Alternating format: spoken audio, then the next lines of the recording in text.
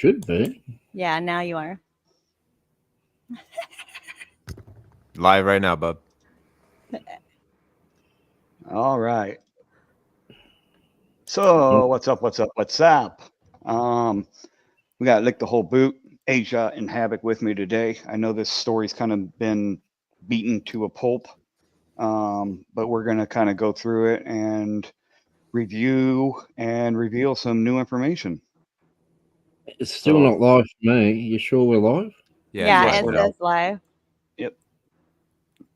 Illinois, what's up, man? Fing, Pink Taco, Jerry Singer, Nikki, Tata, John Winchester, Claiborne, Bokomo, Unicorn, OC Dub, Edwina Hewitt. What's up, everybody? And Tech.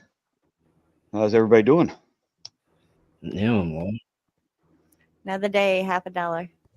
I'm doing great. I'm ready to break down and dissect this footage. Well, we've got a lot to go over. We've got some new information that other people have not put out there. And we've also got some information that people are putting out there that just is not true, and other yet that is just not being covered and dissected. So, yeah. Hey, Snapface, Claiborne, Luis Martinez, John Denicola, what's up? Hey, John, you're more than welcome to come up on panel if you'd like. The link is pinned.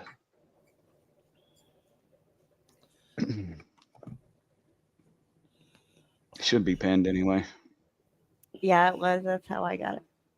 Yes, John. We'll get into that. We'll get into that.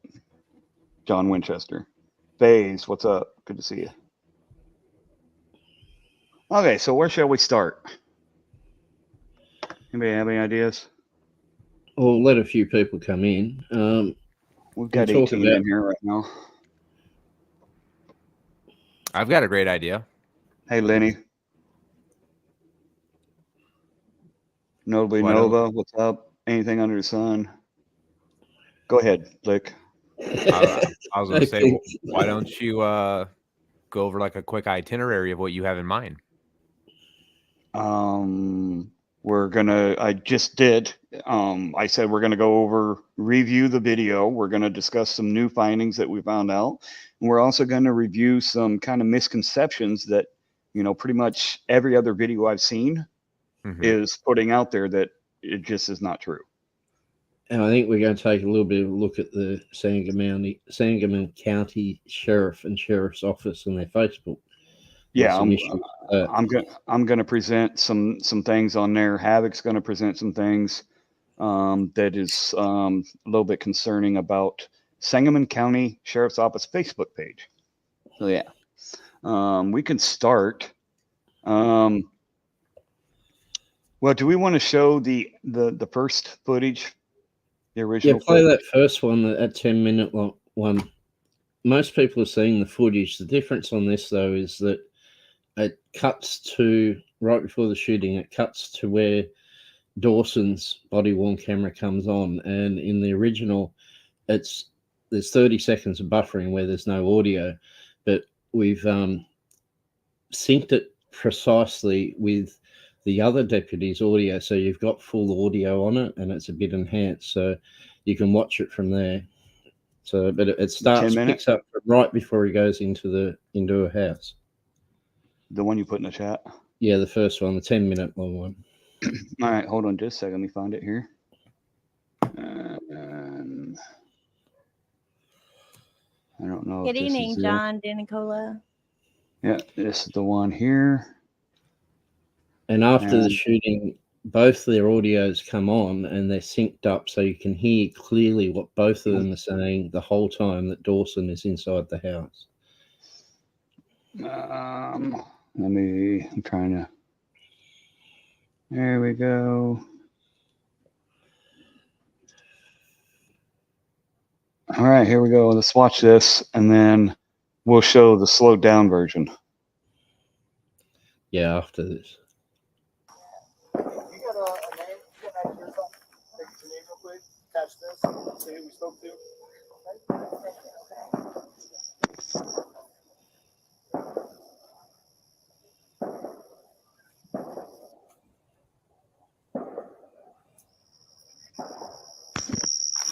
And real quick, what a lot of people are not pointing out, all that stuff that you're hearing in the background, this happened on July 6th, as you can see up here by the date on the body cam. So people were shooting off fireworks. So that is not gunfire that you guys are hearing. That is actual fireworks. So I was about to ask about it, so I'm glad Yeah. you said that. Well, it's only 25 hours after July 4th. So. yeah. Simple.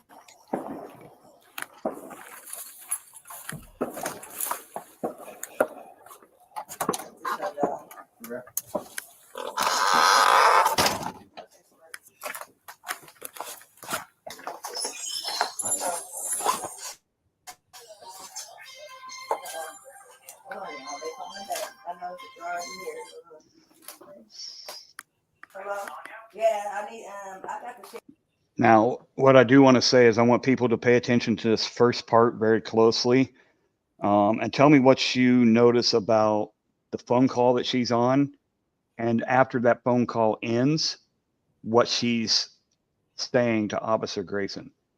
Okay, so here we go.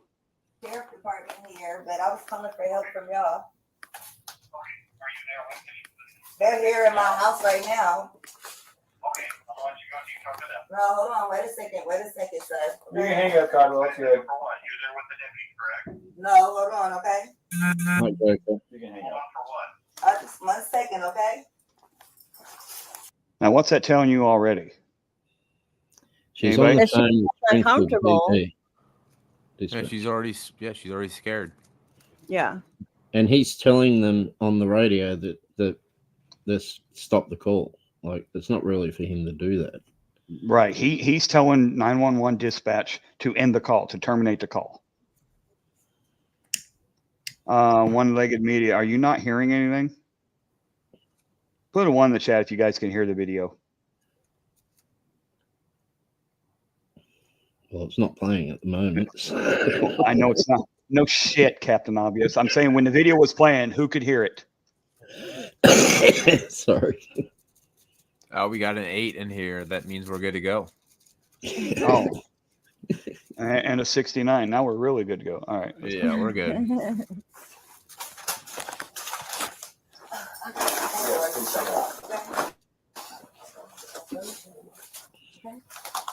Listen right here, guys. I got some paperwork. Can you grab that Bible, please? Yeah. Hey, I just need your name so we can get out of here. Was there any damage previous to your car? Did y'all hear what she just asked him for? Yeah, Bible. Why, gave it to her. why do we think that should be significant in this situation? Because of what she says later. Yeah. Oh, okay. But as we're watching the video right now, up until this point, why is that significant? Because she obviously senses some type of evil in her mind. Okay. Anybody else? Right.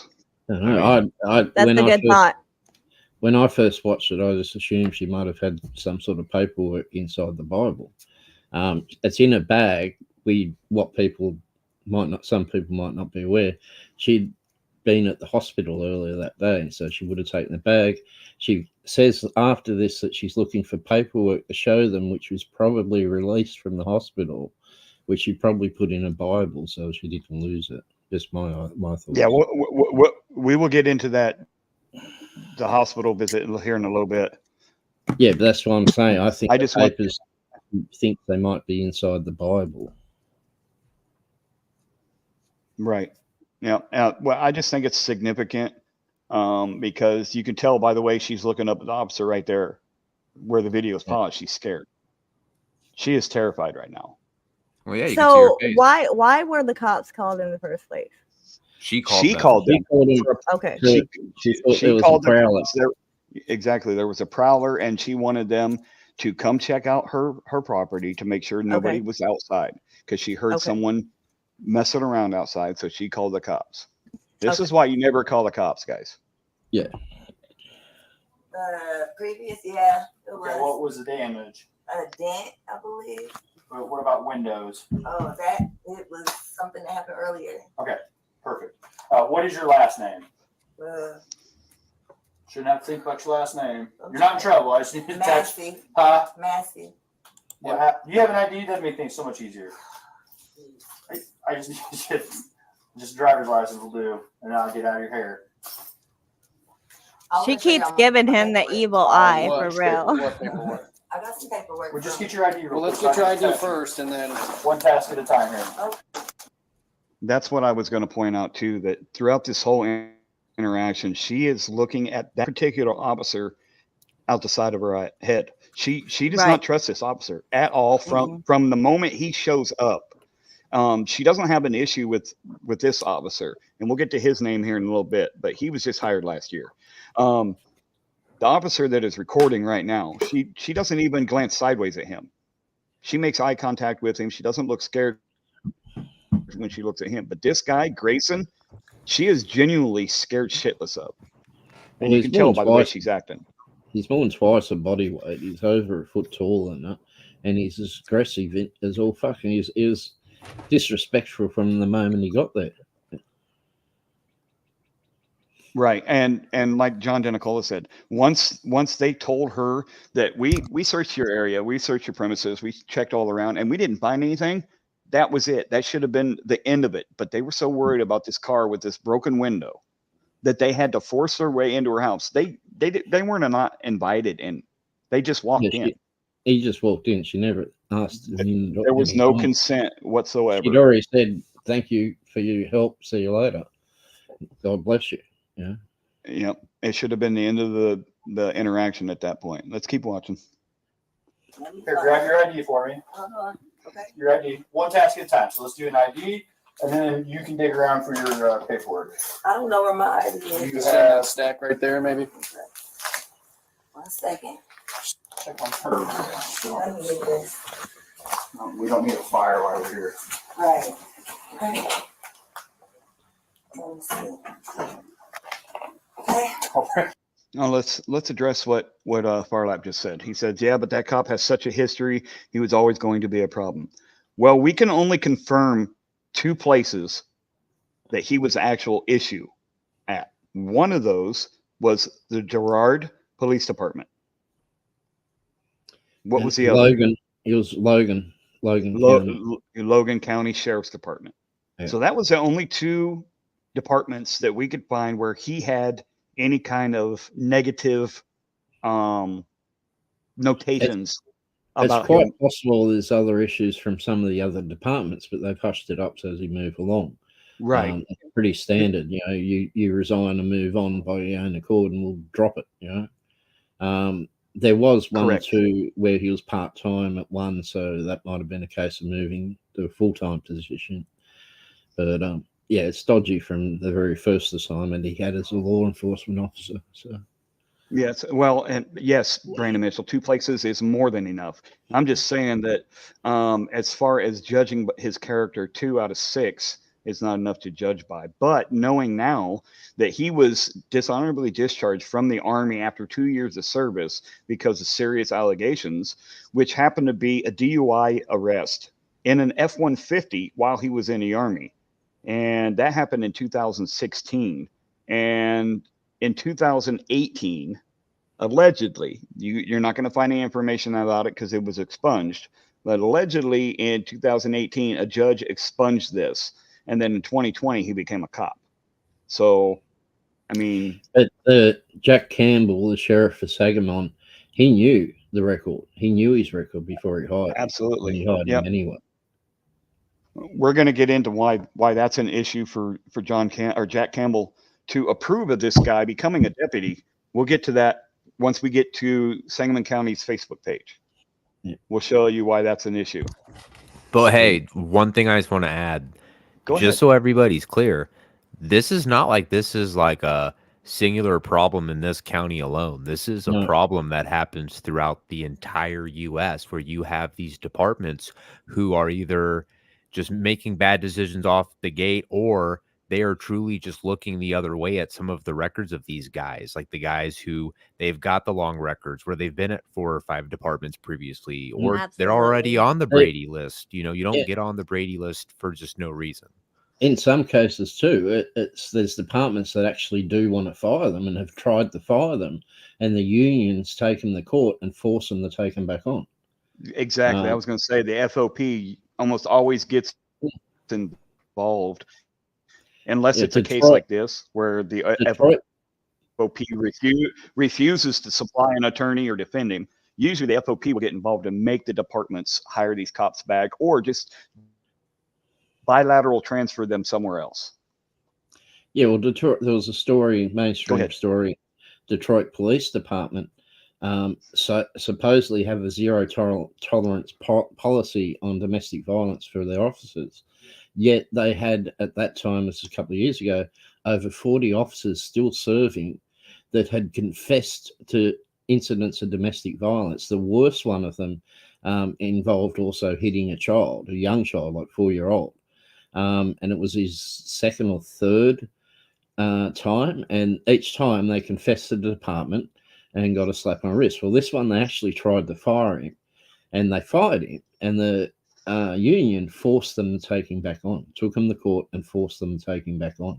So they had over 40 serving officers with confessed incidents of domestic violence, and yet they claimed to have a zero tolerance policy. They'd given up. They were afraid of the union. They couldn't force anything.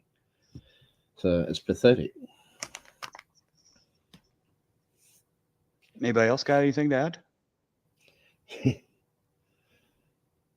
No. Ajot? No. No? No. Okay.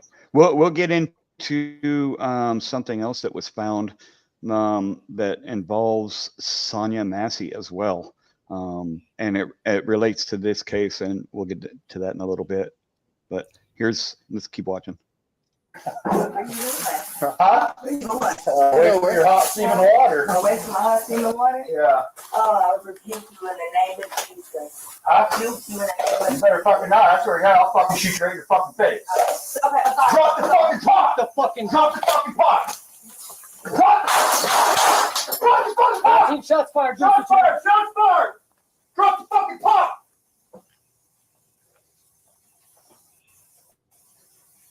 Bring emails now. We got a headshot wounded the female. Headshot wounded female. 1078. Fuck. I was on. I'm gonna go get my kit. No, your headshot, dude. She's done. You can go get it, but that's a headshot. God damn it. This So is can we? hold on. Yeah. I was pause gonna it for a second. Hold on just a second. Snap face. We're going to break this video down and we're going to slow it down for you in just a second. Yeah, we've got a Go ahead. follow up to this. But what I was going to say is this is sickening because there's been plenty of occasions when people have been shot in the head. There's been an occasion when someone had an arrow embedded in their skull and they've survived, and some of them made full recoveries. So just because she's been shot in the head or in the face doesn't mean she's automatically dead. Now, the breathing was obviously agonal breathing, but it could have been sounded like agonal breathing, and when it wasn't, like when Carolina Fort Worth got knocked out, that sounded like agonal breathing, but clearly now we know it was her airway was compromised, which was causing that noise. So she was shot through just below the eye. It could have been blood in her throat causing her to breathe like that. He's not a medic. He just doesn't care. He's happy for her to die. And he's probably already thinking in his head, if she dies, that's one less witness against me. So it's Well, just I mean, his lack of concern. a headshot. I mean, really? Like, Well, there. Oh my God. Why not a Go taser? ahead. Go ahead. Yeah, Right. it's Well, question, a taser right? I mean, first would be right. I mean, why not go that route first? But even if you were to shoot, I mean, why the headshot? Why not? There's other body and other places in the body that you can shoot her to where it would stop her in her tracks or whatever the case may be. Because that's what I mean. That's the only part of her he could see because she was Well, cowering in fear. here's an even crazier one, guys. I'd make this point. When he first pulled his weapon, he was out of range. There's no way she could have thrown that pot that distance. So why not just step back? Well, or you could just leave. Because at no time at that point when he pulled his weapon had she ever threatened to throw that pot. Not one time. This is where skills in de-escalation come into play.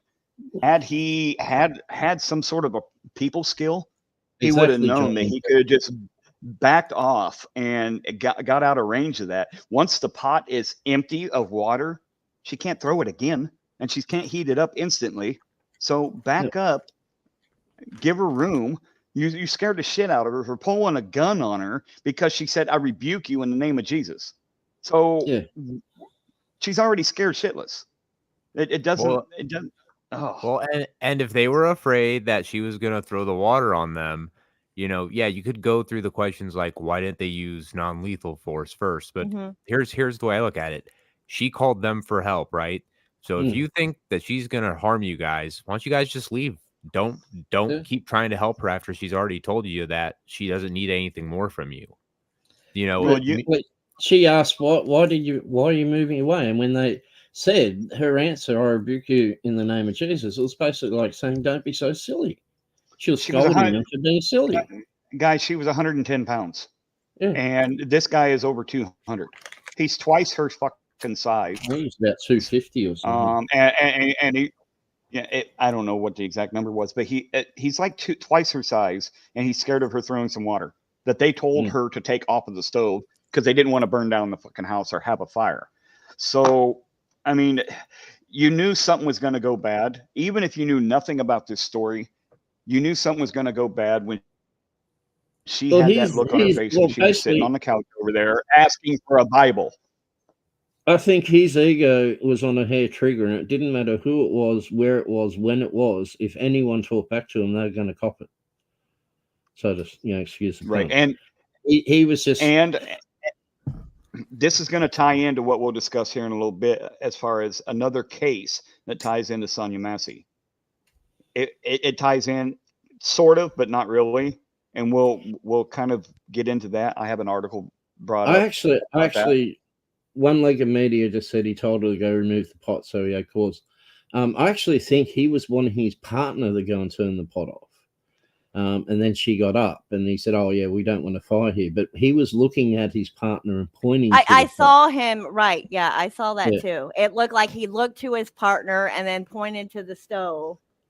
And let's not lose something else in this, just on policing in general, how appalling it is. They walked in without invitation in this house.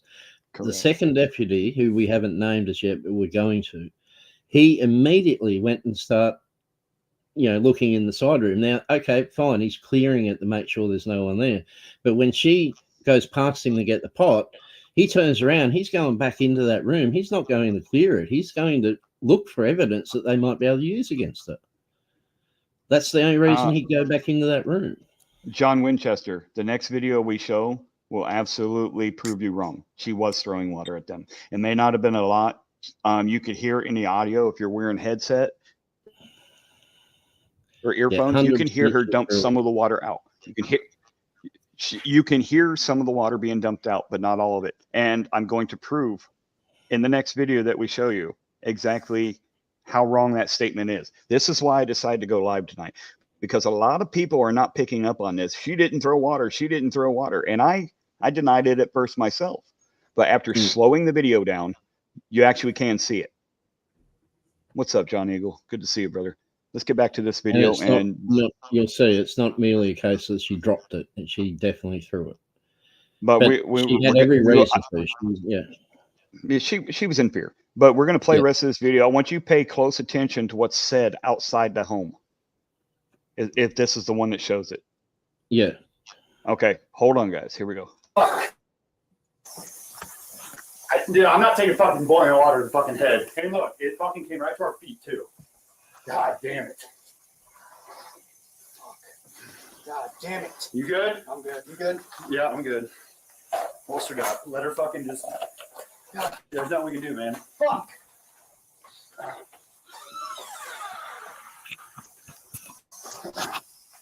You good? All right. Fuck. Well, I mean, what else do we do? How about not shoot her? Right.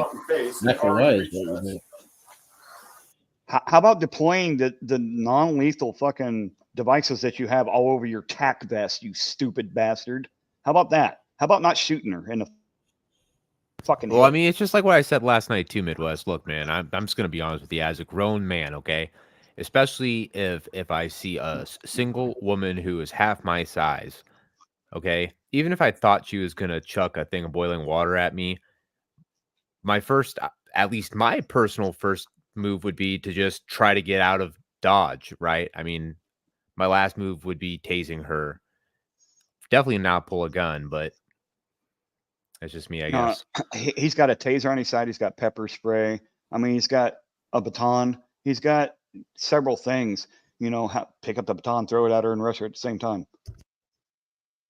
There's several different ways he could have went about this, and he chose to go lethal with it, and that's unbelievable. The interaction should have ended when they were on the front porch.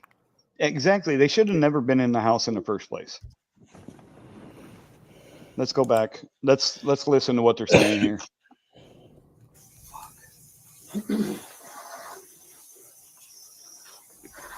They got a 52 in route? Yeah, 1078.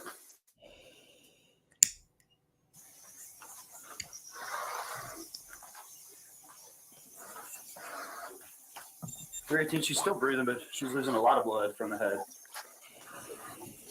Okay, wait a minute. Grayson said right after he shot her and his partner, this other officer that was there, was going to go get a med kit. He said, "No, don't worry about it. It's a headshot, right?" She's He done. said it's over with. Now, just there, they said, "Oh, she's still breathing." So which is it? Either she's done or she's still breathing. And then he's the one that then goes to get a med kit. I think he's thinking about the consequences is all it's about. He's in his head, because you'll hear some of what he says outside. He's putting it on her, but he's already thinking, you know, this will go badly for me if I don't render aid. So he goes through the motions, but he never actually renders aid. And he takes his sweet time when he goes outside, as you'll see. She was not 32, guys. She was 36. She was not elderly. She was 36 years old. Yeah, that's not elderly at all. Yeah. So. It's not elderly, but at the same time, she was tiny. And there was no excuse for this cop who's built like the Hulk compared to her to go this extreme at all. Yeah, even if you take that all away, there's still no reason behind it. No. Hey, John, do you have something? No. No? Okay. Let's watch this video. And I'm probably going to stop it a few more times so we can discuss what's being said here, because a lot of this shit is relevant. I'll go get my med kit. I mean, go get hurry, get your med kit. I mean, there's not much we can do. We can at least try and stop the blood.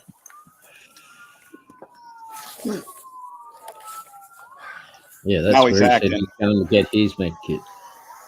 Now watch all the acting he does. It like he's so distraught from what he just did.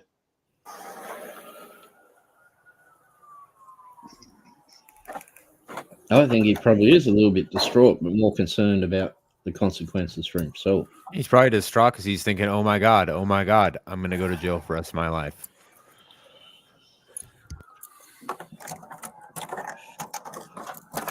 John Eagle, I think it's in this video right here where it will be discussed about your question right there about whether she had mental problems or not. So just hold on, guys. Yeah, we'll get to that, but 100% she did. We've got a lot to go over here, guys, so stay with us. Which in a way makes what happened even worse, to be honest.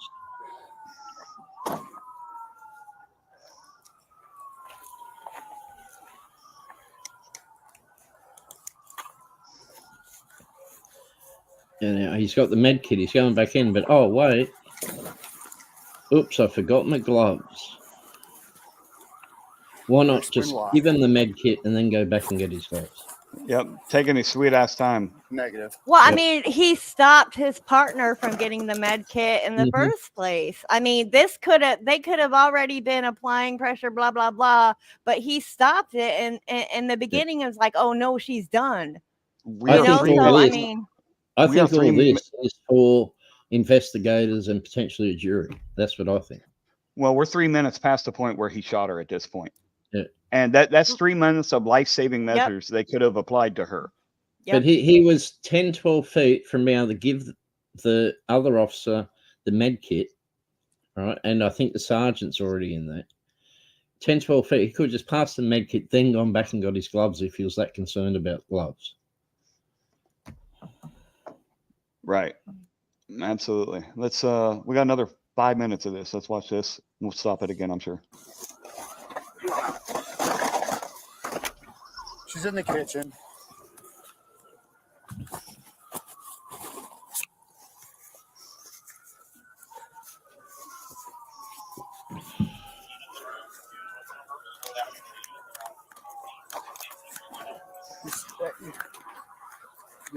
Just Sergeant, who? No. Let's just chill out. Sergeant only just went Sergeant in right there. now. Yeah, we're secure. No, it's just her in the house. She's 1096. What is up with all of the 10, police that are now 1096 coming? stream 1096 stream 1 doesn't know is someone with mental impairment. Yeah. What's that age? I'm sorry. I was like, I mean, she's supposedly done or whatever. You know what I mean? I mean, that's right there. 1, 2, 3, 4, 5, 6, plus the 2 or 3 inside. Like, really? Plus more coming. I know, Yeah. and you hear more coming. Like, Yeah. are you serious? At this point, CERT team is on their way to the location. Certified Emergency Response Team, which is a whole nother force. It's part of Springfield Police Department, but it's made up of different actors, I guess. Well, you've got a call of shots fired. I mean, you see 5, 6 turn up for a traffic stop. So it's no surprise everyone came. HD the Wise, I appreciate you stopping by. I know this has been played out over and over and over, but no, absolutely right, HD. But it has happened, and there's no point burying your head in the sand. It's not going to prevent it happening again unless you face it. So hindsight's 2020, but it's not 2020 if you keep your eyes closed. absolutely. What up, Joe Cool? It is a fairly open panel, guys. If you guys have anything of value to add to this discussion, we're going to keep it about this discussion here, about this event. So if you guys have anything to add, feel free to come on up. You will. Famously, Joe Cool. Hi, guys. Anyone else I didn't say hi to? Hi, Steve. Joe Cool. Joe Cool. Yeah, what's up? Let's get back to the video, guys. Listen to what they're saying outside. This is important.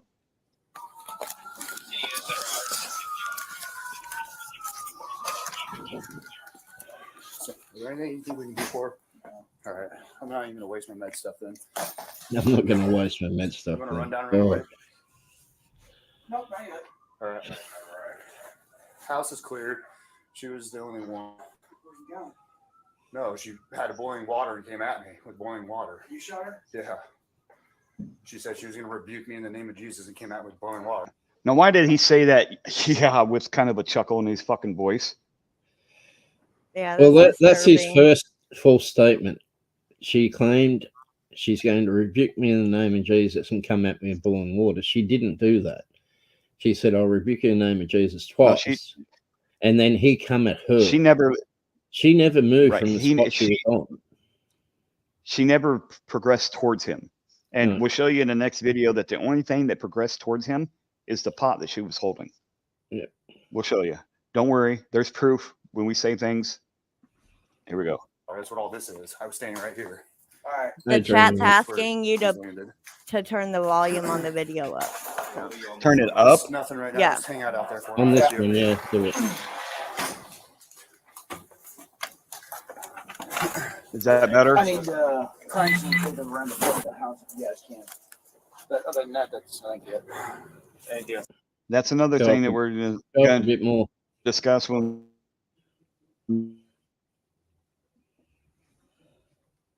we slowed down video. She was indeed saying "I'm sorry" as she went down, hunkering in fear. So as you can see, there's 1, 2, 3, 4, 5, 6, 7, 8, 9, 10 officers right here, plus the one that's recording and the 2 in the house, plus more are on their way. That's suspect. Me. Yeah, there's more off to the right in the neighbour's place. Yeah, I'm good. This fucking bitch is crazy. Wow. Yeah.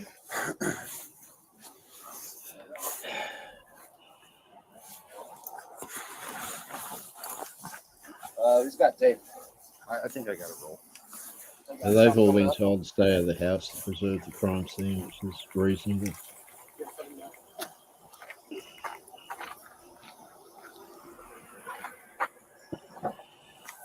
You got enough? If not, I got a roll.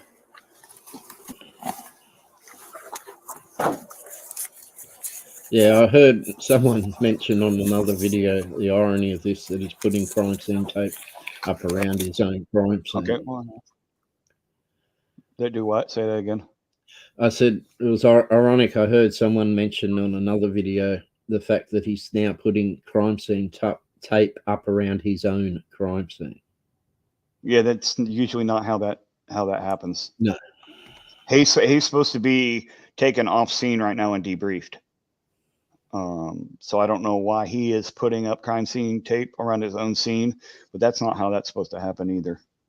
Well, and again, like he did the first time, he chuckled when he said me, when they asked, who shot her. He was like, me, and he chuckled, for a second time that I heard. Yep. Yeah, it seemed like he was kind of happy about it. Yeah, some of these officers here also, they got officer involved, shots fired.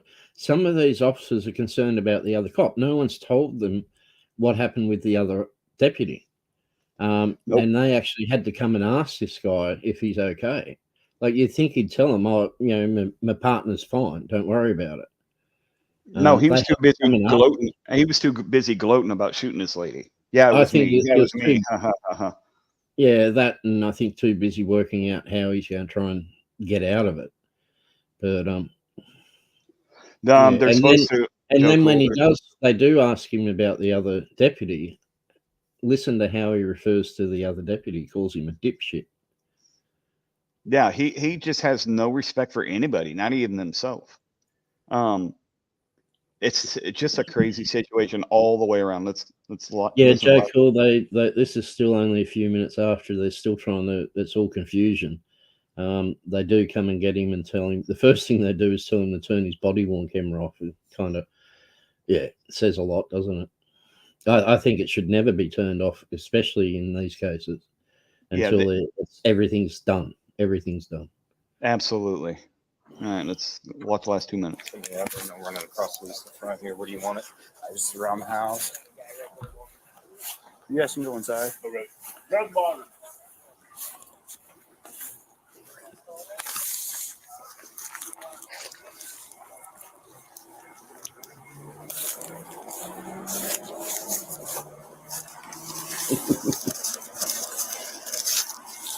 That's good. Yeah.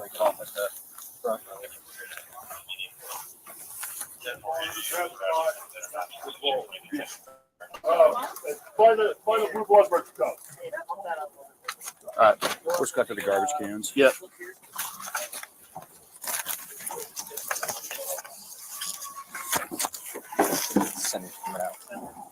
That's the EMS. Just walked out.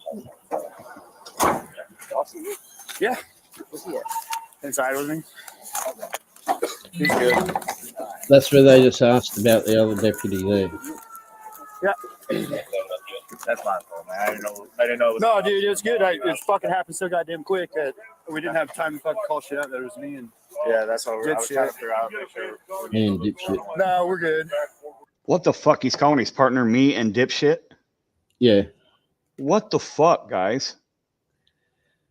But you might not have heard it there. One of the other deputies came and asked him about his partner, and he actually used his name, which most people don't think the name's known, but we know the name of the other deputy. So I didn't know. No, dude, it was good. It fucking happened so goddamn quick that we didn't have time to fucking call shit out. That it was me and. Yeah, that's what I was trying to figure out. Make sure we need to look somewhere. No, we're good. No, Steve ABQ. He did not get bailed. He was deemed detriment to society, actually. I think she set it up on purpose. So, this is what it is.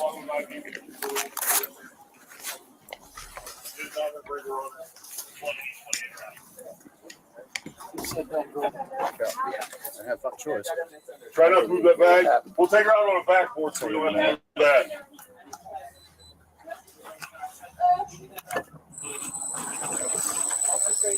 Yeah, he's good, dude. I made sure he was good. Yeah, he was here for the whole thing.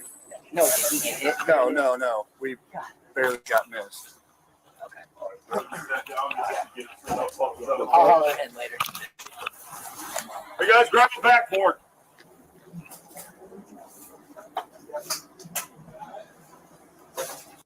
Dreamy, we're going to address that here in a minute. Yeah, it's not the same pot you're seeing, Dreamy. We'll address it. Don't worry. We don't want to cause any arguments amongst friends or people of the same Hey, community. We want to what- unite against shit like this, and we're going to show clearly that Yeah, that is what not the you're- case. What you're going to see after this one, it's only a minute and a bit long, but anyone that sees it will be in no doubt whatsoever she absolutely did throw the pot. Was it thrown or in self-defense? That's the only Self-defense, question that's going to be. self-defense. Well, we know that. We know that. But I'm saying when it comes to trial, that's going to be the question of the courts, whether it was done in self-defense or there was actual malice involved or intended with it.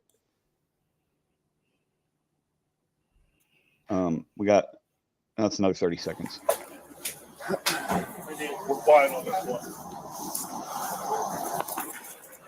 I'm going to chill in my car. I'm going to chill in my car for a minute.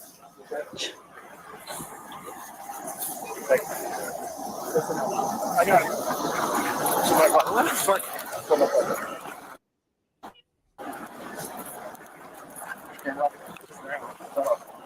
No, Steve.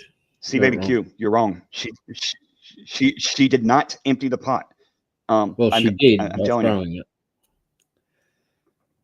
Okay, let's just go ahead and play the video. Yep. All right, here is. Well, this let is only that one. play out where they tell him to turn his body worn camera off. They just did. Oh, okay. All right, They just fine. did. I'll back it up. I got it.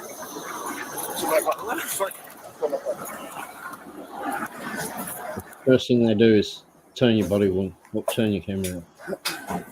We're quiet on this one. I'm going to chill in my Yeah, car. malice before I'm going to thought. chill in You're my car for a absolutely minute. right. I got it.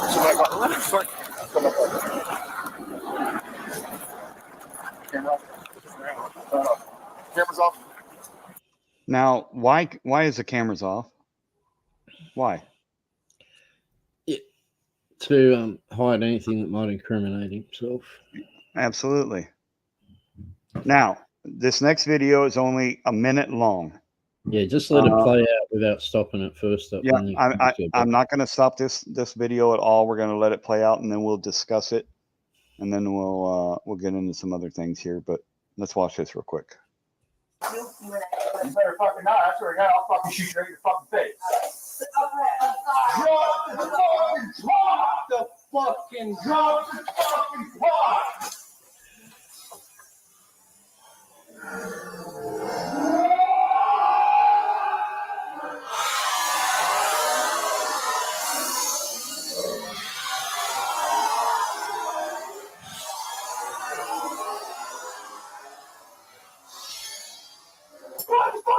Shots fired. Shots fired.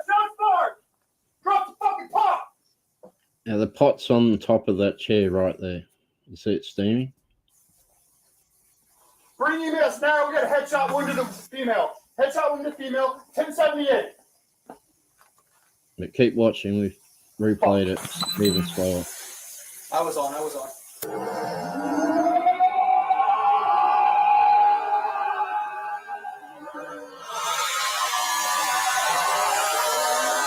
There's the pot, and she's throwing it. Absolute evidence right there that she actually Put your did. Cursor over that chair where it ends up. Now watch. After she throws it here, I know there can't be much water in it because of the angle of it right there. Yeah. But there was indeed water in it. Watch. Well, we'll have to go back and show the first part of it. Yeah, we'll go back and here we go. But she definitely threw it. I can't blame her at all.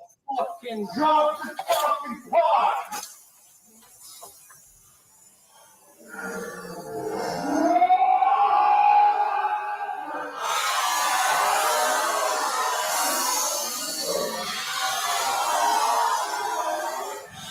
You see, the pot is pouring water out right there. It's See, right there is the steam, guys. That is not gunfire. Water in the water. It's not smoke from the gunfire. That's steam right there. You see it just below that black blob right there. Get rid of Joe Cool's statement. Sorry, Joe. Look at the floor. You'll see the water on the floor already. See it? The shiny bit? The shiny here and the steam. That's and steam. You see it splashing everywhere. This.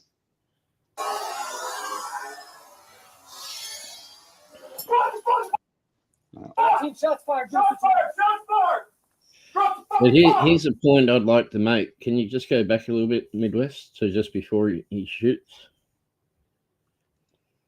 Watch after she throws the pot. He immediately backs up. And then it's 5.5 seconds, I believe, afterwards. So he knows, he's backed up. He knows exactly where that pot is. And then he moves forward and tells her to drop the friggin' pot. 5.5 seconds after. Guys, he knows damn well she hasn't got the pot. He's just trying to cover for himself. Oh my God. Can you start it over from the beginning one more time? Yep. And guys, you don't drop a pot of water by picking it up over your head first. You better fucking not. I swear to God, I'll fucking shoot you right in your fucking face.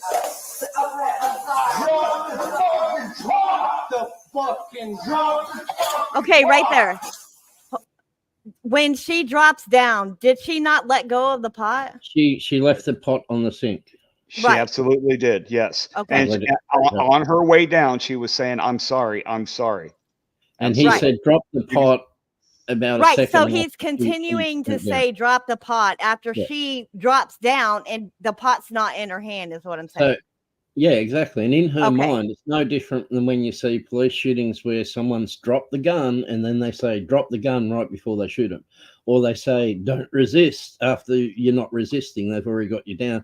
Like with Carolina Fort Worth, she was out cold and that cop's on top of her telling her, don't resist. No, don't resist. Right. They're covering their own ass is what they're doing. When we say that she absolutely threw the pot, this is not defending what the cops did, guys. We are not defending that. This was murder. Point blank, this was murder. But she picked it up, and I don't know.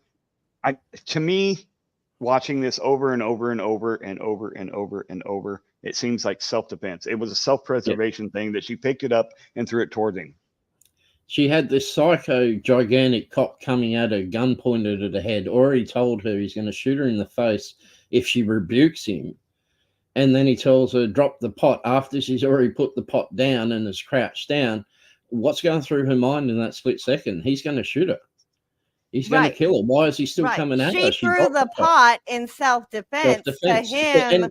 Correct. And here's the really twisted part about it.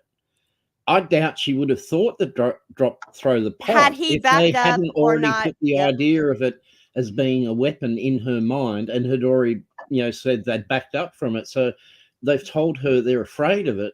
So what's the only way she thinks she can get them to back off is to threaten with the pot, throw the pot. They put that in her head. Okay, and I think we can put 2 and 2 together when she asked for the Bible in the first part of the video. And then she says, I rebuke you in the name of Jesus. That's not a threatening manner to someone who has a Bible on hand and reads it all the time. But for someone who's been possibly moved on from 5 previous agencies for misconduct. Definitely. She felt things. He's been rebuked plenty of times. Right. And he's not going to be rebuked by her. And that's what's going on in his business. Right. And the moment that he walked into her home, she felt, and you know what I mean? That negative, evil energy. I mean. One-legged Mita, she had already put Hi, the pot Edwina. down. She reached back up and picked it back up.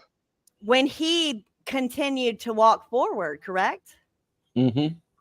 Only when he kept coming at her with the gun pointed. And I'll just point something out here too.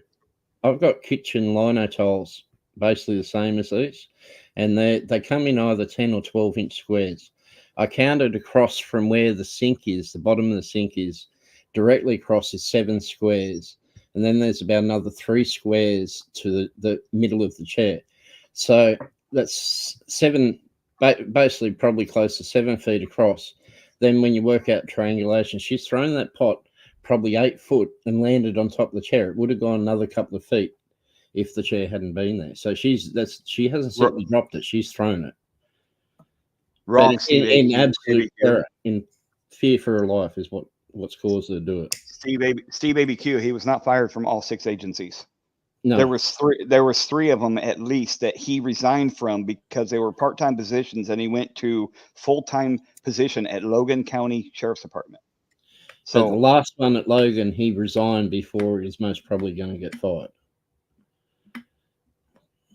Or he was confident of getting another job, which we'll go into, because he was hired on by Sacamon only 3 or 4 days later.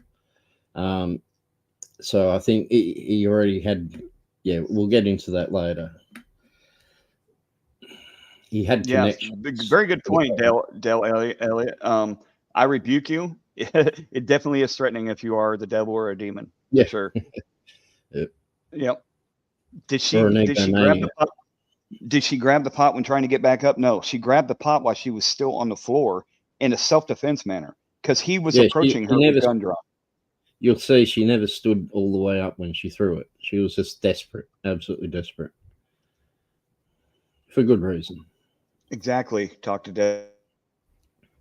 That's what I was saying earlier, that, when she was still sitting on the couch looking for paperwork or whatever, she asked him to hand her Bible. She knew something was wrong at that point, and she gave him that eye when she looked up at him like, I don't trust you.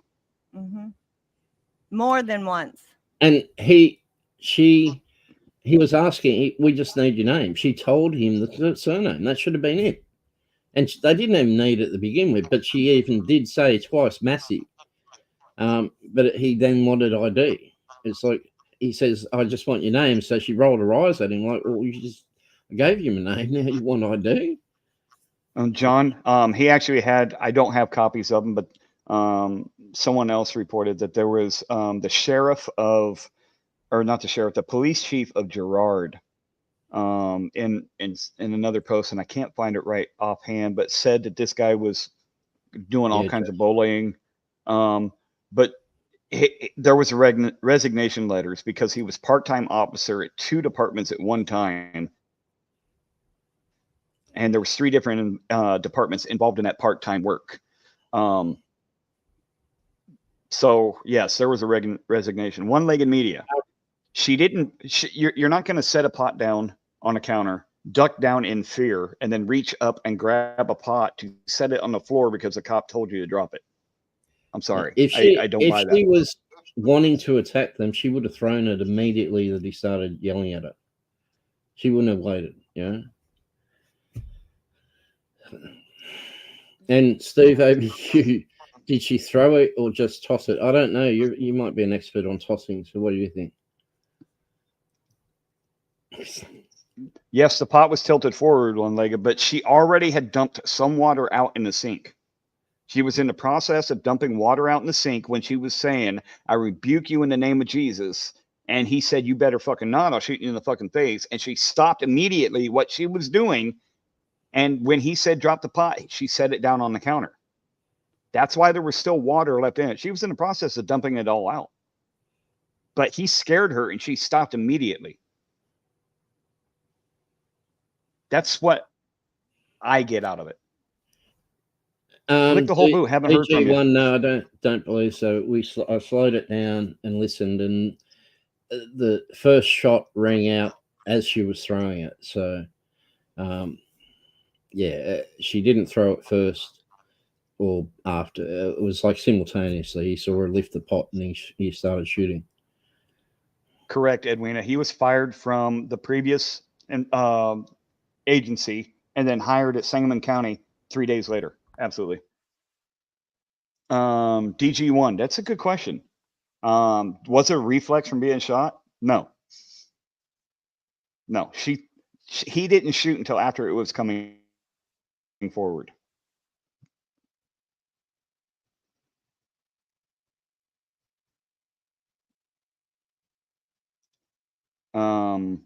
I'm sorry, that's not true. He didn't tell her to turn it off. He told the other deputy to turn it off, but she went over there to turn it off herself.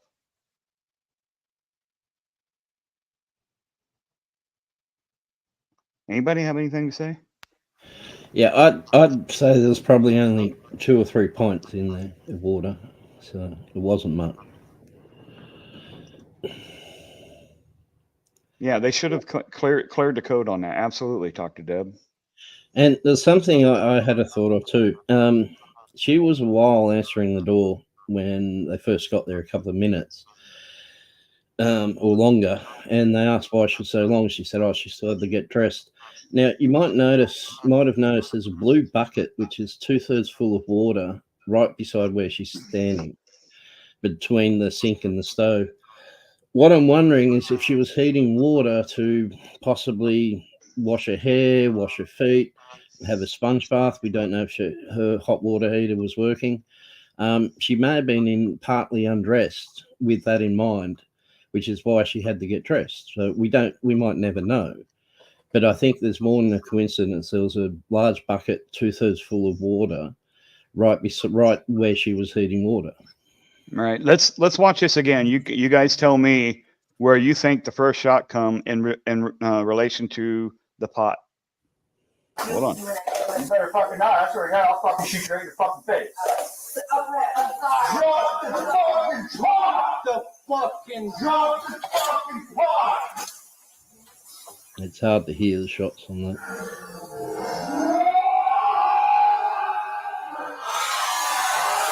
There's the shot. First one.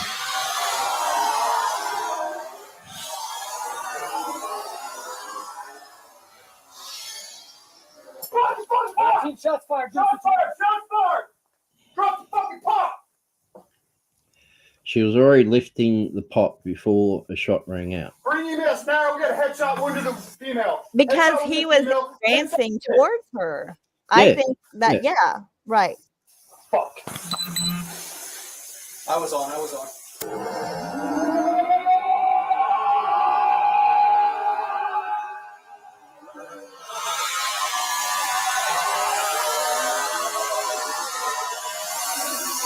Yeah, he pulled the trigger just as she was lifting it up. Steve ABQ, quit listening to everybody else that thinks they know what was going on. The only thing they found in her system was gabapentin and THC. Gabapentin is not for fucking. Gabapentin is not a psych medication. It's not a narcotic. It's a pain medication and it's non-narcotic. Yes. So that's the only 2 things they found in her system. All right, let's go back and we'll watch the original version. Hold on. We can see where the shots fired in relation to the pot. Hold on. Drop the fucking pot. See, she was already coming forward with it. I do believe. Let's watch it again. It's traveled over 7 foot. That's not merely dropped. To me, it looks like she was already coming forward with it. Fucking face. Drop the fucking pot. Drop the fucking pot. Yep. It was as she started to throw it that he shot the first time. That's what it looks like to me, guys.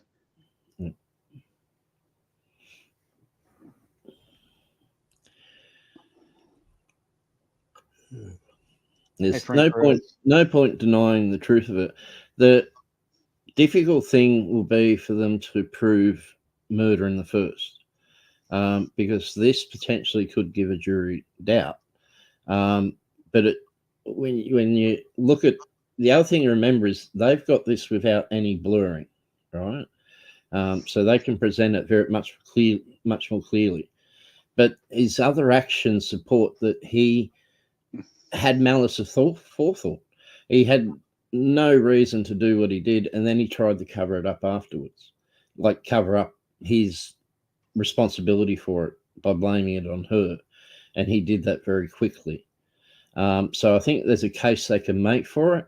I think, though, what they're probably doing is charging the higher one, hoping that they'll then offer a deal at second degree, and they'll probably try for involuntary and maybe settle at aggravated assault. I think, though, they shouldn't take less than second degree murder, because I think they can prove that without any problems at all. But first degree could be tricky. Phase, the one that you're seeing now is the normal speed. This is the frame rate and everything of the. This comes straight from the sheriff's department put this out. So this is their footage that they released. Or Illinois State Police put it out. You guys, yes, gabapentin in the short term will cause a little loopiness, but if you're on it for any length of time at all, the side effects go away, like Snapface says. It doesn't matter what she was on, because at the end of the day, you can see she wasn't the one that the problem was. The problem, it was him. They had no reason to be in the house. They had no reason to stay in the house, and he most definitely had no reason to turn hyper aggressive like he did, simply for words. I will rebuke you in the name of Jesus. What reason is that to threaten to shoot someone in the face? She wasn't threatening them with the water. At that point, she wasn't. She never actually threatened with water. She just tried to throw it out of desperation from fear for her life. In self-preservation mode. Yeah. Yep. Mel S. This is both body cameras together on this video. So you see the partners and this guy's. But the audio comes from his partners, because for 30 seconds, his body-worn camera, because he didn't turn it on until after the shooting, his body-worn camera was buffering, which means there's no audio. But we married it up precisely, and I mean precisely, to the single frame, like a single fraction of a second. The audio is perfectly aligned with this video now from their partner. I guess this one don't have both cameras on it. Can somebody on the panel find the original video that shows them both? Yeah, I'll get it. And we'll show that one. I apologize, guys. We're planning to do a video where we're going to do a split screen on it. So,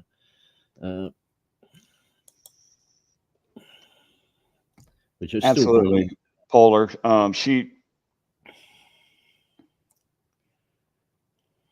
I took it for several years, CBabyQ, and I didn't have an issue with it. It goes on a person by person basis, I'm assuming too.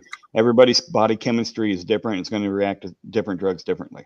Some people get tired off of Tylenol and aspirin. Most people don't. So you do get used to gabapentin. I did anyway. I know several others that have gotten used to it as well. Okay, I'm about to put in the private. Yeah, that's fine. This is the one from the Illinois State Police that everyone has been using. It shows the first deputy's body-worn camera to the end, and then you get Grayson's after that. Okay, so let's show this one instead. And this is from who? This is the Illinois State Police released this. Are we gonna put out? Yeah, this has come from Illinois State Police, which is where that other footage came from. But this is without any edits from us. You had it time-stamped, right? No, you want me to? No. That's fine. I'm a. No, you hey, I gotta jump down. Go back about halfway. Okay, yeah. Here's the body cam footage of the second officer. This is after the. Go back a bit further. Right, there you go. I want to show y'all my paperwork. What paperwork? Okay. I got some paperwork. Well, just get your ID. Well, let's get your ID first, and then one task at a time here. Okay. Here, grab your ID for me. Okay. Your ID, one task at a time. So let's do an ID, and then you can dig around for your paperwork. I don't know where my ID is. You have that stack right there, maybe. 1 second. Check on her. Let me get this. We don't need a fire while we're here. Right. She never invited him in the house. They should never have gone in. Huh? Away from your hot steaming water. Away from the hot steaming water? Yeah. Oh, I would rebuke you in the name of Jesus. I felt like she was kind of joking at him. I'll fucking shoot you in your fucking face. Okay, I'm sorry. Drop the fucking pot! Drop the fucking pot!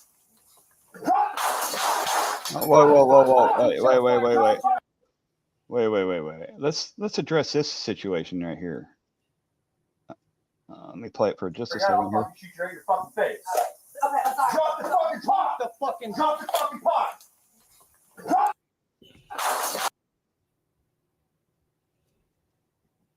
Hold on. Right here. What do we see wrong with this picture right here, guys? Yeah, crossfire. What do we see? Anybody in the chat? Right in front of the.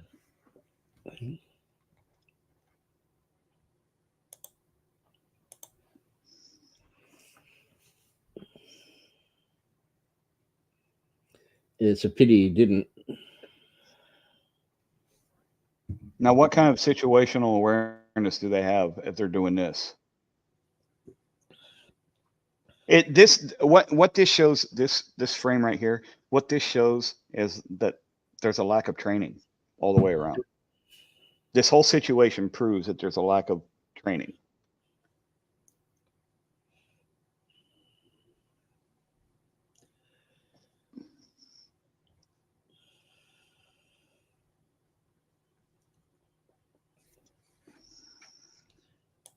Keep going. Thanks.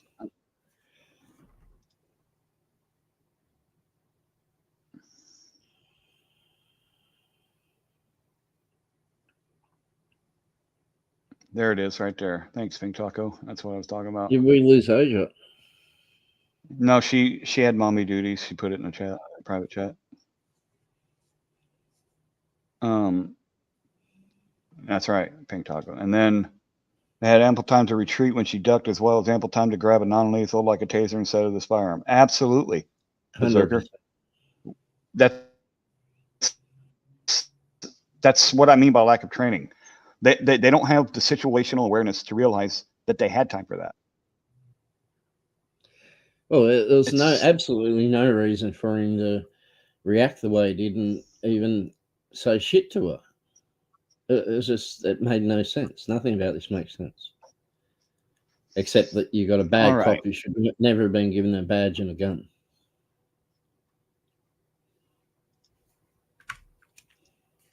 Yeah, he should have after having two DUIs and discharged from the Army for one of those, and then now I'm just going to put this information out there. I can't confirm it. Hey, Dwayne, I want to come up. Huh? I was asking the Dwayne to come up. I'm going to say that there's a report that he was married before, and his ex-wife had a dissolution of the marriage because it was severe and repeated mental cruelty. Now, I can't confirm because I wasn't able to find the document, but that was reported on by another news agency. And then we have this. Yeah, John, there was 100% there was no extreme use of force. There was no reason to go to any use of force.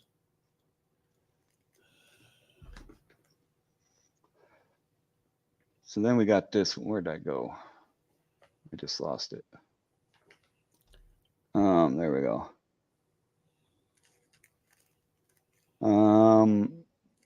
Right here. Got a video on it you can play, isn't it? He had a disciplinary file that included accusations of bullying behavior and abuse of power, records obtained by CBS News show. Look here. This is the Girard, Illinois police chief that said this. He was acting like a bully. He said over the phone, recalling an alleged incident last year when he says an enraged Grayson was pressuring him to call Child Protective Services on a woman outside of Grayson's mother's home. He was wanting me to do stuff that was not kosher. Yeah, keep reading. And this was on an audio recording. Now that audio recording is Logan County. Keep reading. Yeah. In a recording released by the Logan County, Illinois Sheriff's Office, where Grayson worked from May 22nd or May 2022 to April 23, the supervising officer is heard admonishing Grayson for what the senior officer said was his lack of integrity, for lying in his reports, and for what he calls official misconduct. The sheriff and I will not tolerate lying or deception, the officer tells him in the audio recording of a November 2022 meeting obtained by CBS News. At one point, the supervising officer warns Grayson that operatives like you have been charged and they end up in jail. A little bit of premonition there. So, I mean, yeah, we know about the U.S. Army thing. He's going to get to that. Thank you, though. Now I'm kind of lost. I had a plan of attack and I got sidetracked, and now I'm okay. So, well, you want to get it out of the way, the name of the other deputy that was there or not? Yeah, go ahead. Yeah, the other deputy, initially we thought it was Dawson, because one of the other officers outside come up and said, "How's Dawson?" Turns out it is Dawson, but Dawson's his first name. It's Dawson Farley. He was taken on, I think, September last year.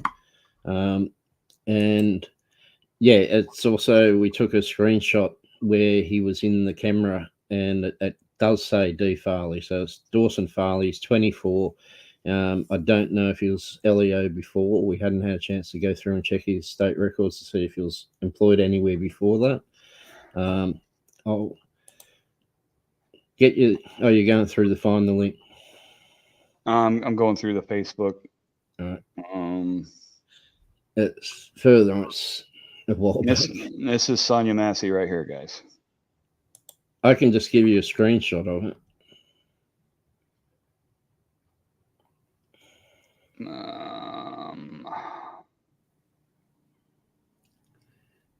Now, if you guys noticed the thumbnail, the picture without Sonya Massey in it, that was a picture that the sheriff's department actually put on their Facebook page. And we've got some other things here that we're going to show you. Yeah, the one with the rainbow and the stop sign. I thought it was rather profound.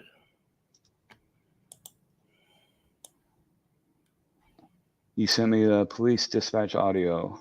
That's the screenshot from his body. Did you email that to me? Which, no, sorry, I just put in. Oh, okay. Wrong Facebook. I'll put it in private chat. Yeah. Give me just a second, guys. I'm doing several different things here. We're going to get to the dispatch audio. Hopefully here.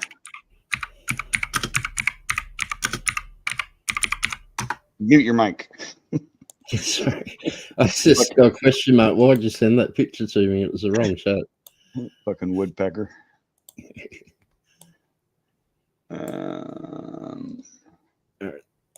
It's a body on camera shot.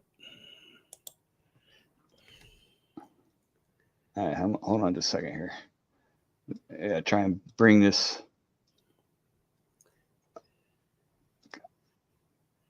Bring it into another web page here. Yeah.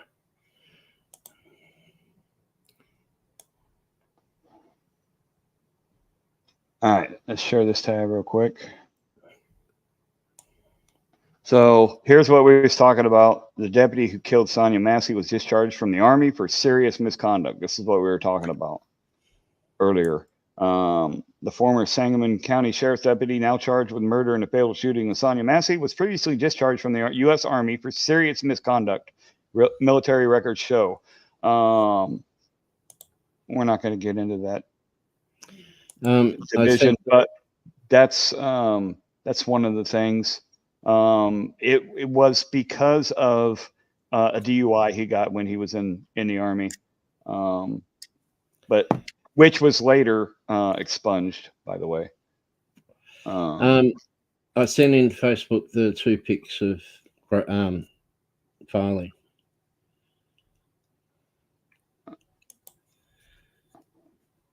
And also something else, just a little tidbit. Most people are reporting this guy's name as Sean Grayson.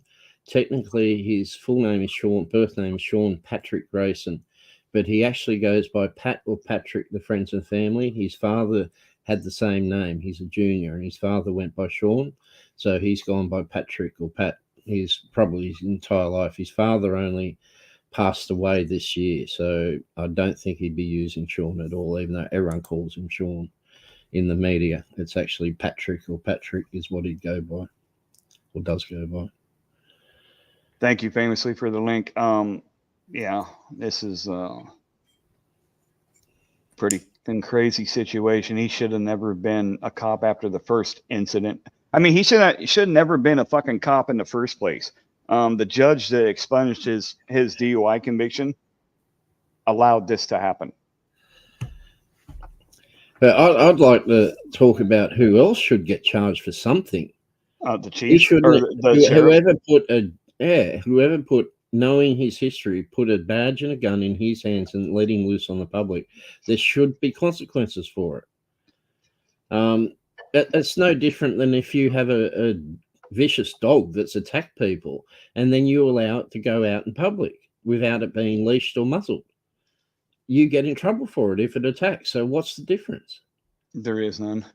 And I'm going to show you here. You guys can see what I've highlighted on here, but I'll read it. It says, Sean Grayson, the former Sangamon County Sheriff's Deputy, now facing murder charges in the death of Sonya Massey, left a previous agency following allegations of inappropriate conduct with a female detainee. Grayson, 30, was also accused of retaliating against a detainee's boyfriend after she filed a complaint. This is the type of person that Sean Patrick Grayson is. These records also include audio recordings from a November 2022 interview between Grayson and Logan County's chief deputy, which suggests the department, as well as other police departments that had employed him, were previously aware of the issues with his performance and integrity as an officer. Yeah. Still trying to find the audio of that.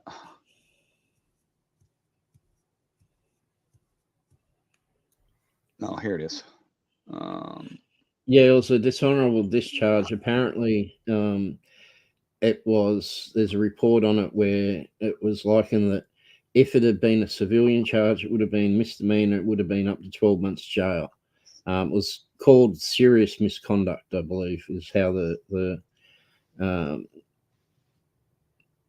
Army put it. Right. So they don't divulge any further details on that publicly. So it would definitely come out in the court case, though, I'm sure. All right, here's the audio. These recordings are. Hey, Lenny. Okay, here's the first call. Let's just listen to these. It doesn't seem to be too long. 911, what's the address for your emergency? 2868 South Hoover Avenue. What's going on there? I keep hearing stuff on the outside of my house, and it sounds like somebody was banging on the side of my house. I don't know. I'll catch up and see. And somebody else confirm the address for me? It is 2868 South Hoover Avenue. What is your name? Sonya Massey.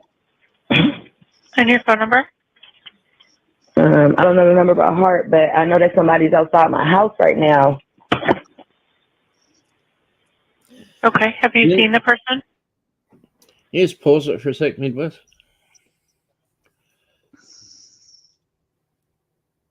Yeah, something I'd noticed too, I'm sure others did.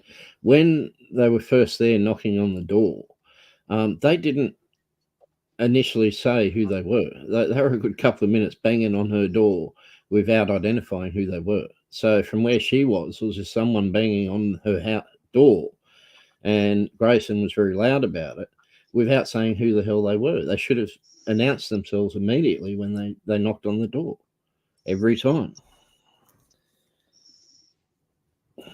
Yep. When she came, Edwin, I'll put on the phone to 911. Mm-hmm. I'll post a link here in a minute. There's all kinds of calls here, so we'll go through here. They're not very long.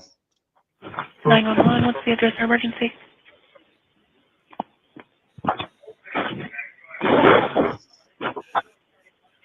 Hello, 911.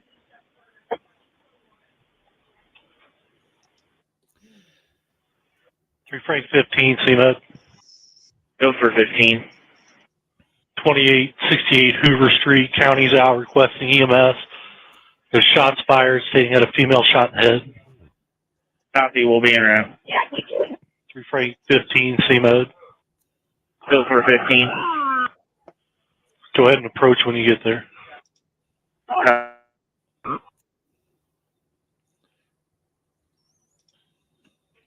Central Dispatch, Kate. Hi, Terry State Police. Hey. You got a shooting with your officer? Yes, 2868 Hoover. 2868. 2868 Hoover. I've got 3 units going. 2868, yes.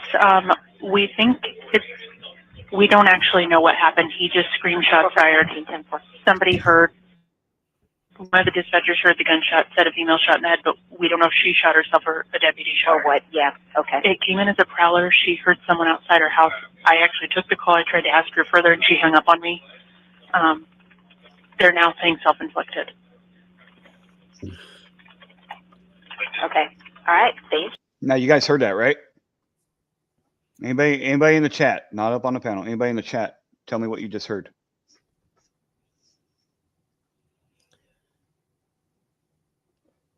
Anybody?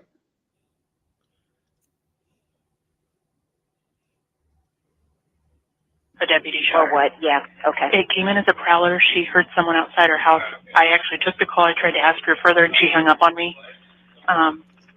They're now saying self-inflicted. Okay. All right. Thank you. Thank you. Bye-bye. Self-inflicted, guys. Disgusting. Central Dispatch, Matt. Hey, Matt, this is Master Sergeant Weston with ISP Zone 4. Yeah. I'm told to call to get transferred to whoever. Yeah, I'm not sure who I'm transferring you to. Hold on one second. Okay.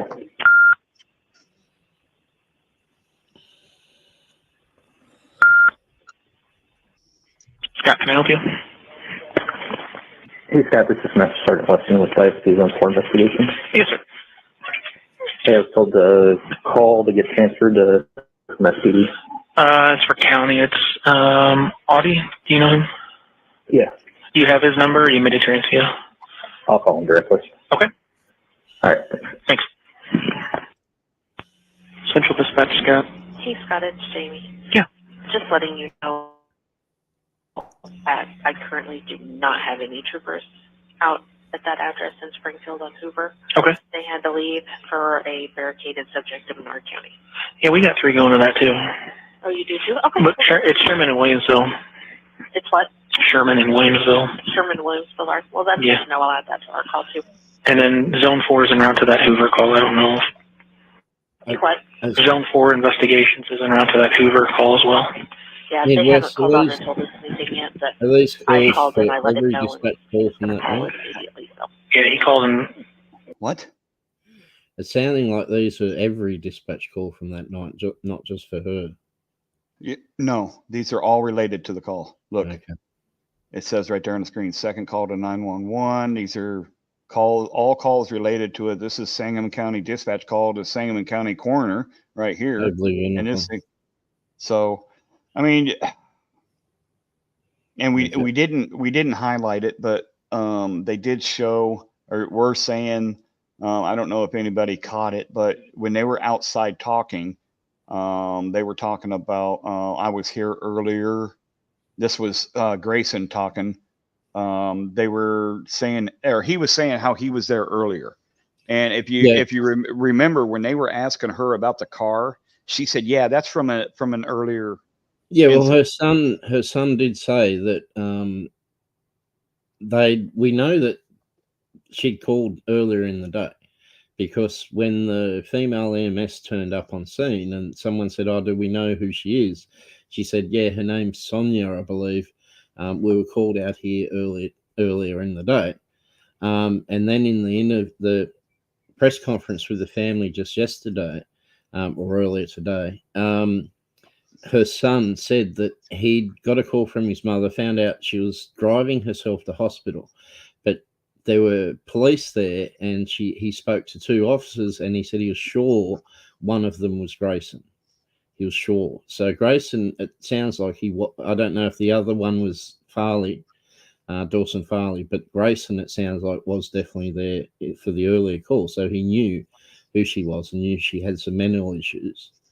Absolutely. Because will we tell them about the mental issues, or do you have that? I can just tell them and then refer them to the thing. She voluntarily admitted herself to a mental hospital in St. Louis. She was meant to be there for 30 days. She was released after 2 days. This is according to her son. Her son said they don't know as yet whether she released herself, like voluntarily left, or if they refused her further service. That's yet to be found out. Her 2 children, who are both by different fathers, her son and her daughter, were both staying at their respective father's place while she was away. They normally live with her, and they'd been going and checking since she'd come back a few days or a week earlier. They'd been coming and checking on her each day. This was the first day, tragically for son, that he hadn't come and seen her yet, and it's the last day she lived. So he's you can imagine he's pretty broken by it. But they don't know why she was released after 2 days, but she had gone in voluntarily with mental health issues. She wanted the kids to stay away till to stay with their fathers till she sorted it out. She was still going through things. It doesn't sound like it was anything too serious because, she was voluntary. But she was trying to deal with it and do the best she could. She wasn't in any kind of agitated state. She was a little bit off, a little bit distracted. But she there was no call for any of it at all. The officers, the deputy, should never have gone in the house. So I want to go ahead. I'm sorry. Yeah, and Grayson, even if that call had ended where they didn't go in the house and they left, his behavior towards her, the disdain and disrespect that he treated her with at that door before they even went inside, that itself should have, he shouldn't be in the job. But then what happened after they went inside is just, well, you all know what it's disgusting. So. Yeah. Okay. So something I want to document on my video right here is Sangamon County Sheriff's Office Facebook page. All right. So we're going to notice right here, this is July 1st at 12:10 p.m. Okay. And there's, comments, 102 comments, all these reactions. And then we go to the next post, which is for immediate release. This was July 6th at 2:48 p.m. And they're talking about the shooting. Dun, dun, dun. Third line of the next paragraph. Upon arrival, 2 deputies conducted a search of the area at approximately 1:21 a.m. The deputies reported that shots had been fired, resulting in a female being struck by gunfire.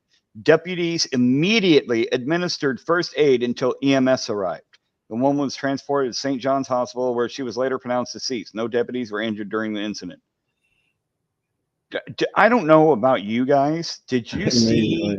No. Did you guys see immediately administering first aid in the videos that we watched? Yeah, absolutely lies and indoctrinated. And they got called on it in the comments. They got called on it.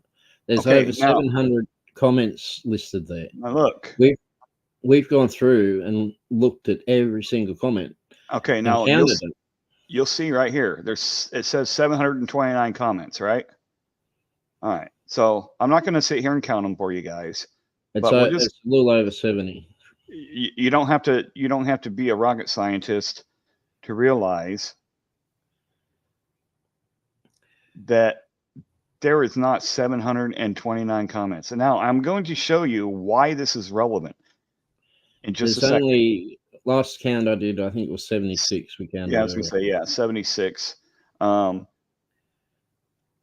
But there's, now this is Sangamon County Sheriff's Department official Facebook page. All right. So that's not 729 comments. All right. We're documenting this for posterity. But look, so 58 shares, 729 comments. There's reactions. a lot of comments gone missing, whether it's Facebook or the sheriff's office, I don't know. But the next post he shows you might give you an idea. This area right here is blank on this post, correct, guys? Now look. They turned off comments.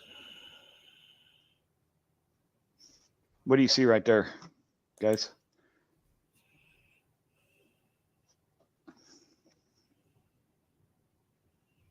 Doesn't matter, Edwina. What I'm trying to show is when they made this post, it was open to everyone to comment to, and the posts before. All the posts before, there is no notification, no notice on there about. But when they started getting backlash, every post they put up since then, they've restricted comments. They got a whole bunch of backlash in the comments of this Facebook post right here, and the very next one, July 10th at 2:45 p.m. It has this notice on here: Sangamon County Sheriff's Office limited who can comment on this post. Absolutely, Calhoun. It's a violation of First Amendment.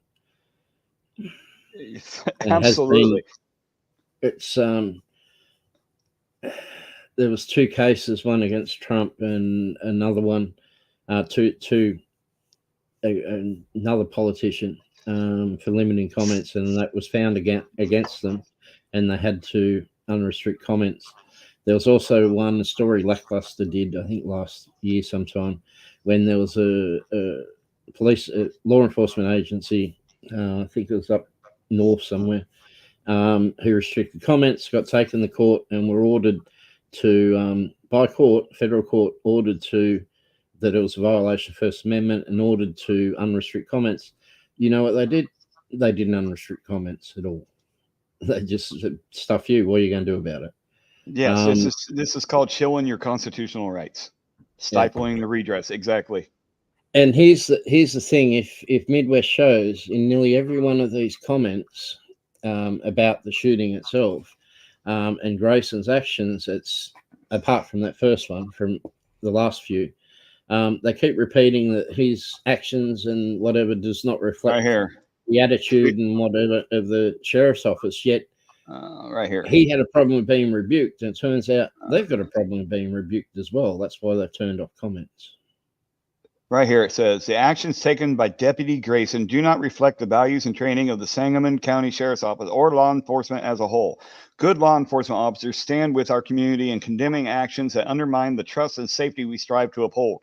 In times like these, it is crucial for leadership across all sides and spectrums to come together to heal our community. We are committed to justice and accountability. Well, if that was the case, why can't I comment freely on these other posts like I could on this post? And before anyone says it's Facebook, it's YouTube, it's not a public forum for a government agency. If it's government funded and they run that site, it becomes a public forum. They cannot restrict comments by law. As a violation of First Amendment. There is no if, buts, or maybe on it.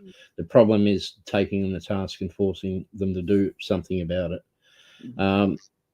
The reason it's a violation is because it started out as unrestricted, and then they restricted it. If they would have started it out as an unrestricted or as a restricted comment section, then that would have been okay. But they opened themselves up to litigation because they limited our free speech, limited our redress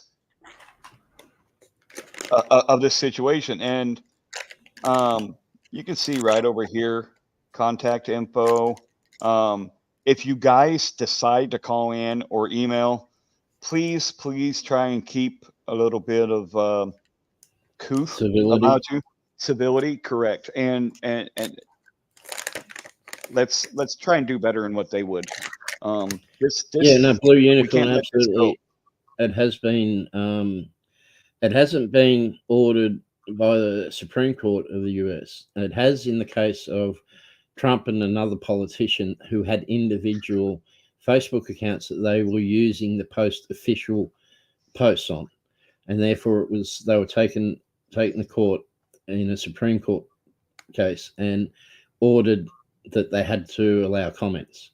As far as agencies go, I'm aware of one that was in a it wasn't Supreme Court, it was federal court, but circuit court, circuit court.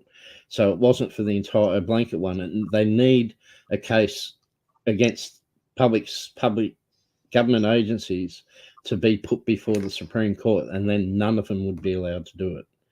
The only reason they do it is so far there's not a case that says they can't across the board, when everyone knows they can't do it. But until there's case law on it, they'll keep doing it. It's no different than them bringing false charges to put cop watchers and auditors on bogus charges, hanging them up to shut them up and basically turn them into political prisoners until they've been brought the task and ordered clearly not to do it. They'll keep doing it because they're getting away with it. So let's. I want to highlight this statement from the Sangamon County Sheriff Jack Campbell, who, let me remind you, knew of Officer Grayson's past and his history, his disciplinary record, and everything when he hired this guy 3 days after being fired from the previous government entity. Statement from Sangamon County Sheriff Jack Campbell. The body-worn camera footage has now been released, and the public can see what we saw. Sonya Massey lost her life due to an unjustifiable and reckless decision by former Deputy Sean Grayson. Grayson had other options available that he should have used. His actions were inexcusable and do not reflect the values or training of our office.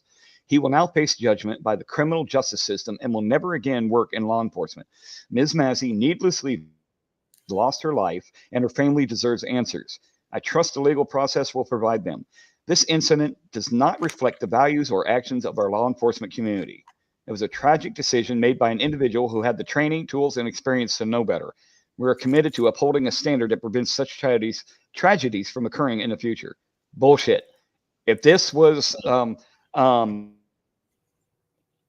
values or actions that they didn't stand by, they should have never hired him in the first place, because they knew he was a bully and he was prone to lying on reports and everything else.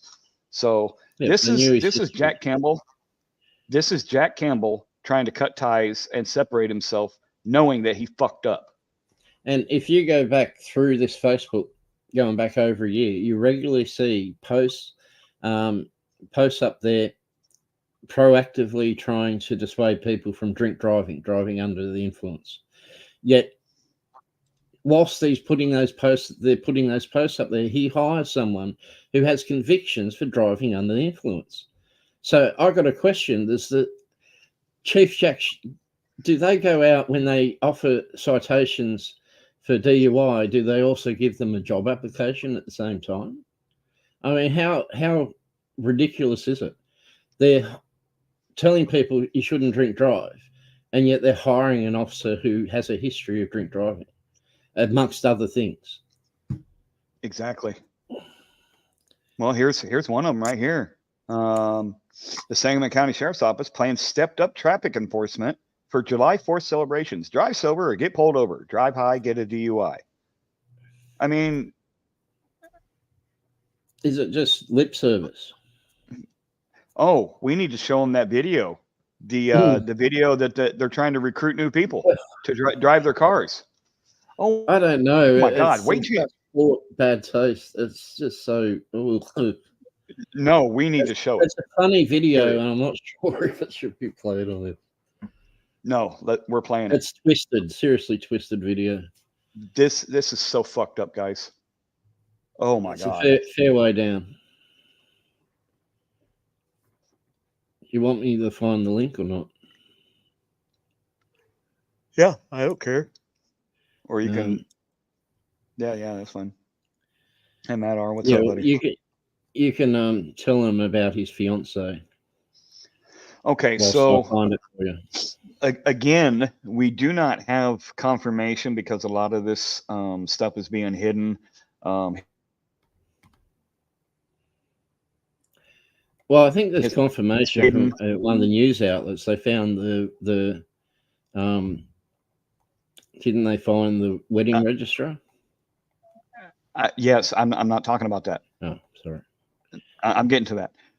So we can't confirm on a part of this here, but his I wish I could find the damn article that talked about. But his fiance is a nurse down in the Springfield area, and her dad just happened to be the previous chief deputy of Sangamon County.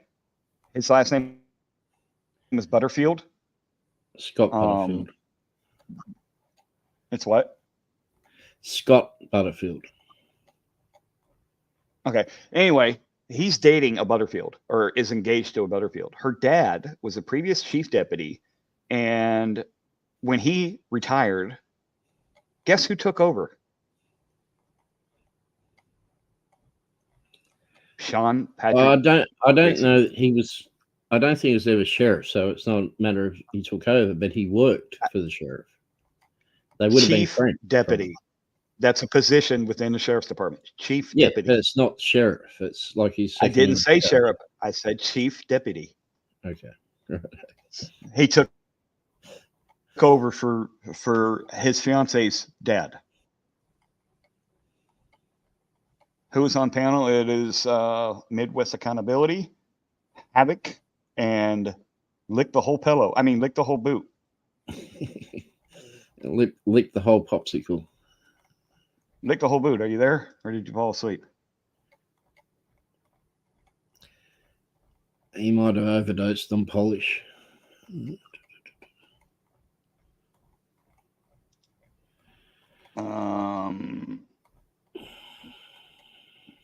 Yes, I said lick the whole pillow because he is known for doing sleep streams. Oh boy. We're trying to find a video here. It's a recruitment video. I'm almost there. There's a recruitment video that Sangamon County Sheriff's Department did that is just bizarre. It is disgusting and bizarre. Yes. Yeah, it's like, yeah. Oh, while he's doing that, so I want to share this real quick. So you see this story here. Fundraising underway for family of Central Illinois boy 4 that was killed in police shooting. Terrell Miller was killed when the Macomb Police Department responded to a call in the 900 block of North Charles, where a woman, Terrell's mother, Kiana, was found bleeding with multiple stab wounds. Illinois State Police say that Anthony T. George, 57, was found by officers with a knife before leaving the room and returning with Terrell, pointing a knife to the boy's throat. One officer fired his weapon, going through Terrell into Anthony T. George, killing them both. Now, the reason I bring this up, because this Terrell is the 4-year-old cousin of guess who, guys? Sonya Massey. The incident that this all happened, the day that this happened, was the day that Sonya Massey and her family found out that the officer that shot through the 4-year-old boy and killing him and the father was not going to face charges.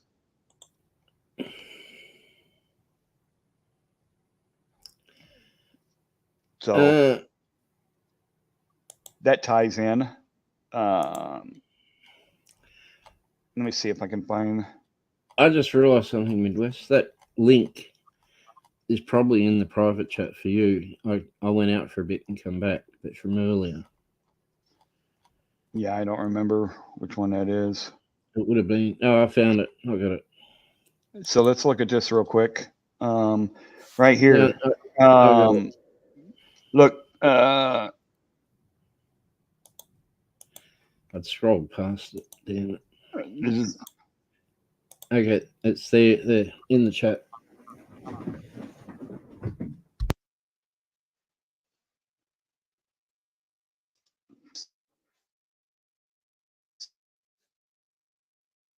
So let's bring this up.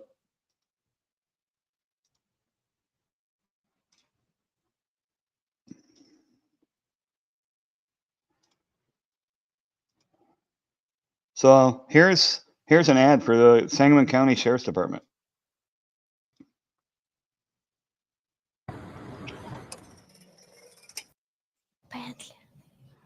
Squad car.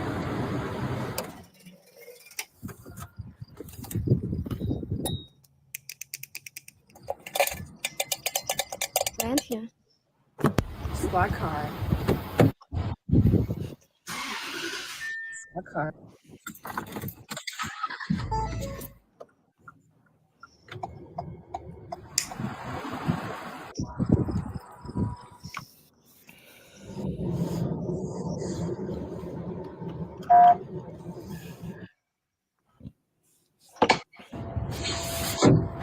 Here's Johnny.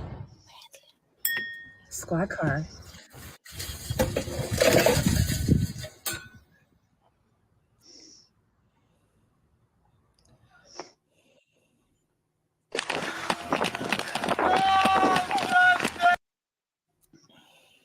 Unbelievable. Yeah, How one-legged disgusting media. is that? That was bizarre. That what sort of people are you going to attract to with that? I mean, That's the state I live in, guys. She'd probably look good to a drunk driver. Just saying. Right. Or to one of the canines. I don't understand it, guys. Yeah, apparently there was some, something going around police, various LEOs at the time using that video and spoofing it with a squad car thing. So they jumped on the bandwagon. But oh my God. I mean, is that professional at all?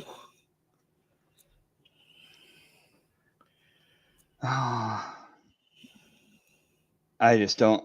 Yeah, one-legged. There was a comment from one-legged media I wanted to speak to. Where was it? The one you had up. Until they are all held accountable for their actions and have to get insurance like a doctor does for malpractice, there is no qualified immunity for government. They will never be accountable. Qualified immunity, that's as far as civil cases. And yeah, 100% they should get rid of qualified immunity, special immunity, judicial immunity. It should all be gone. But it's more important that they get prosecuted for their crimes. It's got nothing. They don't have immunity from that. What they have is a blue line gang protecting them.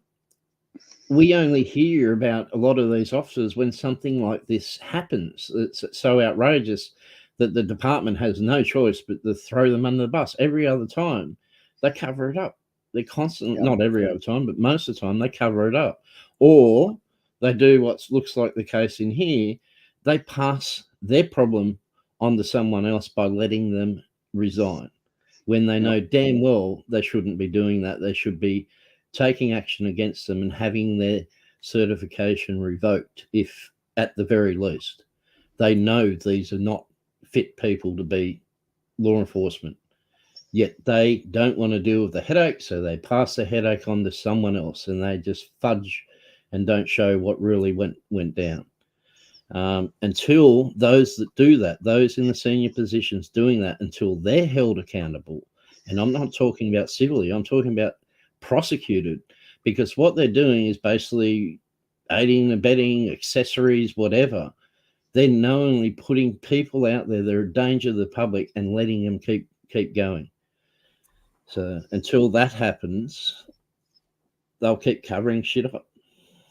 It's never going to stop. It's until we put a stop to it. I won't talk too much to it. There's another story that we're working on, where we have proof that one bad officer has cost the lives of other officers. We have proof of it, and it's being covered up and being hushed up, and we have proof of that too. But it's a big story. It will be coming out down the track, but it's disgraceful, and it's indicative of another story we've got our teeth into, where we've found evidence that shows that the whole Black Lives Matter, the whole Every Lives Matter movement, and the calls for police accountability has been hijacked by members of the Blue Line gang, by those who are back the blue, to the core, senior law enforcement, senior government officials who are retiring from their law enforcement, and in one case a judge, from those positions to go into positions where they're reforming police, but they're not really. They're just showing police how to cover shit up better, so as it looks like they're being transparent when they're not. Well, and instead of saying back the blue, instead of saying back the blue until it happens to you, I got a new one. Back the blue, you're complicit too. Yeah, you're encouraging the behavior by backing them regardless of what they do. It encourages them to keep doing what they're doing. And until we can stand up and unite against the bullshit, they're going to keep doing it. Well, Dreamy Lynn just made a really good point there. Only legislature is allowed to create laws. Let's go to qualified immunity and judicial immunity and the other special immunity for public officials. That isn't a law. That's a doctrine that the Supreme Court justices came up with, and it's being used as a law. So, and it protects their own asses. Now, how the hell is that allowed to continue? They're using it as a law. Yep. It's a doctrine that's meant to help, interpret the law, but it's being used as a law, and you have to defeat, the various points to get any sort of accountability civilly. And there's no way that the judges are going to revoke qualified immunity, because that's one layer of protection one extra layer of protection before they have to look at their own immunity. They can't abolish, qualified immunity without giving a reason why their own immunity should go. But it shouldn't even be their question. It should be up to the legislature. They should be saying, this isn't a law. How are you applying this as a friggin' law? Right. Exactly, Drew.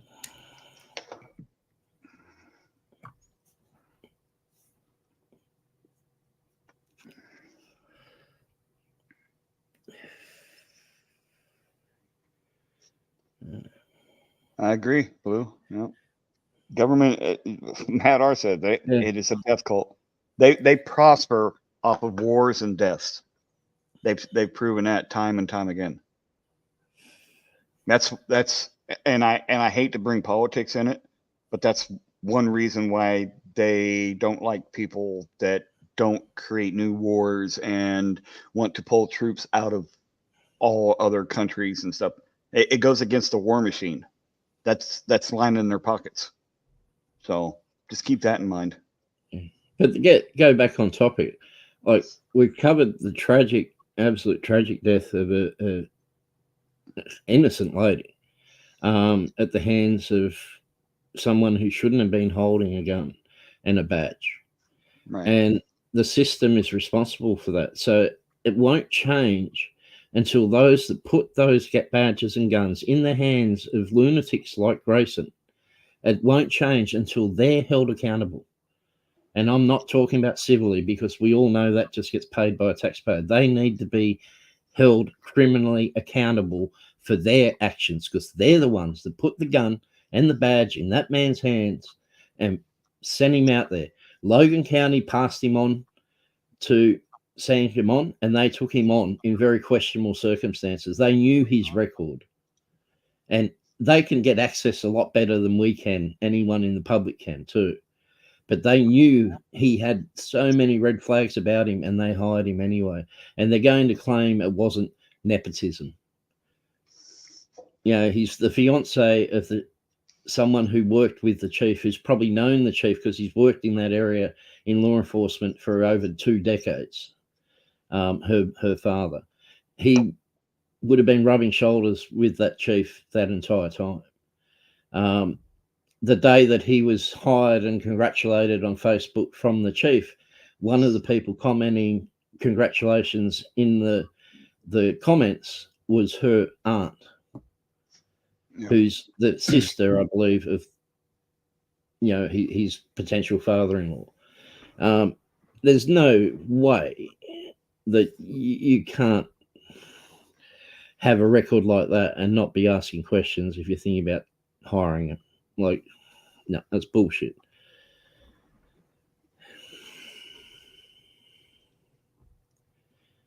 Yeah, it's like racketeering, Dreamy. Well, I think it's up to us. We already know that they're facing severe backlash. So. You're absolutely right, especially so. But she never, mental issues or not, it's really irrelevant because she never did anything there to deserve what she got. Not even close. They shouldn't have even been in the freaking house. And as far as they're the ones that put the idea of throwing boiling water at, she wasn't suggesting that to them at all. She was moving it off the stove like they'd wanted. Yep. They asked her to. Well, they didn't ask her to do it, but they wanted it off of there. Yeah, she heard that, and she's like, "Oh, okay, maybe I'll go ahead and do that." Stove. Yeah. There's no crime in her house, which they didn't have a business being in the first place. So, but his reaction was to being rebuked. It wasn't to. She never threatened, "I'm going to throw hot water on you." He suggested it, and she said, "Oh, I rebuke you in the name of Jesus." It was basically saying, "Don't be so bloody silly." And he took exception to being rebuked by this nothing person in his mind, less than human is the way he treated her. Well, there was allegedly a cop that I was shown.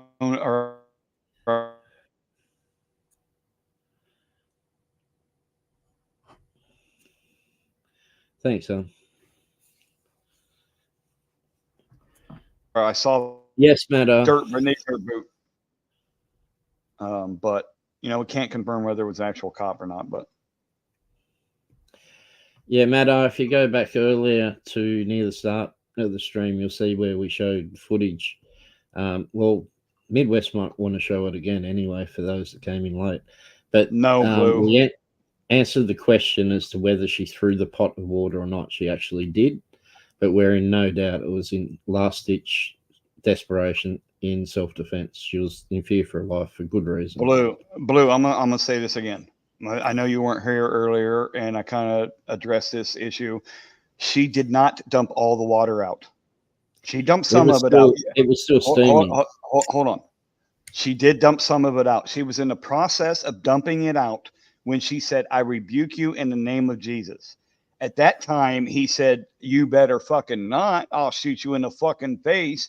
And he pulled out his gun and went towards her. And that's when she stopped, set the pot down, and ducked down below the counter there out of fear. She was literally in fear for her life the entire time this cop was in her house. And then he said after she'd done that, drop the pot when she no longer had it.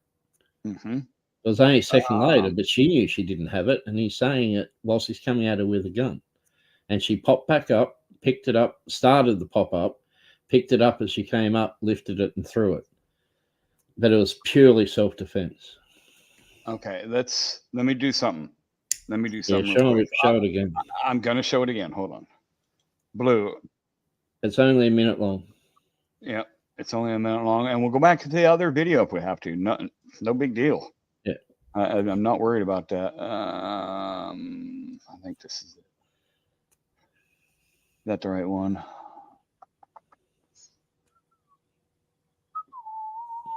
Let me get rid of that. Yes, this is it. All right. Now watch carefully, Blue. No, it was steam, Matt. No, it was. It was absolutely not from the gunfire. Smoke does not drop from a gunfire in a house where there's no ventilation. And you can see the steam pouring out of the pot. Here, let's watch it again. Blue, this is for you. I know everybody else has seen it, but let's watch it again. Here we go. You better fucking not. I swear to God, I'll fucking shoot you right in your fucking face. Drop the fucking pot! Drop the fucking pot!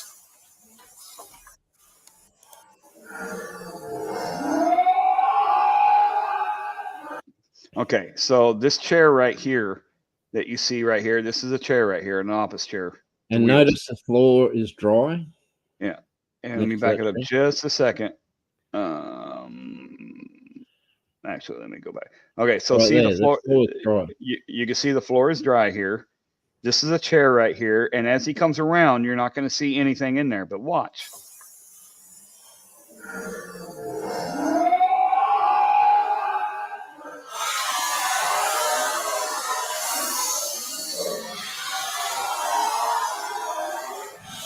And there's the pot pouring out water already on the floor and Steam right there. And there's now you can see that the floor is wet.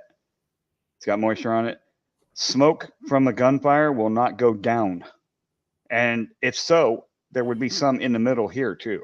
This is steam right here. There was still hot water left in that pot. Not as much as there was because she had already emptied some out. I need you to show your face, Flick. You'll show the end one, which is slowed down half as much again. Okay, you'll see more clearly that she lifts it and throws it. All right, hold on here.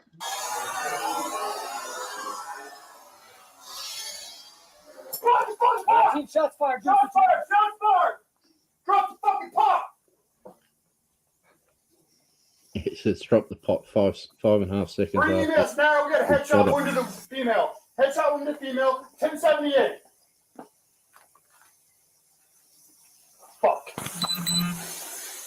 I was on.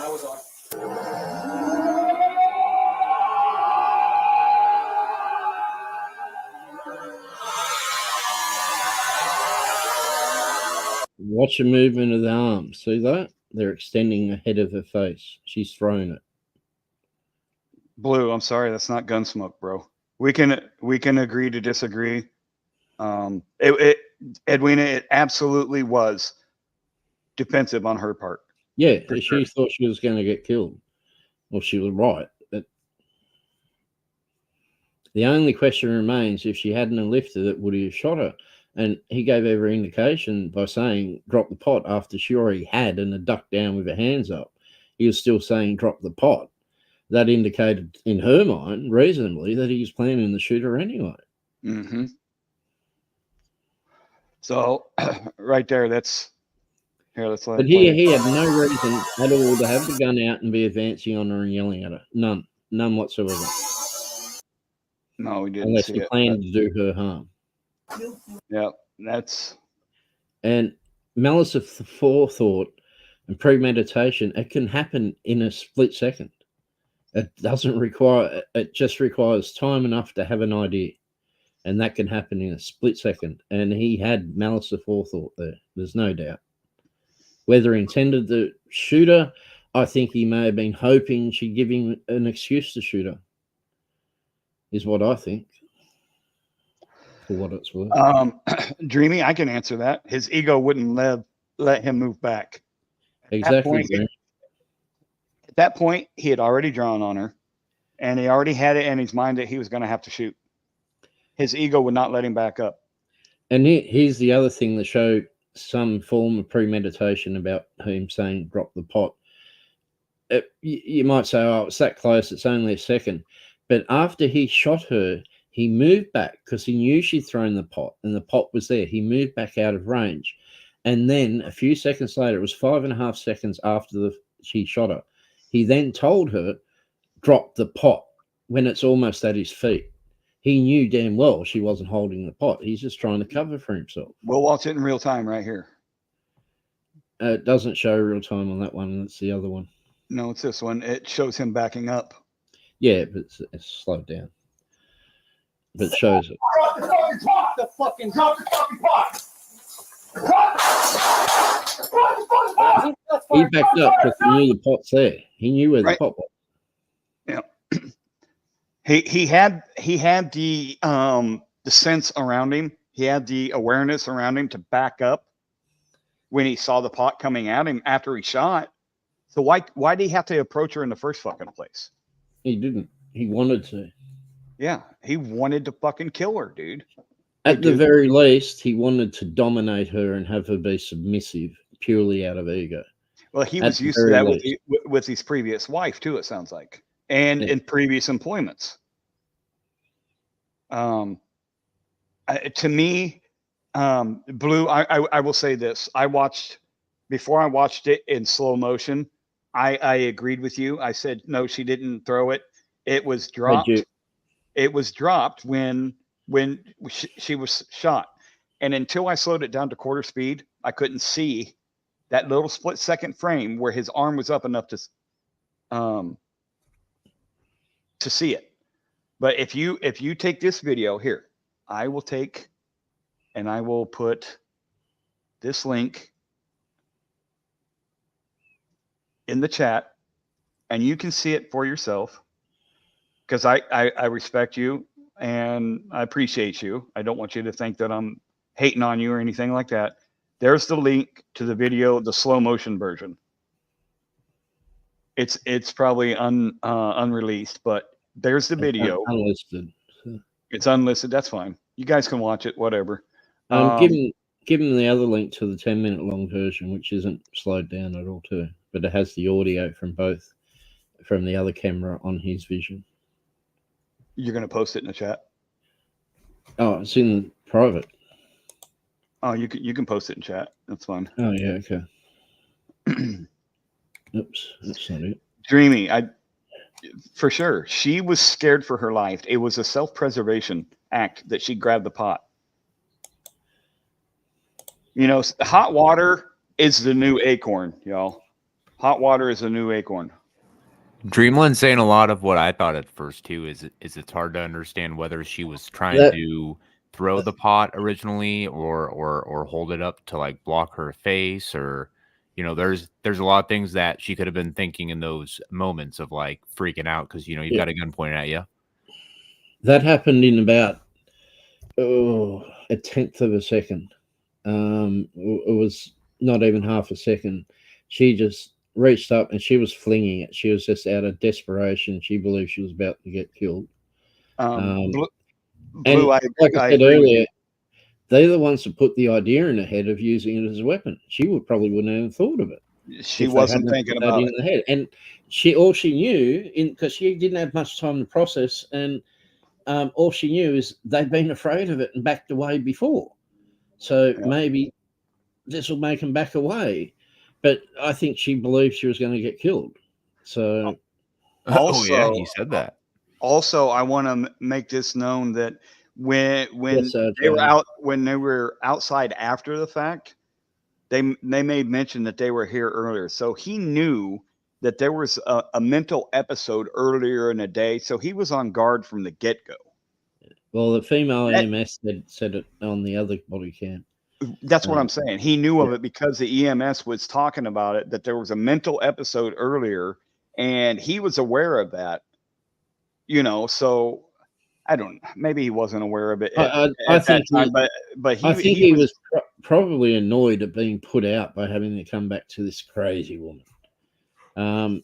It's just, his attitude is just wrong from the start. At the moment we hear him get there and start smashing on the door without announcing. I mean, think about that for a minute. The call that came in, whether she had, it should be especially more sensitive to it, knowing that, you know, she called you out earlier, knowing that she's got health issues, should be more sensitive. She's called in concerned about a prowler, and your first action from Grayson is to go up and smash as loud as he could on the door and not announce who he is. What's that going to do to the woman inside? She's going to freak out, which is why she was on the called dispatch again, called 911 again. Matt R. She is the one that initiated this whole sequence. She called cops. Hold on. She called the cops because she thought there was a fucking prowler outside her house. She called 911 to have officers come check. And this is what happened. And when they turn up, they go walking around her house making noise, one with flashlights, and then one goes on and taps on the door without saying who he was once. Then the other officer turns up a minute later and starts smashing on the door without announcing that they're deputies. Yeah, maybe we can hear it. Went quite a while. We can't hear it on. This is the wrong video. No, the other one's in the link though. It's the one before AJOT's comment. Okay. Let me bring this one up. Copy link address. We'll just put it right in here. Let's go to this one. Boom. No, not that one. They got a 52 in route? Yeah, this is it.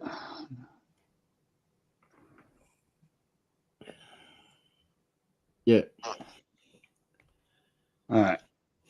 This is what the Sangamon County Sheriff's Office themselves put out. No, the Illinois State Police put it out. No. This is from the Sheriff's Department themselves right It's here. their body-worn camera. Mm-hmm. Look, it's Sangamon County Sheriff's Office posted this. Oh, I see. Yeah. Never mind. Shut up. But you think that they are in her? They are in her backyard right now. They didn't even let her know that they were there. Yeah, the first thing they should have done is gone. At least one. There's two of them. One of them should have gone and knocked on door straight away. Exactly, but they didn't do that to announce that they're there. Oh. I just laugh because from what I've seen, I can't see Sangamon County Sheriff's Office ever putting out any sort of footage that would make them look bad. No, you're right.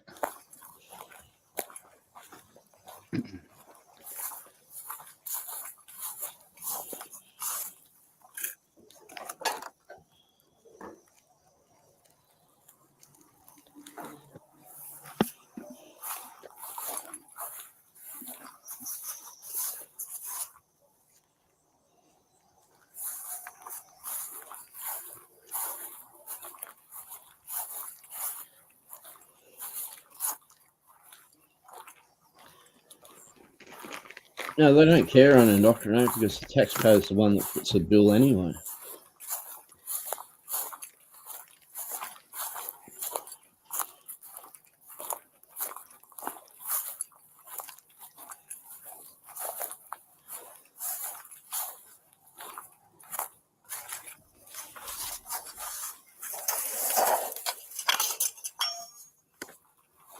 Making a whole lot of noise and still haven't identified themselves. Yeah. So wait until they start knocking on the door. They don't announce, which is a big no-no. Now, watch how loud he fucking bangs on this lady's door that's already scared of a prowler. Well, this first one's really fairly quiet about it. This is Deputy Dawson Farley.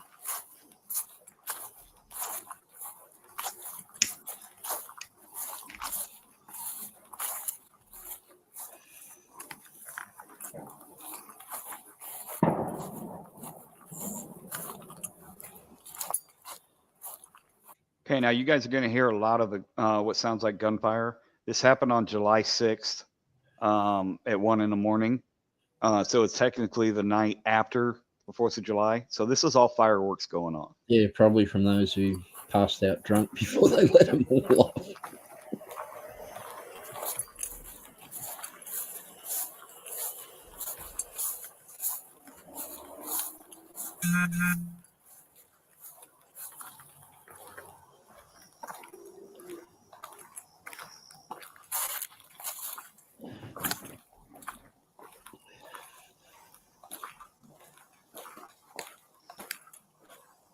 Oh, shit.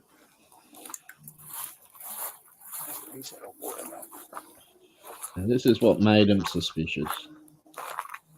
Understandably. Oh yeah. So to be fair, the question is this person that she called about? Is this the person that, did they bust these windows out? Like, yeah, well, that's what they're wondering. But they had that resolved before they even went in. Like she was saying it wasn't her car, but they ran the tags and checked, and it was the car. So, they did ask her about that, and then she said, "Oh, that was something else that happened." So it was put to rest before things. Now listen.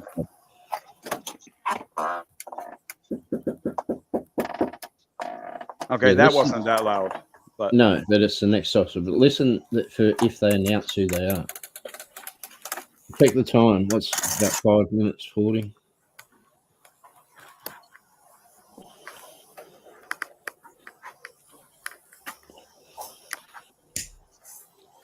Remember there was one of those dispatch calls, she said someone's banging on the house?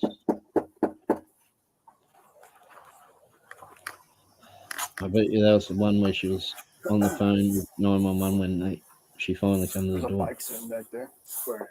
I don't think that in this area they can't ticket for a vehicle that's on private property unless it's in a yard, not in the driveway. It's in the drive. Yeah.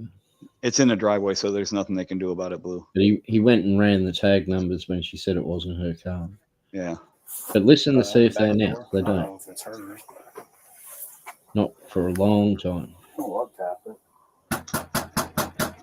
Yeah, he bangs on that pretty good. Didn't announce though. And neither of them did. And she called for a prowler, and this is what they're doing.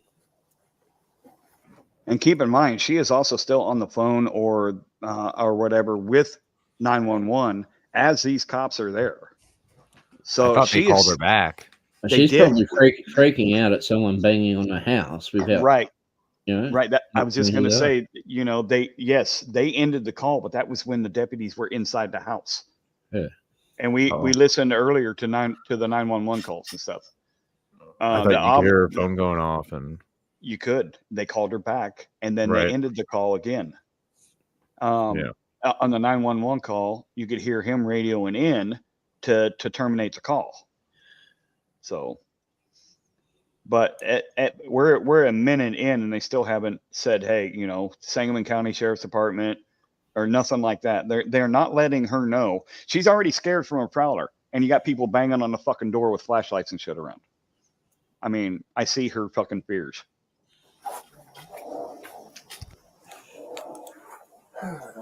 Pretty nice to make contact with her because someone threw a brick to her car. When they finally say who they are, just stop it so we can count how long it took.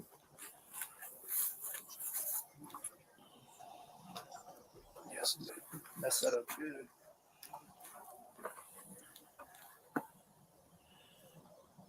There is a prowler. He's looking in the window. Yeah, now she's peeping Tom. Now shine the light in the window. I hear the phone ringing.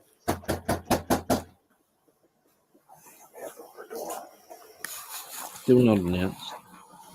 You didn't see anybody out walking out lady?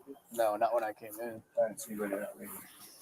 And people wonder how some people get shot when they come to the door with a gun.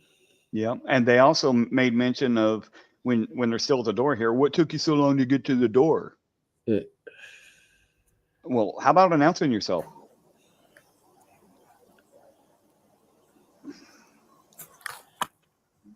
Perhaps he assumed the other deputy already had, but I don't think he cared.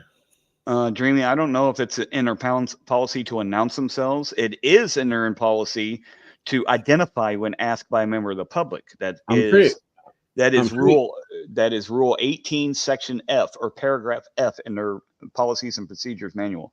I'm pretty sure if you look, it'd be in the policy of every law enforcement agency to announce when they knock. What's that? I'm pretty sure you'll find it's in every law enforcement agency's policy to announce when they knock on the door. Yeah, Dad, I don't know. I have the entire policy and procedures handbook downloaded. I'd have to look through it again. I'd say it's standard for all of them. The doors were about to go tonight.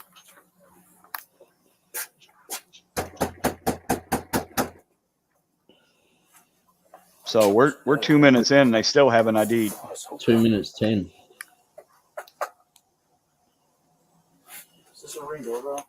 Yeah, it doesn't work though.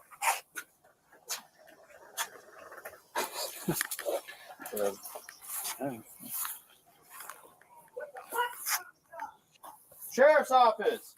Finally, only after she said something. So 3 minutes in, it took them.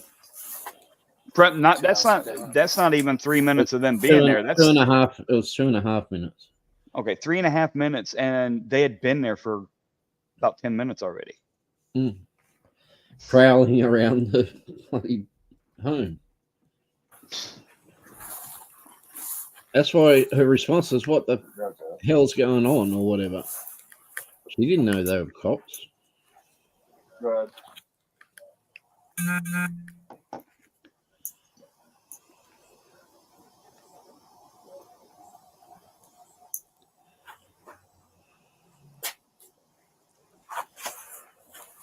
She was yelling inside. Just told us to hold on. You come in the door or not? No, that's not so professional. All right. Want to turn the volume up a little bit, Midwest? Turning it up? Hurry up. That's crazy, dude.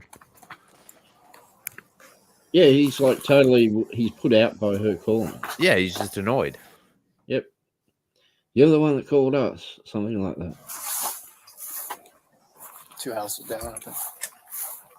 Oh, no, it's right here.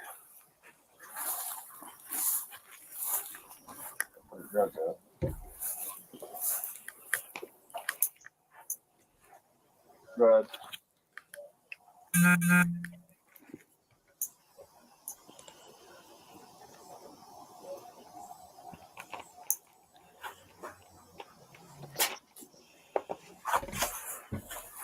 She was yelling inside. Just told us to hold on. You come in the door or not? All right. Hurry up. Town, bud.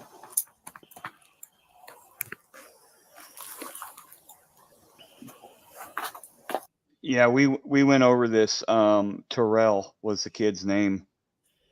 Quinn Terrell, and that was in, what was the damn name of the town? It's in McDonough County. Macomb, Illinois is where that happened. And I showed that just a little bit ago. We'll go back and show it. Yeah, there is a sense of that C4. Blue unicorn, he's just a joke. That's putting it mildly.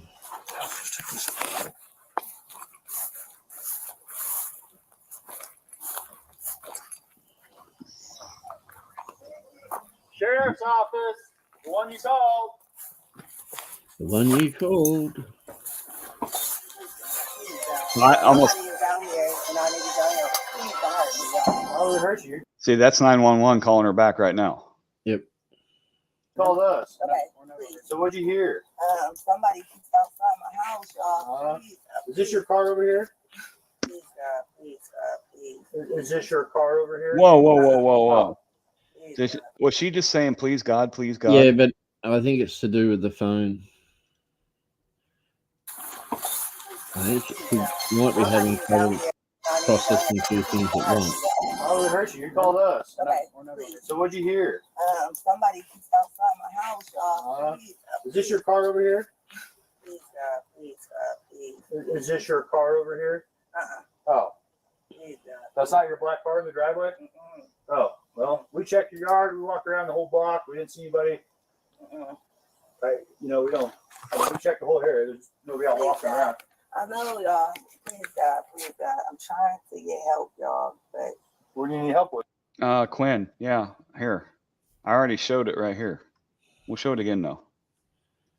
This right here is what you're talking about. Fundraising underway for family of Central Illinois boy 4 killed in police shooting. They shot through the boy and killed the father, Terrell Miller.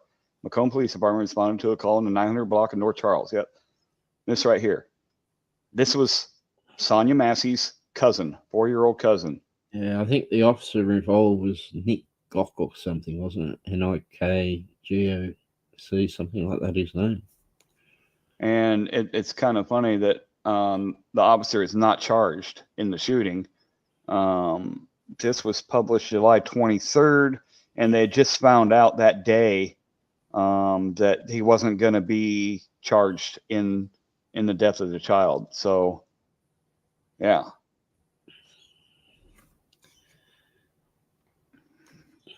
We're not leaving any visible stones unturned, Quinn.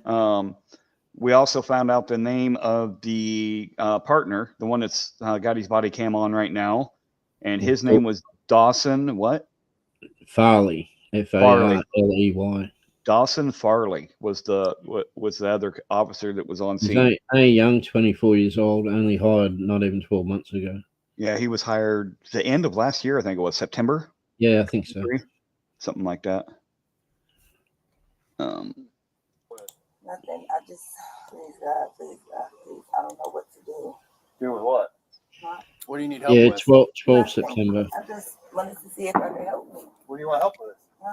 What do you want help with? I heard somebody outside. And the other Yeah, we checked deputy your was house, we checked your Springfield backyard. I born walked and all the way through raised. all these backyards. We checked your front yard. We didn't see nobody. So. Nobody's out here. You didn't see anybody? Nope. Nope. Oh. Yeah, Check the Quinn, whole one of area. the dispatch calls, one of them reported on dispatch that it sounded like coming back from EMS, that they believed it was self-inflicted, but obviously that was wrong. Well, yes, Quinn. We saw the report where they, or actually have the 911 call where they reported that it was self-inflicted. Yep. And they also lied and said that they immediately applied life-saving techniques, which they did not. So. Yeah, well, the EMS might have reported self-inflicted, not knowing what the story was, and just assumed, which they shouldn't be doing. We've also reported that this guy was with 6 different departments in the last 4 years. We also reported that he was dishonorably discharged from the Army after a DUI, which in 2018 was expunged from his record, which allowed him to become a cop in 2020. He also, it's alleged that his previous marriage, there was a dissolution to the marriage because of severe and repeated mental abuse and cruelty. So it shows a history. Girard, Illinois police chief, said that this guy was a bully and frequently lied on his reports and was dishonest about stuff and went against policy. Matt he said it was suicide. Nowadays, sometimes calling the police kind of is, isn't it? Far too often, calling the police ends up in your own death over there. So. Plus, I would argue that there's a very big population of police who are prior military. I mean, think about it. Well, yeah. What they want to hire people that are used to following orders. Oh yeah, they're used to the structure. They're used to the different levels, and they need that when they come back for some reason. I'll bring it up now so as we don't forget it. Something Midwest found out too about Deputy Dawson. Deputy Grayson. People are not using the name deputy anymore because he was fired. I'm sorry, that's not good enough. When he did this, he was a deputy, so he should be called deputy. He's a deputy when it happened, absolutely. Yep. So that's a way of them dodging blame by firing him and then saying he's not deputy anymore. But there's something Midwest came across the story, which in a way it's really good news. In a way it's not good news because he's going to try and use it to get a lighter sentence or to even get a suspended sentence. Midwest found out that he's got a medical condition. So I'll let Midwest tell you about it. So it came to be that the attorney that he is representing him, by the way, the FOP will not represent this guy because it's a violent crime. The FOP is not going to represent him. He's hired a private attorney. But when they went for his release hearing, they stated that the night he was incarcerated or put into jail, that he had a medical emergency and had to go to the hospital. You guys are not going to believe this. This guy has a colostomy bag. He was diagnosed last year with stage 3 colon cancer. So they're using that as, I'm in bad shape. I need to be out so I can have medical treatment. That's what they're going to use for part of his defense. I can almost guarantee it. Yeah, when it comes to sentencing. Yep, sentencing and they're going to request a jury trial, obviously, to try and get sympathy for using that medical condition as part of that. But yeah, he's got stage 3 or had stage 3 colon cancer and has a colostomy bag. On if you want to call it upside, it's kind of mean, but fucking. On the upside is if he does get a custodial sentence of more than a few years, there's a potential it's going to be a life sentence, and good riddance is all I can say. Yeah, I always say fuck cancer, but if there's anybody better deserving of an asshole cop having asshole cancer, let me know. I'll wait. sorry, not sorry. Like I said, fuck cancer, and my heart goes out to those that have family or personally. Sorry for his family is all I can say. My heart goes out to people that experience cancer, lost someone to cancer, but no one's more deserving than this piece of shit. Oh, I was trying to put on some clothes, sir. I'm sorry. I was trying to get. I got you. All right. Is there anything else we can do for you? Huh? Is there anything else I can do for you? No, sir. Okay. All right. And right there, he's talking to her slow, like she's fucking stupid, dude. She's obviously having something going on where she's not thinking clearly. She doesn't need you talking down to her. Like you're fucking better than her, dude. And the reason for the call is over. All right, it's over. It's dealt with. Right here, they should have gotten their car and left. So I said earlier, it should have ended on the porch, man. Mm-hmm. Well, and I agree with that. And I think she said someone thank you a couple of times. Goodbye. Yeah, someone mentioned it earlier. I think it was Blue Unicorn, that the reason they're still there and they're prying and keep prying and keep prying is because of that car over there in the driveway. Oh yeah. You'll see here in just a second. They go over to run the fucking plates of that. And that sets off a whole nother fucking motion that should have never fucking happened. Because it was Go ahead. Sorry. You're right. Go on. Go ahead. I was just going to say, it becomes clear inside that they ran the tags and it come back clean as her car because they referred to it as your car. They knew it was her car. So it's not stolen. They asked about the damage and she said, oh, it had a dent in it. They said, what about the broken window? Oh, that happened another time. That's another thing. Don't worry. No, her wording was earlier. That happened earlier. Yeah. But so basically, I know about it. Don't worry. And that should have been it. Yep. But because, and here's what I think is their thought process is, well, she lied about the car because she said it wasn't hers. And now we're finding that it's hers. What else is she lying about? Was there really a prowler? Is there someone inside it we need to know about? Yeah, Quinn, she's 5'1" or 5'2", 110 pound. He's 6'4", and I believe it was about 240 to 250 pound. He's more than twice her body weight. Yep. And he's afraid of her throwing it fucking or rebuking her. Right. You doing all right mentally? Yes. Sure. My medicine. All right. Okay. Do y'all hear that? All right. Else I can do for you? No, sir. Okay. All right. You doing all right mentally? Yes. Sure. My medicine. All right.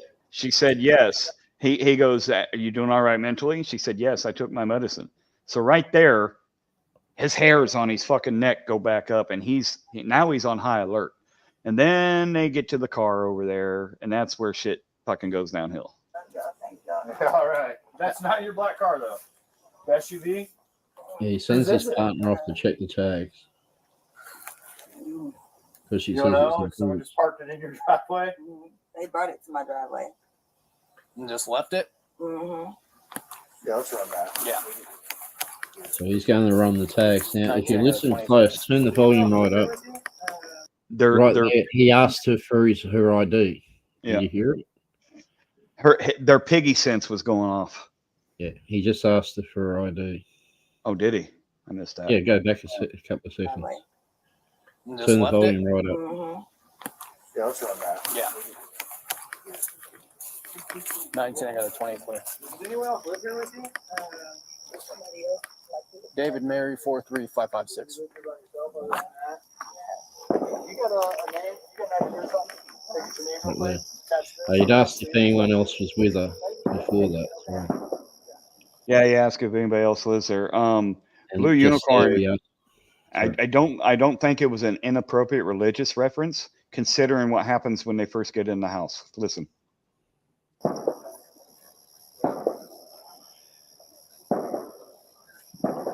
She's definitely leaning on religion as a coping mechanism, there's no doubt. Because she does have mental health issues. There's plenty of people without mental health issues. But see, he just walks right on in. Yeah, she'd never said come in. She just followed her in. And this one just starts searching.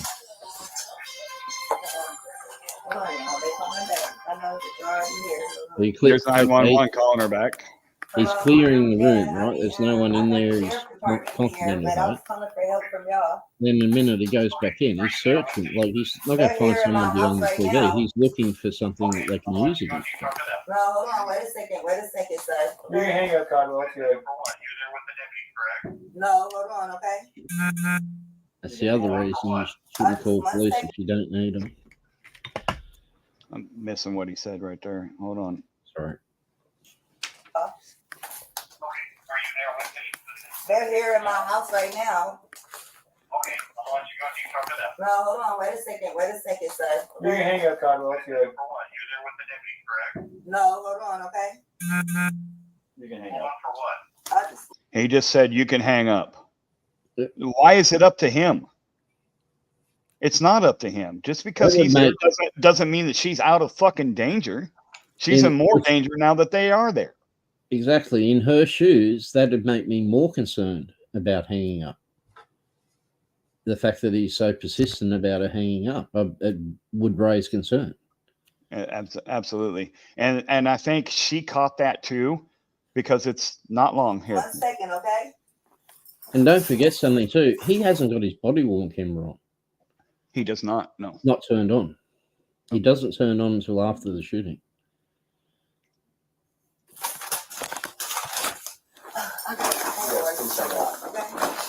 Now, I guarantee if she hadn't thrown that pot, he probably wouldn't have turned it on when he did. Probably not. That's a good thing he had a partner with him. What's up? Yeah, but you couldn't see anything from the partner's view as you'll see in this. Please. Yeah. Hey, I just need your name so we can get out of here. Was there any damage previous to your car? Previous, yeah. It was. Okay, what was the damage? A dent, I believe. But what about windows? Oh, it was something that happened earlier. Okay, perfect. What is your last name? Shouldn't have to think about your last name. You're not in Just trouble. pause it there for a second. Massey. You have an ID, that makes things so much easier. What? See to the bottom right corner, this deputy standing right next to that chair, and that gives you an idea of the distance that pot travelled. There's 2 chairs there. Yeah, but he's standing the one closest. Yep. So it went a good 6-7 feet. I just need just driver's license will do, and then I'll get out of your hair. I want to show y'all my paperwork. I will get your paperwork. What paperwork? Okay. I got some paperwork. Well, just get your ID. Well, let's get your ID first, and then one task at a time here. Okay. Let me Here, grab your ID for me. Hold on. Okay. Your ID. One task at a time. So let's do an ID, and then you can dig around for your paperwork. I don't know where my Yeah, it might be true, Blue, but it's stack no there. reason for his reaction to it. None at all. What's that? I can't distinguish the 2 voices.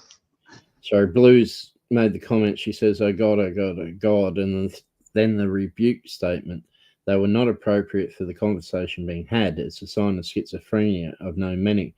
And yeah, that may be the case, but still doesn't give any rational reason why he reacted to it the way he did. Right. Well, Edwina, no, he turned it down after all shots. He turned it on after all shots were fired. As soon as the shots were fired, that's when he activated. And that's when it caught the previous, 30 seconds, I think. 30 seconds or 29 seconds. We counted it. Yo, Midwest. 1 second. What's up? Yo, man. Hey, I've got to get going. Before I do, I just want to say something just real quick. I think I mentioned this last night, and this is just kind of a closing for me at least. But what I just wanted to say is either way, whether you add things in, whether you take them away, I think we can all agree that there's a lot of very odd elements to this whole story. There's a lot more to the eye than you will typically see on the first view. And the one thing I will say is that she obviously sensed something was going to happen somehow, because it did. I find it very concerning how, for being a full-grown adult, I mean, if you're able to qualify to be a police officer, I would imagine you know regular English, right? You know what rebuke is. You would know it's not a violent term. And just in general, the whole thing's absolutely ridiculous. So, I licked the whole bit. I appreciate you coming on, man. I was really hoping that you hadn't fallen asleep earlier. I'm joking. No, I appreciate you coming on, man. And there might be a follow up to this once it gets further into this whole ordeal. But again, thank you, man, and hopefully we'll see you back out on the interwebs soon. Yes, sir. Hey, man, I apologize about earlier. It's just like I'm sure you already know with me telling you kind of what happened in the last 2 days. Just had to kind of had to make sure I was there. So that's all. So no, I completely understand, man, and my thoughts and prayers go out to your friend and his family at this time, and hope that they can have the closure that they deserve. So, well, I thank just you want very to say much. I thank appreciate you. that. Thanks to Lick the Boot who suggested Midwest going live tonight. Yeah, we were having a really good conversation. I wish we would have recorded it. We had brought up a lot of thought-invoking ideas, right? Things that you could look into a little bit further.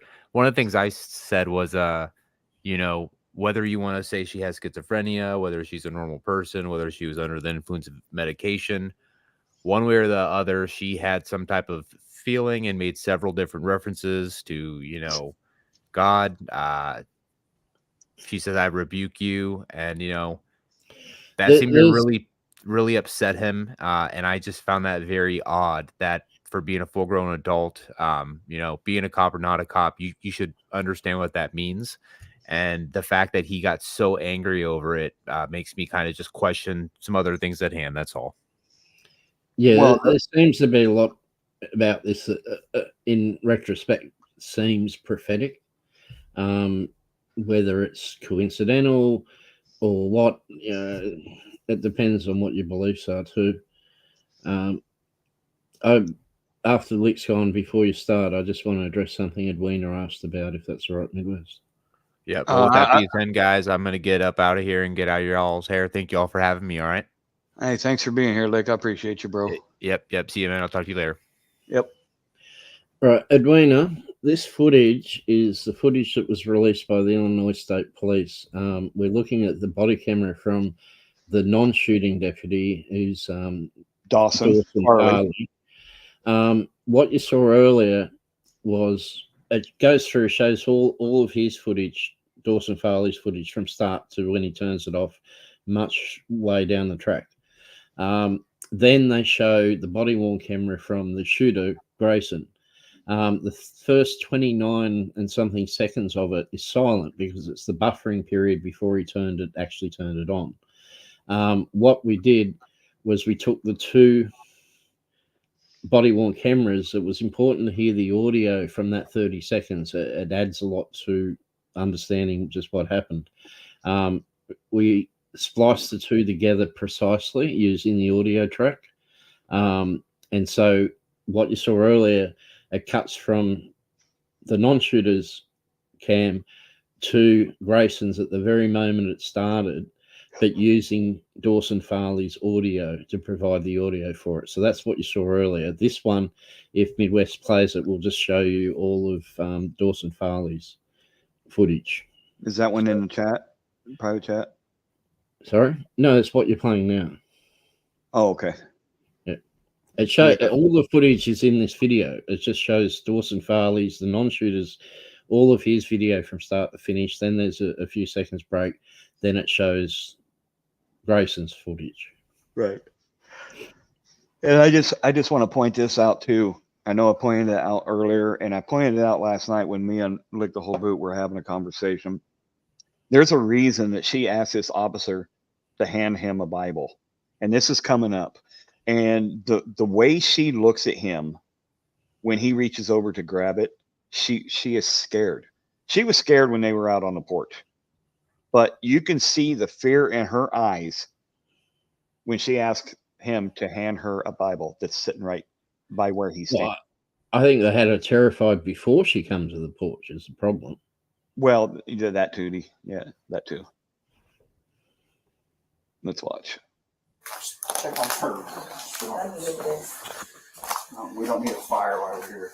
Right. They already said that part. Okay, so there's a good shot of where that chair is. And she's over here by the sink. Yep. Out some of the water. You can hear it. She does dump out some of it. But Not all of it. Yeah, she hadn't finished dumping it when he told her to put it down, so she put it down. Yeah, when she said, "I rebuke you in the name of Jesus," and he responded the way he did, it scared the ever-living piss out of her. She stopped, and then he said, "Put the pot down," so she hunkered down, and as he pulled his gun. Given she's got other pots, so it's quite possible her hot water heating isn't working, so she might have just been boiling water to wash dishes. You don't know. Nah, it could be that. It could have been for macaroni and fucking cheese. It could have been for, it could have been for anything, but, Huh? Where you going? Away from your hot steaming water. Away from my hot steaming water? Yeah. Oh, I would rebuke you in the name of Jesus. Huh? Rebuke you in the name of You better fucking not. I swear to God, I'll fucking shoot you right in your fucking face. Okay, I'm sorry. Drop the fucking pot! Drop the fucking pot! Now, there was good footage right there. Let's go back. You can actually see it. Let's slow this down a minute.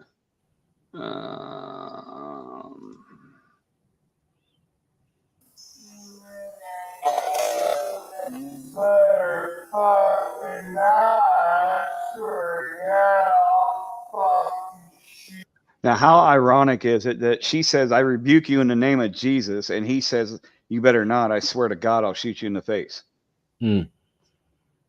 Wow.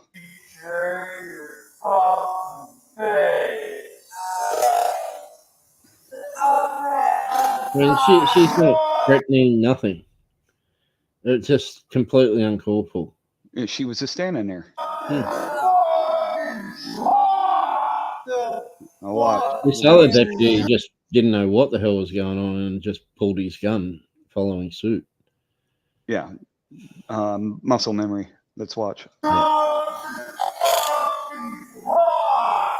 Right there, she's already dropped the pot a second earlier. He says, Yeah, "Drop the pot's right over here on the sink. And he's got. You got to remember, we're not seeing what he's seeing from his eyes. He's got a clear line of sight to what's going on. So right there, she's dropped the pot. He knows she's dropped the pot, and he still advances on her with a gun at her head. Yeah, let's watch here. I think this is going to be the best footage of where the pot actually That's lands. the greatest tragedy of this whole thing. Who was that comment from? Who? That Dawson had his gun in Grayson's thing. That's the greatest tragedy of the whole lot, that Dawson didn't pull his trigger before Grayson. Yeah.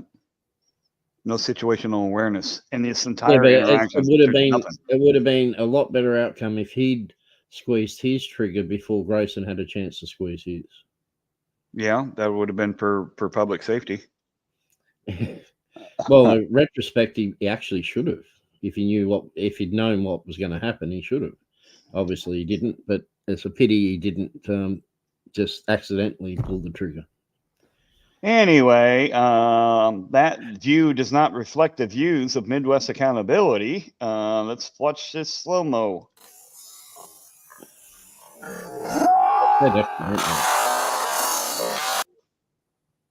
See, right there. Right on the edge of that cabinet, you can see it coming. Right there. You get a pretty good side of it because he moves into the kitchen shortly. There he's dumping out the contents. That's pretty obvious there. I'd like to say that it was, I wouldn't like to say it, but it's not gunfire. It's not from the gunfire at that point. Gunfire doesn't go to the ground and spread out like that, like a fog. So, I mean, it sucks. It absolutely does. But Shots fired! Shots fired! Drop the fucking pot!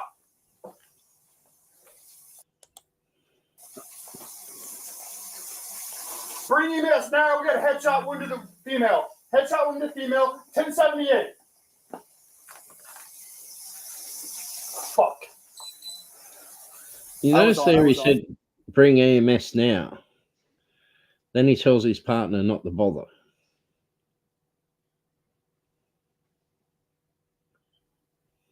Say that again. Grayson radioed in, bring EMS now. We've got a woman gunshot to the head, or female gunshot to the head. Bring EMS now. But then right after that, he tells his partner not to bother to render aid. Guys, if that was gun smoke, you would see it coming out the barrel and out of the fucking exit chamber. I'm sorry, it's not gun smoke. I know we would want to believe that, but it's not.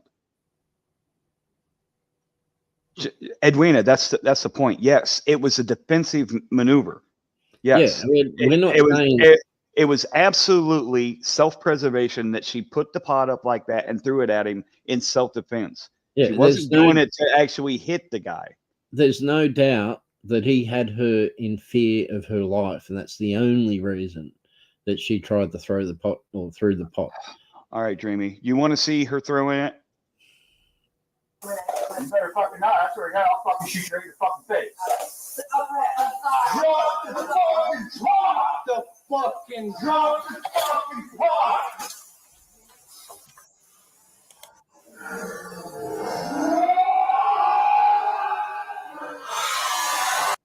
Right there, he's shooting. There's no smoke out in the front there. She threw that, Dreamy. But it was purely in self-defense. Shots fired! Shots fired! Shots fired! Drop the fucking pot! Where it landed, Edwina, it's a bit good 6-7 feet from where she was standing. Bring EMS now. We got a headshot wound to the female. And that was in a fraction of a second. She held it. Hold on, you'll see it again. And she's laying clear over here. Her head is over here by the stove. So it. Hold on. I was on.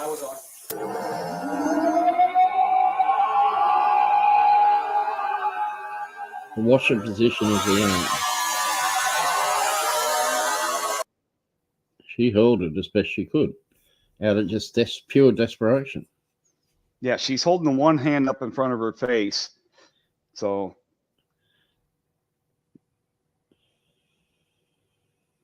No.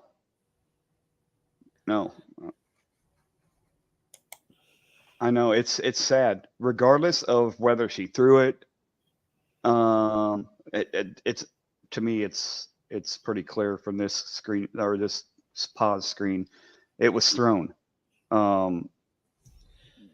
If you're shot in the head, your head goes back. If your arms are up, your arms go back. And again, we're not saying what this officer did was right. He murdered this woman, and what she is doing in this fucking screenshot or in this pause is self-defense. It's purely self-preservation. If it was a case of her dropping as she fell to the ground, she wouldn't have fallen so close to where she was standing. She fell right where she stood. She didn't have that forward momentum. Now it might have caused the fling out to a certain extent, but here's the thing you've got to remember too. He's telling her that drop the pot. I'm going to shoot you in the face. Drop the pot. And he comes at her with a gun. Why would she pick the pot up? Why would she have hands on the pot for any reason? If she's going to put it in front of her as a shield, he's going to shoot her. So she believes she's going to get shot or whatever. And at last, out of pure desperation, panic, in a fraction of a second, she's just grabbed the only thing she could think of that's closest thing to her. Close by, something they've already put the idea on that they're afraid of, that it's a weapon. They've already put that idea in her mind, and she's tried to use it to defend herself.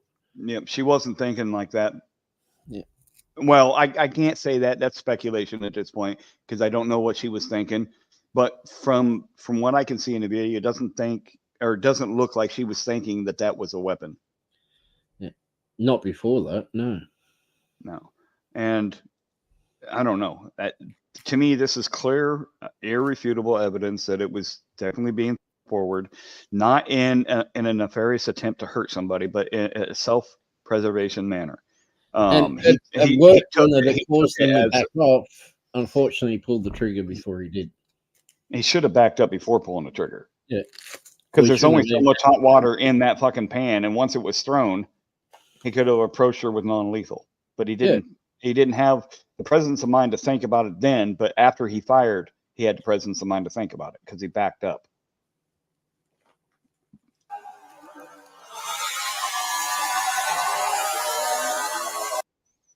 But he should never have his gun out of his holster to begin with, so it shouldn't have been in the house to begin with. And that red you're seeing right there under her arm, that is another pot holder that's hanging up. That's hanging up over there. So at this point, she is actually coming forward with her arm. That's not her other arm was already forward. She had her hand up in front of her face. I don't know, man. No, there is no excuse for that son of a bitch. Absolutely not. The only point of concern is her throwing that pot makes it difficult for first degree to get a jury to agree there's no reasonable doubt. A second degree murder, he's convicted every day of the week, I believe. Yeah, and what they're going to have to, I think, Blue Unicorn, I agree with you. That was 100% a defensive reaction. Yeah, exactly. Absolutely. I am not refuting that. The only thing I am refuting is the fact that it was dropped when she was shot, which is just. Edwin, I'd like to be the one passing the sentence, just quietly. Unindoctrinated, I agree with you. It was a reflex to cover herself, but it actually went forward. So it was a defensive maneuver for sure. I hate that it happened. It's a sad situation. I hope they get justice. I hope this cop spends the rest of his life in prison, and every day of his life he is tormented and abused to the point where he wants to take his own, and then it starts all over the next day. I honestly think from everything we've seen from this guy, the only regrets he's going to have is that he's getting in trouble for it. Absolutely. He doesn't. I don't think he gives two shits. He doesn't. Not one bit. All right. Is there anything else you wanted to say or cover? Yeah, let it go through to the end, where the end of this bit of footage, not the whole video, but I want to show where Dawson Farley got the shakes up, because some people have said in videos that he's just pretending to be upset. This guy, he sat there, he did go and render aid, despite what his partner said. He did go and try and render aid, and he sat there and held this woman's head as it bled into his hands. He had gloves on. He went to his car and removed the gloves, and he kept trying to wash his hands. Even once the gloves were removed, he didn't have a spot of blood on him. He got wipes out, sanitized, wiped his hands over and over and over, then looked at the wipe trying to find blood. The guy this deputy's been traumatized. He's no doubt got PTSD from this. Now, I'm not asking anyone to, be terribly compassionate towards him, but it's not only her life that's been affected by this arsehole cop. His own partner that he called a dipshit, who was in there being the one rendering aid, and he called him a dipshit outside whilst he's in there holding her bleeding head in his hands. And he goes back to that car, and there's no mistaking. He is just distraught by it. And It's not because he's worried about consequences. You can't. It's like the old thing that the victims of, women, especially of certain types of crimes, go in and shower over and over and over, trying to wash it away. I bet you he went home and for the next hours, he was probably washing his hands. Even though there was nothing on them, he was trying to clean. It felt like there should have been. You go and watch it. It's disturbing. What video is that? It's on the same one after he leaves the house. It's on the same one. That was your video we were just watching. No, the full one. I'm on the full one now. Yeah. I switched over to it. Go through to where, like, you see he's holding her head there with the blood All right. Oh, that's where we're at. So go through the where he leaves the house.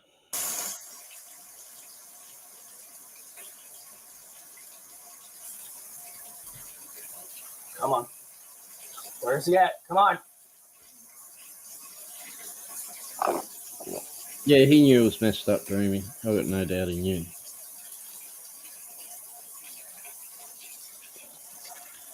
Now go back a bit, Midwest. No, you're on the Graysons now. Yeah. Did you want me to be on someone else's? Didn't you want to see this one? Yeah, but Dawson's goes for about the first 3/4 of it, 2/3 of it. So it goes to where he leaves the house. So where you are now, just slide along until he leaves the house. Hey, County, do we have any idea who she is? We were trying to ID her. I think her name is You can, so you were out there earlier. I was a caller. What? yeah, that's where the female EMS said, yeah, we were out here earlier for a call. There was a call out here earlier. She knew her first name. Is this where you wanted me to be? Yeah, he goes out right after this. Okay.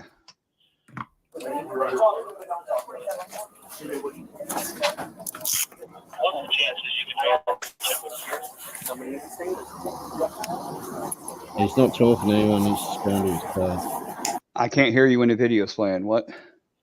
You'll notice he's not wanting to talk to anyone. He's just wanting to get to his car. Yeah.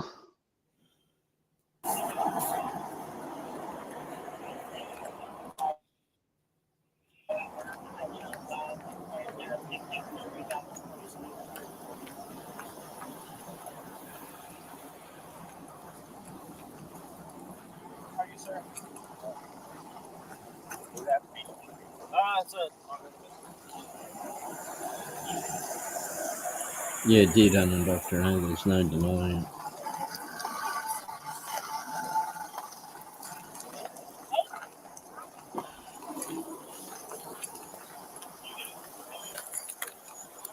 I mean, he did things wrong, this cop, but I put it down the training. Do what? He did things that were wrong, but you got to put down the training, or a lack thereof.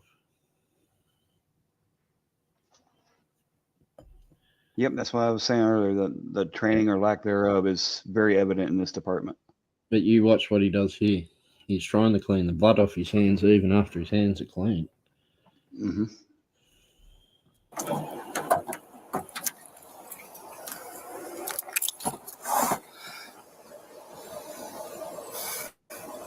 He's already taken the gloves off at this stage.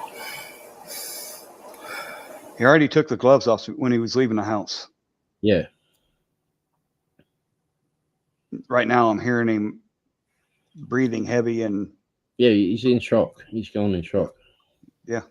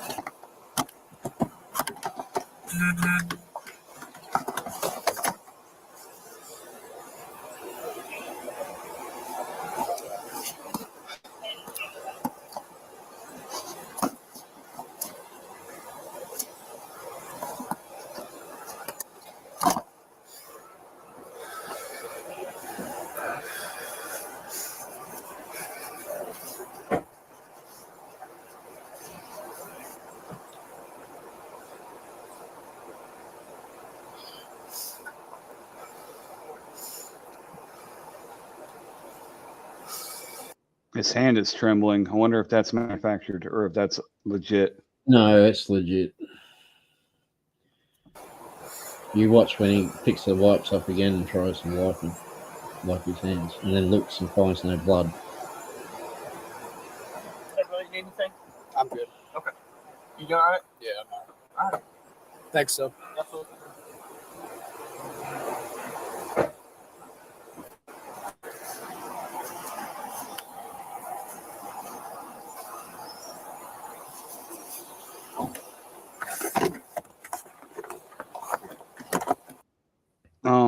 Let me respond to this real quick.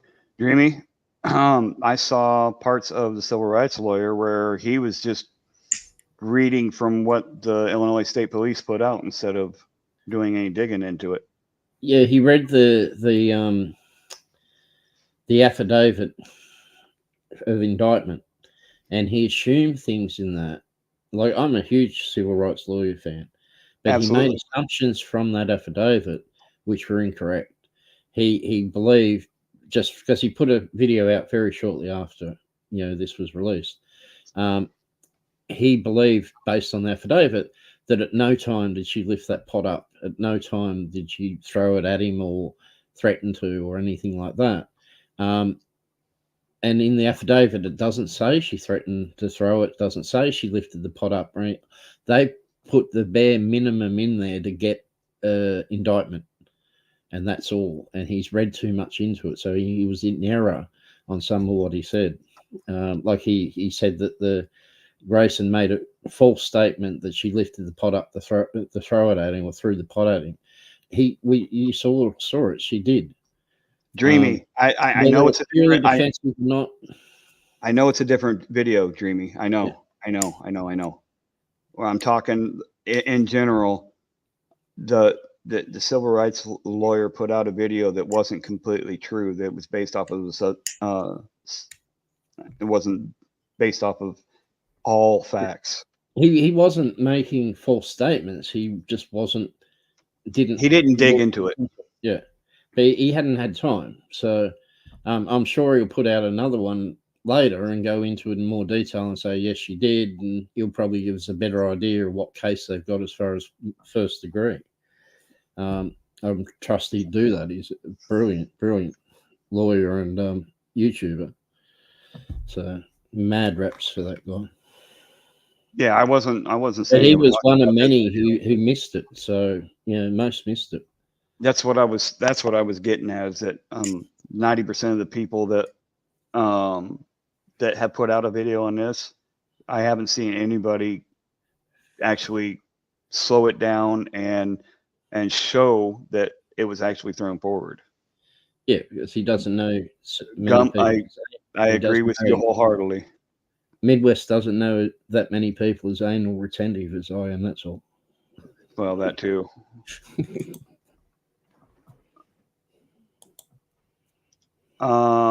No, it wasn't the partner that lied. It was Grayson that lied. We're not making excuses for himself, Boomer. She threw the pot, and it was purely defensive. She had good reason to try and defend herself. She was in threat for her life. Absolutely, it was a self-preservation thing. I'm not defending or making excuses for the cops at all. I know Midwest feels the same way. We're really pissed off that there's footage of her lifting that pot and throwing it. But you can't deny what's there, because his lawyer sure as hell won't. Yeah, Gump, we are in the genre of being transparent and holding people accountable, correct? So I want all the facts to be out there, not just what makes the situation look better. I don't know why you think I would be making excuses for him, but I'm seriously not. That was murder. That was uncalled for, and he should spend the rest of his life being tortured in prison. And Gump, you're absolutely right. They should never have been in the house. They should have left. And even after they went in multiple times, they should have left. He should never have gotten aggravated at being told, "I'll rebuke you."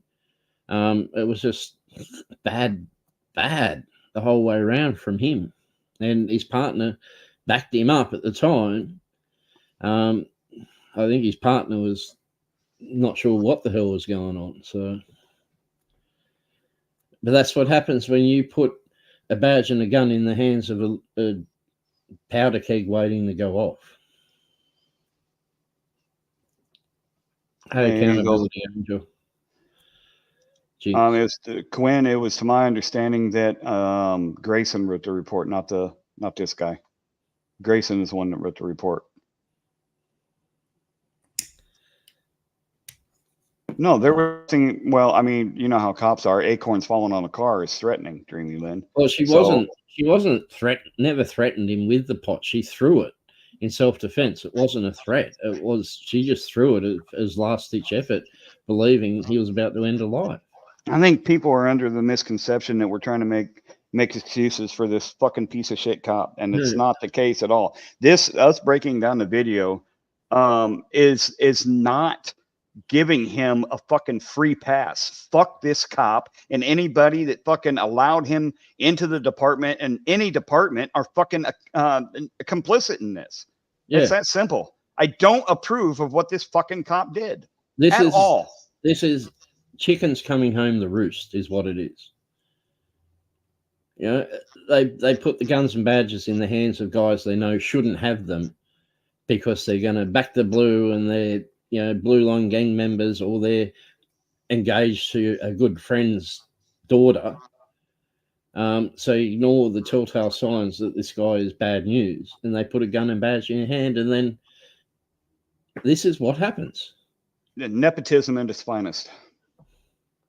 But we're not defending him in any way, shape, or form. What we're saying is this is what happened. You can see it. This is what happened, but this is why. And he's all these things, telltale signs that he knew what he was doing. He showed premeditation. He showed malice aforethought, and then he immediately tried to cover his own ass afterwards. It shows that he knew damn well what he did was wrong. He put the idea of that pot of water being a fucking weapon in her head. And in her mind, at that point, she was using it as self-defense mechanism. Yeah, I doubt she would have even gone for it if they hadn't put that idea in her head. But at that moment, she had nothing to lose in her mind, because it sure as hell looked to me like he was going to do her harm.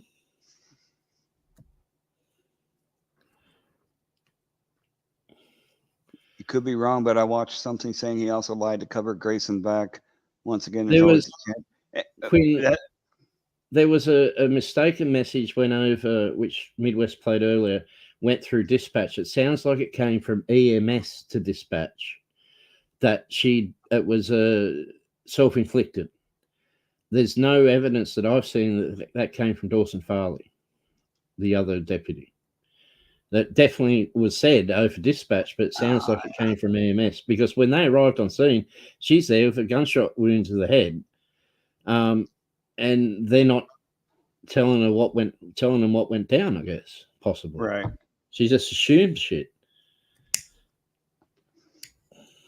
Yeah, Angel. That's another thing that we were trying to show, is that he absolutely had intentions on causing harm to this lady from the moment he first made contact with her, because he was frustrated that she didn't get to the door in time or fast enough. Something that sickens me is why part of the reason I wanted you to see this. This cop, I don't think this is an act. This is 100% genuine, and it's sickening when you consider he's dealing with this trauma from it, the shock, because he was in there holding her head as she bled out in his hands, whilst his partner is outside bad-mouthing her, calling him a dipshit and making excuses for what he did, and never rendered aid. He's the one that was cleaning up the mess, and he's the one that's got to live with that image of her last breaths in his hands. So now, I'm not a fan of cops, but I'm a fan of good cops. We don't know enough about this guy. He's 24. We don't know if he served anywhere before this job, where he started in September last year. We don't know if he's a good cop, a bad cop. All I know is that no one deserved to be put in that position because of that other arsehole. She should never have been shot. He should never have had to hold her head as she bled out. Absolutely, I agree. And for the record, I'm going to say this again. I hope for his sake he can get past this and either quit the job or do it properly. I'm going to say this one more time. Fuck that cop that shot her. This, he gets no empathy for me on anything that's about to happen to him for the rest of his fucking life. And to tell you the truth, we may find out that he unalives himself. And to me, that's him getting off early. I think he deserves a whole hell of a lot more than that. Well, the irony is he was out there saying she set it up. She's crazy. She's 1096, which is mentally unwell. He's saying all this thing about her. Yet look at what he did. Look at his situation. His brother suicided 12 months earlier. His father passed this year. He's a loose cannon. He's being described as a loose cannon by previous employers. And a he's bully. doing this. He's the one that's got the real mental issues. And that's sure as shit no excuse, because he knows what he did was wrong. And he knew it immediately. That's why 5.5 seconds after the pot was thrown, he backed away from it, so he knew damn well where it was. He then said, drop the pot. Because I've got no doubt from his training, which someone brought up, they know that body cam is obscured when they got their arms in front of him like that. Absolutely, they know. And he was saying it for his body cam audio wasn't on. He was saying it for his partner's audio. Yep. Now that's premeditation right there. Absolutely. Anyway, so just for anybody to think that I'm making excuses for this cop, I'm sorry, you're fucking wrong. I would never make an excuse for a cop killing an innocent person like this. Yeah, period. And that's hurtful.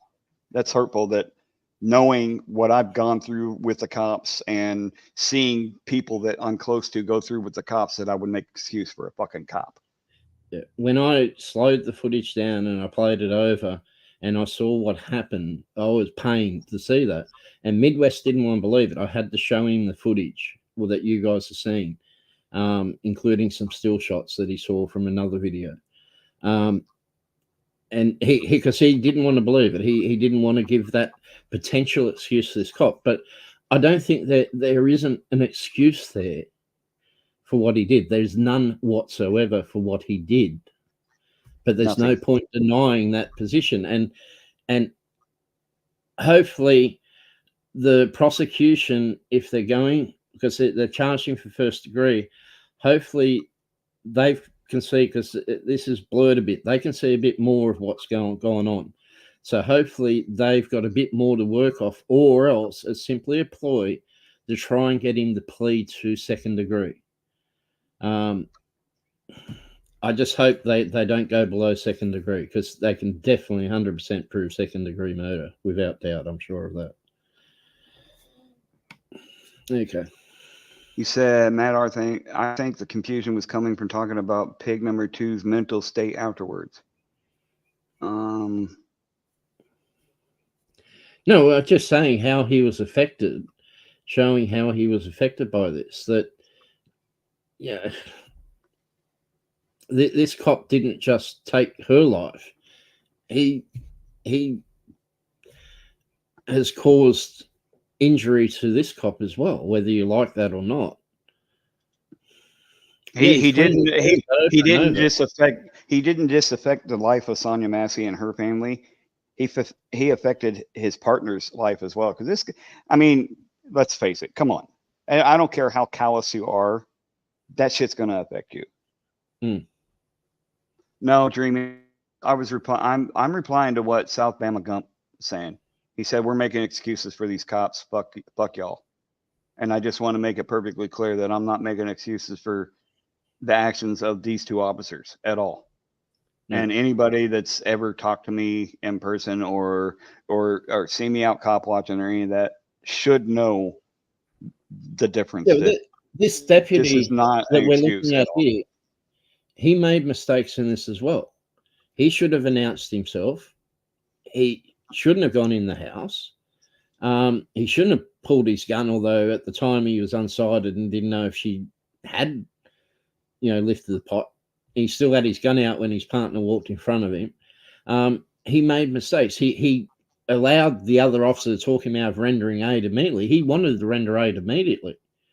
And the other officer talked him out of it for a period, and a minute or two later he finally did. But Grayson wouldn't let it him. would all be put down to bad training. We don't know what his history is. Right? Absolutely, Dreamy. The Clearly, second cop, he's been affected. The second cop did have somewhat of a heart. I can't say that he's a good cop, but he cared about what happened because it affected him like it did. Absolutely. I agree with that.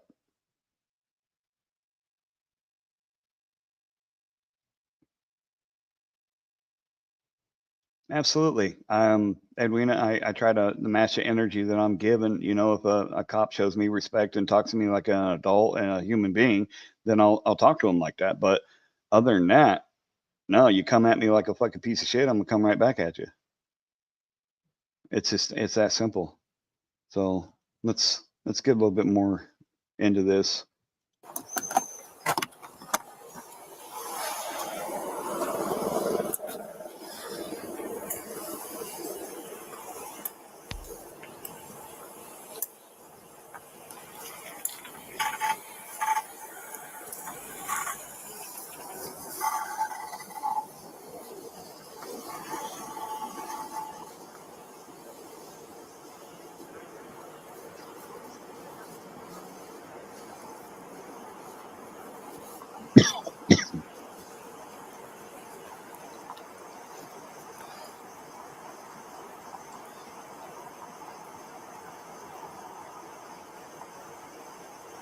Yeah, I think he wanted to, Angel. I think he's just looking for an excuse to hurt someone.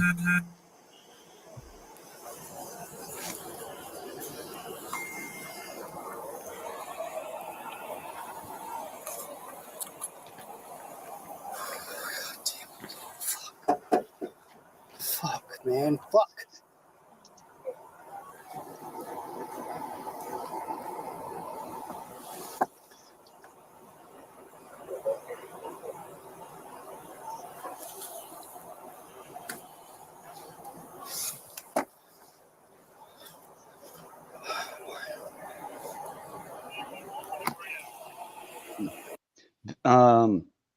Accountability Angel. This is Dawson Farley, who is the second officer.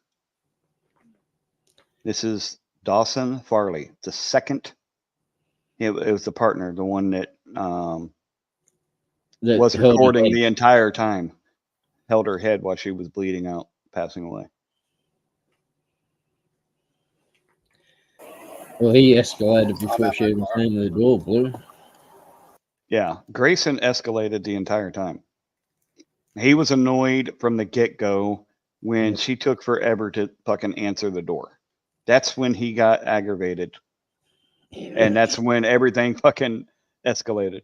But if you call in a report of a prowler and they come and prowl the house, don't announce who they are and then start banging on the door without announcing who they are. Of course she's not going to come to the friggin' door. I don't know many grown-ass men that would if they, called for help like that and thought there was a prowler that, may not be armed or whatever. I don't know too many people that would just hurry to the door. Because we don't know how long before they turned up that she'd made that call at this stage. It could have been quite a while she was waiting for him to come out. Yeah, he's shaken. I don't know.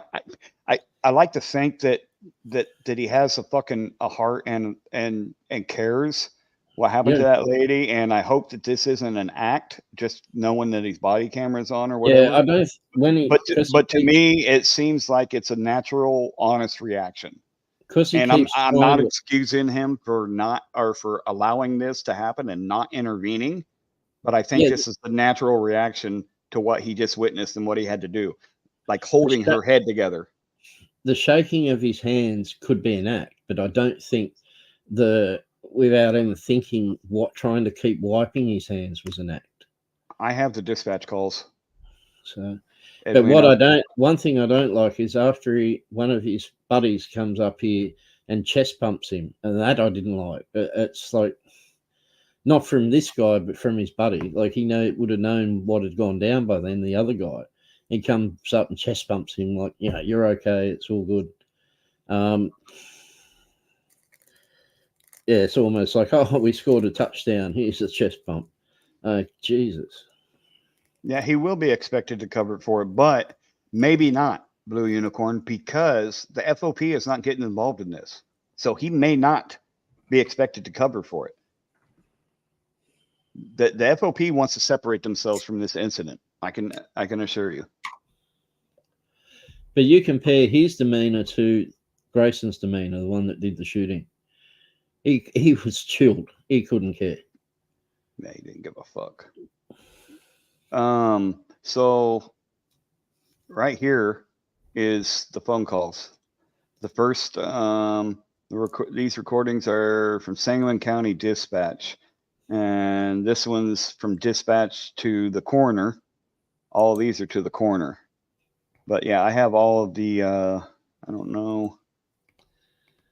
I mean, I could probably download all these, but there's no sense. These aren't time stamped though. Yeah. You'd hope they're at least in order. The other guy thinks it's all her part. Who's that? Blue? Is that? Are you talking about Grayson? Or are you talking about Farley? Because if you say Grayson, I agree with you 100%. Yeah, Grayson was blaming on her and claimed she'd set the whole thing up.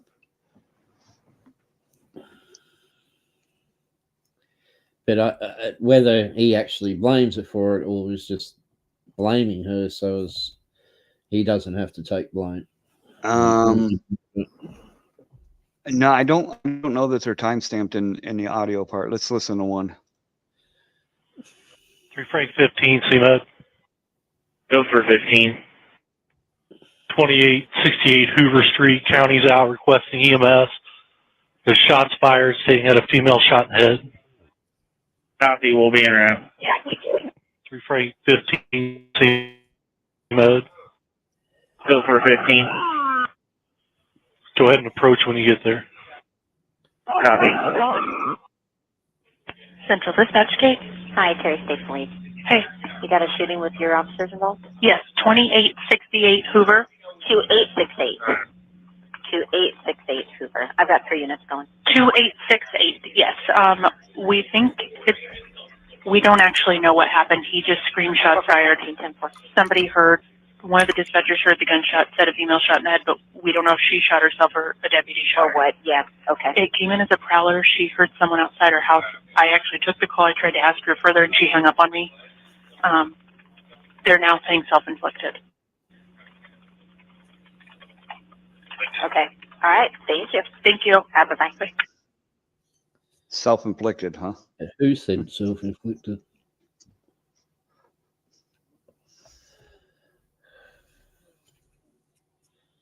Oh, good Lord, Brandon. Absolutely. Blue Unicorn. Yeah, he was blaming her.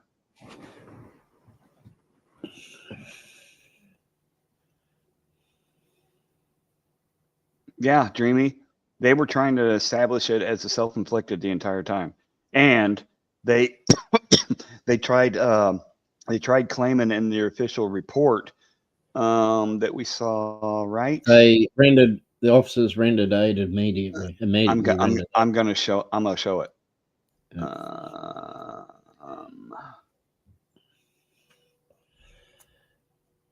And they didn't like the rebuke from the public, so they stopped comments from then on for later posts. Right here. Deputies immediately administered first aid until EMS arrived. The woman was transported to St. John's Hospital, where she was later pronounced deceased. No deputies were injured during the incident. Like, we don't care if the deputies are injured. They fucking started the shit. You guys have watched many of videos now. Did you see immediately anywhere? Nope. Anybody? All right, Unadoctor. Thanks for stopping in. Appreciate you. Much love. Brandon. I don't have one at the moment. We had to sell mine. She was barren. Still waiting on my dad to buy another one to replace her. Dreamy says, I say Farley didn't lie for the asshole. That's why he's sitting in jail. It's a good possibility. Grayson absolutely did not render any aid. Angel.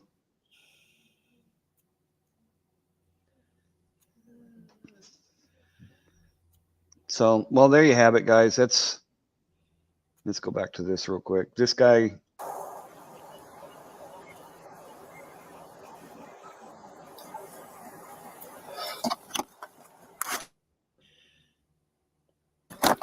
Yeah, and Blue, when he did get his kit, he took it to the porch, then laid it down, didn't take it the extra 10, 12 feet, and then went back to his car for gloves. Yep.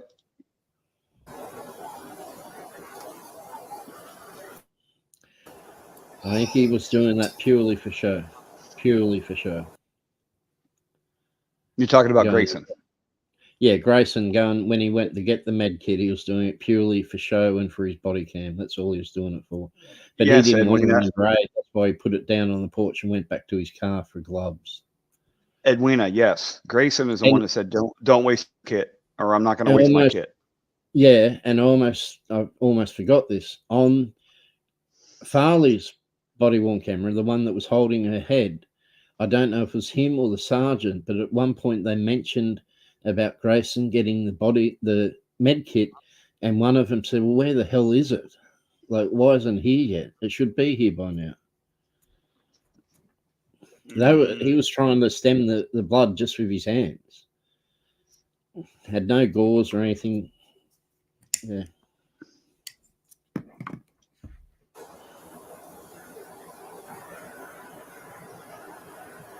I think it's in this video right after this.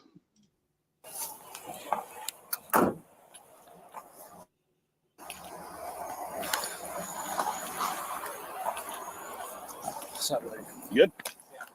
Yeah. What's this? Yeah, this is chest bump. Yeah, turn that off. We don't want to hear you guys fucking with your blue line love. Is it normal? Well, they did when they call in for shots fired. Yes, dispatch will call out to EMS. Yeah, well, that's the weird thing, Edwina. Grayson immediately after shooting a call, shots fired, send EMS, female shot in the head, something to that effect. And then a moment later tells his partner not to go and get his med kit. I think he knew by the time EMS got there it'd be too late. I think he wanted it to bleed out.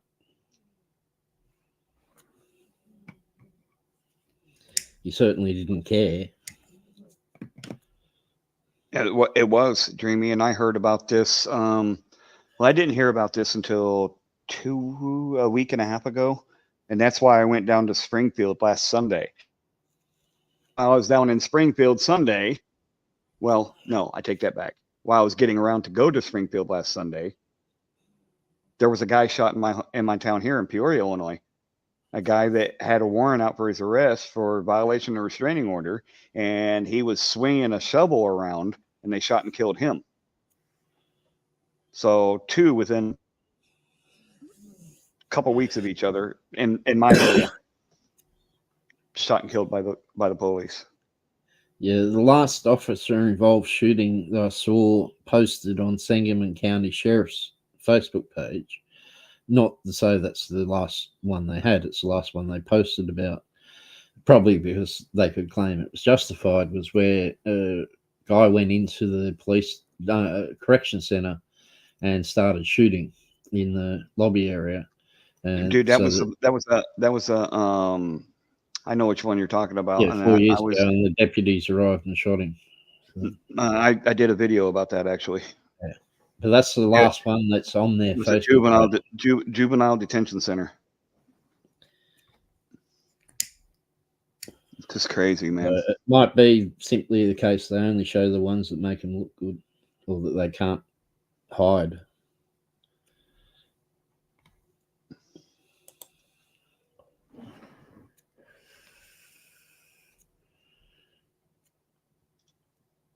Oh God, Blue. Jesus. Oh God. I'm sorry. I bet they did hate you there. What the hell? Blue.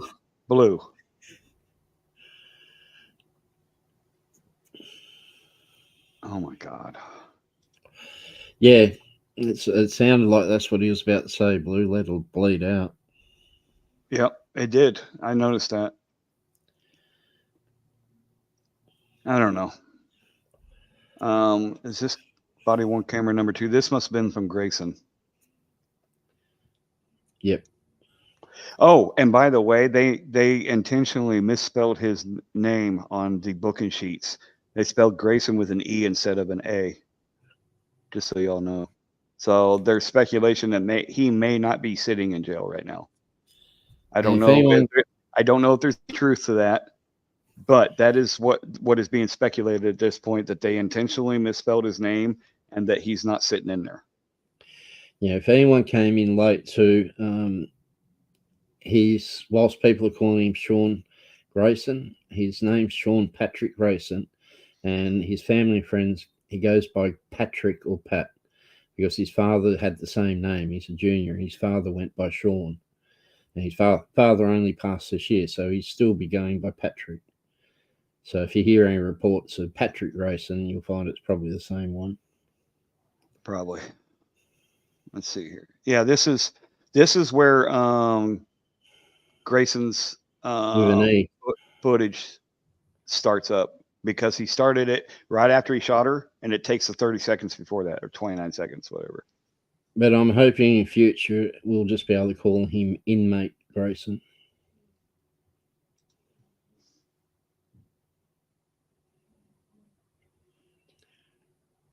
There's no audio here because it's a buffering state. Now audio will come on right about now.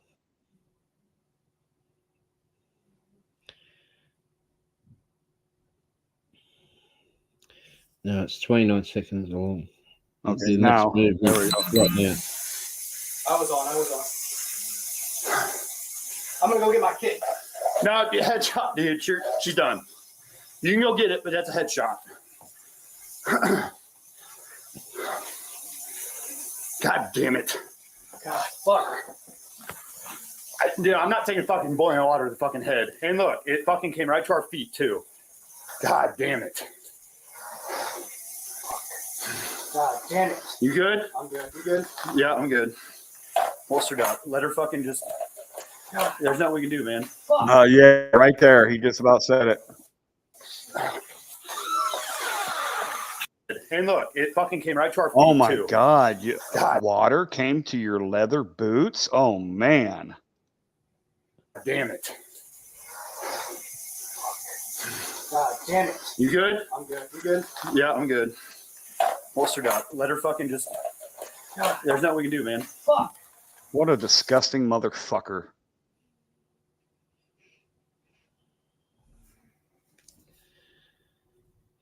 Oh my God. Whoa, stop.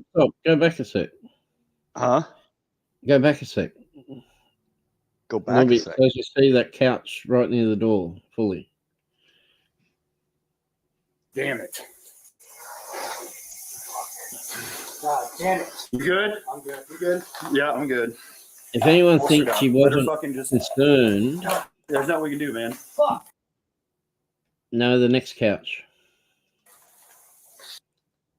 Right there, stop. You see Baseball what's laying bat? on the couch? Yeah. If anyone thinks she wasn't genuinely concerned about a prowler, I think that's your answer right there. That She would was worried about who was outside. She was very worried. Yep. That's irrefutable evidence in my book. She probably had that in her hand until they announced finally who they were. Probably. Because it's sitting on top of the papers and everything else there. It's the last thing that's been dropped on that lounge. Yeah, absolutely. And it's interesting, they never showed any concern for the baseball bat that was within reach earlier.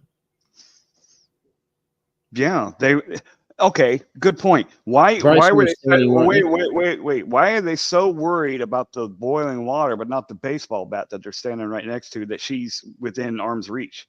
Because she never threatened to rebuke him when she was next to the baseball bat. And if you remember earlier in the video, she asked them to hand her the Bible that was probably sitting right next to that damn bat, and she didn't want to give them any inclination that she was threatening towards them. That's why she asked them to hand her the Bible. It very well could be. I still think with that Bible, I think it came from the bag she probably brought back from hospital. She thought she might have put the release papers from the hospital in it. That's my thoughts on it. I don't think there's much more to it than that. Yeah, again, I do not think that she had ill will towards the cops. She was But that- worried about her safety from the prowler. The cops became the prowlers and the attackers. And Well, see she where that got up and walked away from the baseball bat, right? Yeah. Yeah. If she had ill will, it was right there. She didn't need to go get boiling water to attack them. No, she didn't. And that's a metal bat too. That'd bloody ring Yeah, your that's bell. an aluminum. That's an aluminum ball bat. Absolutely. Damn. I hadn't noticed that before then. I didn't either. Yeah. That's good. I'm glad we kept watching this over and over because we're seeing all kinds of things that's just making her look more and more. But that, We already know she's an innocent victim, but the more we watch and the more we see, the more it confirms what we've been saying. well, that 100% explains why she didn't come to the door until they identified. She was in fear. Yeah, she was probably pacing with it, wondering what the hell was going on, why these flashlights were outside of her house, because she could see them through the curtains. And I can't remember wondering who these people are that are banging on her fucking door. Yeah, I can't remember her actual wording, but it sounded like she said something like, "What the hell," or "What the F is going on out there?" And that's when they finally said who they were. Right. And it took them over 5 minutes to announce who they were. No, it was 2.5 minutes. Well, longer than that if you go from when they went in the yard, but I'm talking about from 10 minutes from then. From when they knocked on the door, it was 2.5 minutes. Yes, Edwina, there was an air freshener. It looked like there was an air freshener on the counter right next to where she walked by. So, I mean, if there was all kinds of things that she could have attacked them with. It. She had no ill intent at all at any stage towards them until she thought they were about the herder. So he was about the herder, Grayson, not that one. Right. And given his behavior, why wouldn't you be in fear for your life? Because his behavior was completely off the charts. It was just ridiculous. It scared the shit out of me if I was there. So. Thanks, Sparky. Appreciate you. Hey, Sparky. Yeah, it's just man, the more I watch it, the more pissed I get, and the more my heart breaks for the family. Can I get everybody in the chat put hashtag justice for Sonya in the chat, please? Justice for Sonya. This is disgusting.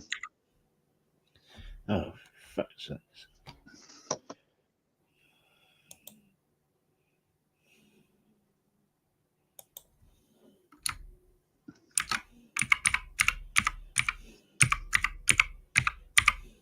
The woodpecker is at it, folks. Bear with us.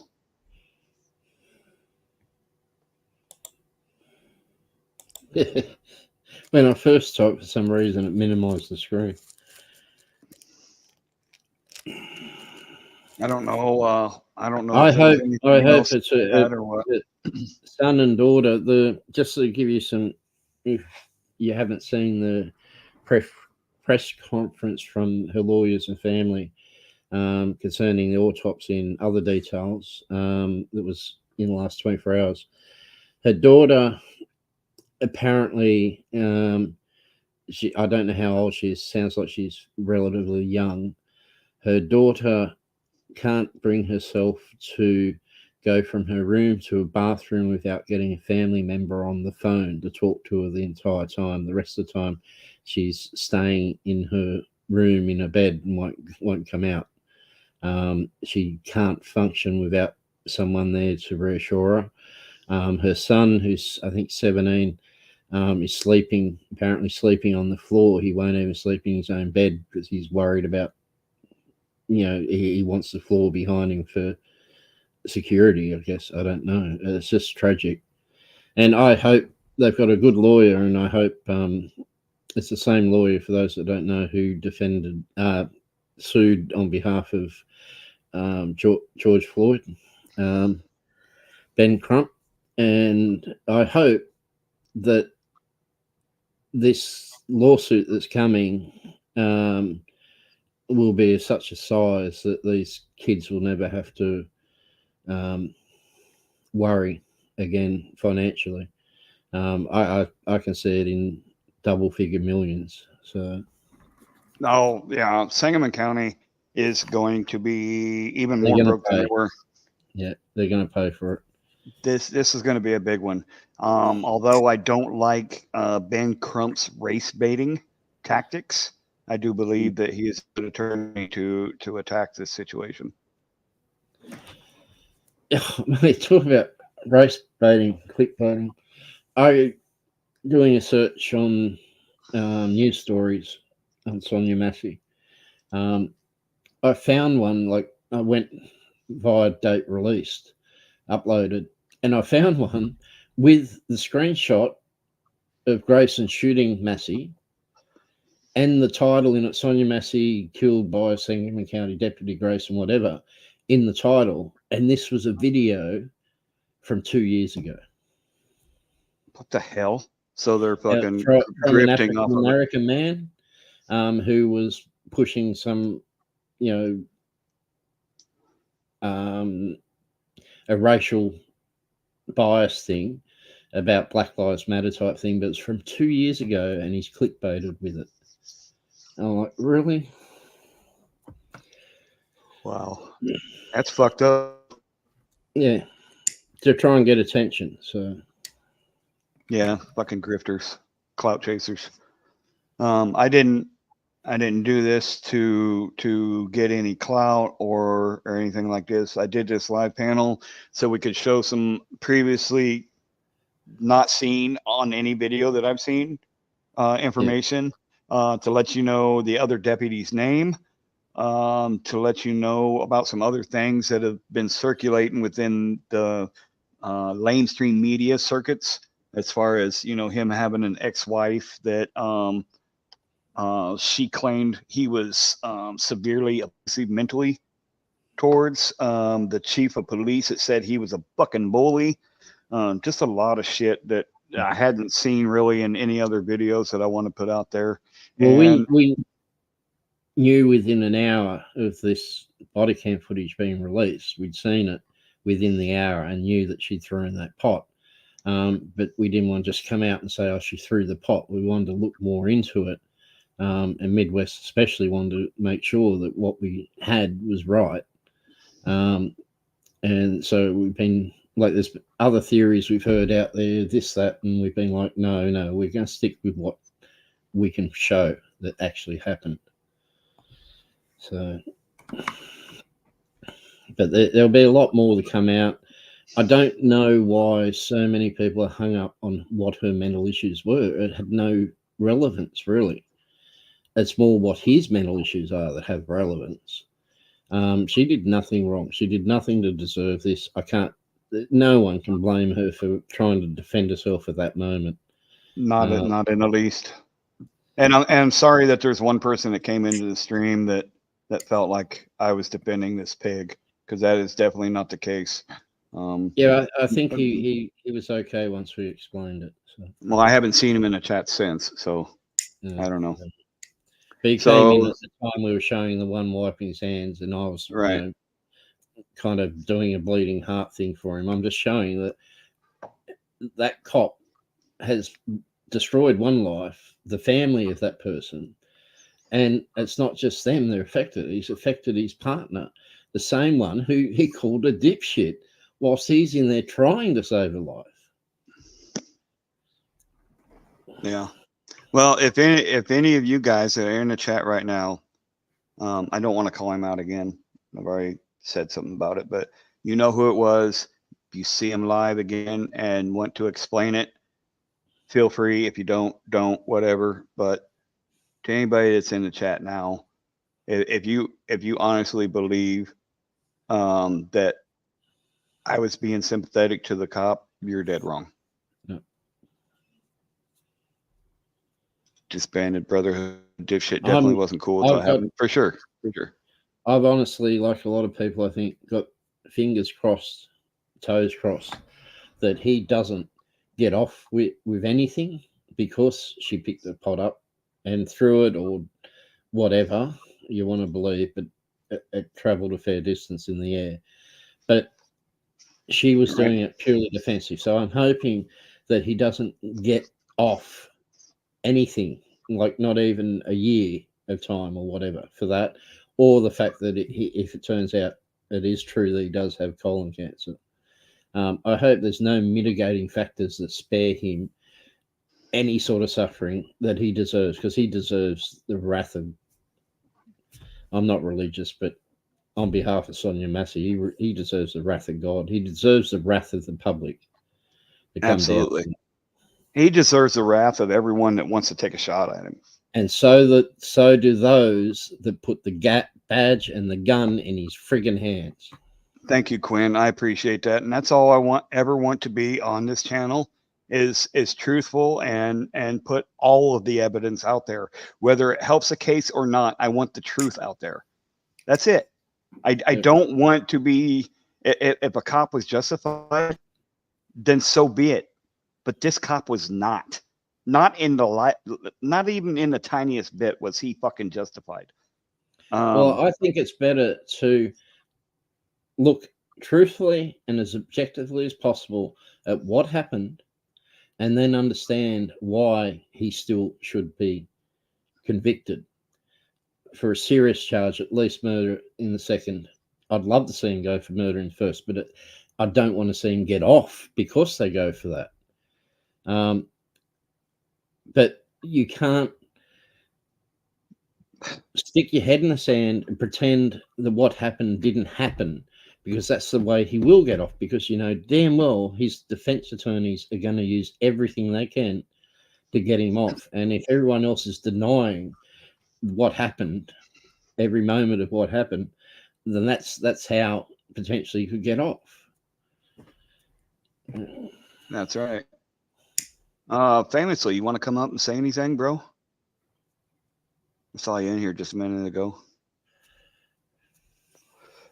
Lenny, Grayson had a colostomy bag, allegedly. I can't confirm, but his defense attorney put out a statement that was why they was trying to get a conditional release for him, was so that because he had a medical situation while in jail that had to do with him, that coincided with him finding out he had colon cancer last year. What's up, ex-bootlegger?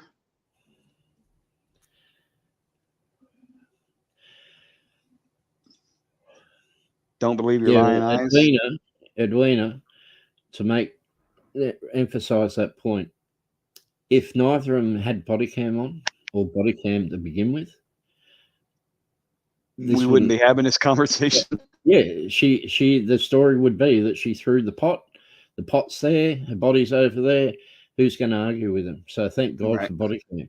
I just wish it wasn't so hard for. It shouldn't be left in the hands of the same agencies that are taking it. You know what I mean? Because they can't be trusted to do the right thing with it, to be transparent. That's right, Blue. The perceived threat is what they're going to try and focus on. For sure. I believe you 100% on that. Yeah, but there's enough elements to show that, yeah, he was way in the wrong. If the fucking prosecution or the civil rights lawyer Ben Crump, whatever, can notice that bat, for one, that's going to be huge for their case, because they stood there right next to that bat and her and didn't say a word about that. They didn't ever mention it. They didn't ever. Yeah, it wasn't an issue. The only thing that was an issue was the hot. Well, it's going to come down to how good a job the Illinois State Police have done on documenting everything at the scene. If they've got a picture of a bat, then it'll be brought and it's disclosed. Then, you know, they're going to disclose it because it's in the video. So the defense is certainly going to see it there. And that does show that she was in fear, and that's 100% agree with you. She could have gone for that bat if she meant harm, and she obviously never meant harm. Right. Well, maybe we need to get a screenshot of this and send it to Ben Crump. You know what I mean? Yeah, but I'm pretty sure he would have seen it. Well, we did. How many times did we watch it and we didn't see it, bro? Yeah, but yeah, I'm just saying. no, it could for sure.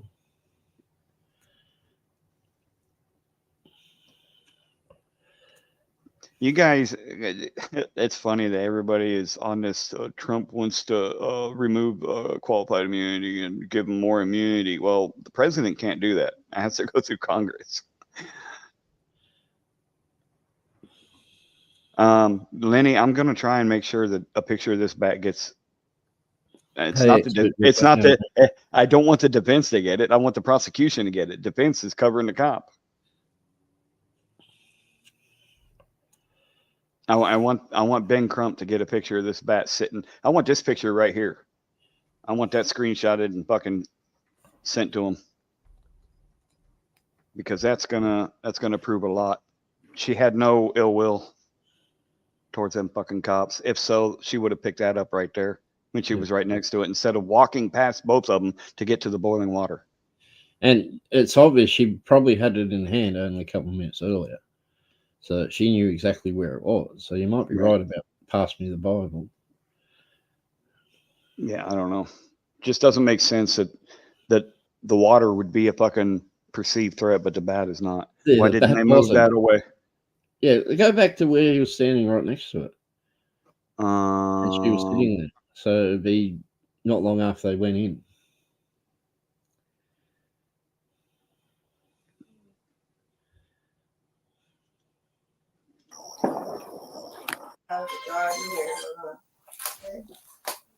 Hello? Yeah, I need I got the sheriff department here, but I was calling for help from y'all. They're here in my house right now. It's right there next to him. She could have reached over and picked it up anytime she wanted. She's closer to it than they are. Well, kind of, sort of. She's closer to the handle for sure. We'll get a better angle in a moment because he moves towards the kitchen. This one.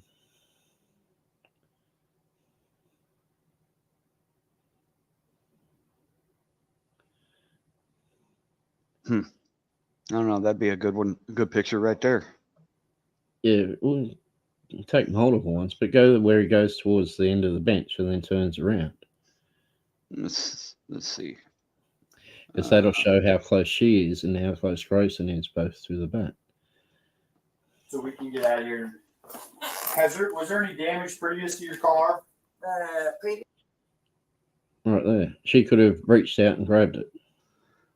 Well, and I think that's why like I said, I think that's why she asked for the fucking Bible, for him to hand her the Bible. She was close enough to reach it. Well, play it and see if she looks across at the bat before she asks him to. Yes, yeah. It was. Okay, what was the damage? A dent, I believe. Well, what about windows? Oh, it was something that happened earlier. Okay, perfect. What is your last name? Do you think there's any chance Grayson hasn't seen the bat? Huh? Do you think there's any chance Grayson hasn't already seen the bat? I don't think so. No. There's a slim possibility, maybe. For sure, you've got to think he's seen it, and he's got no problem turning his back on the bat and her to look towards his partner.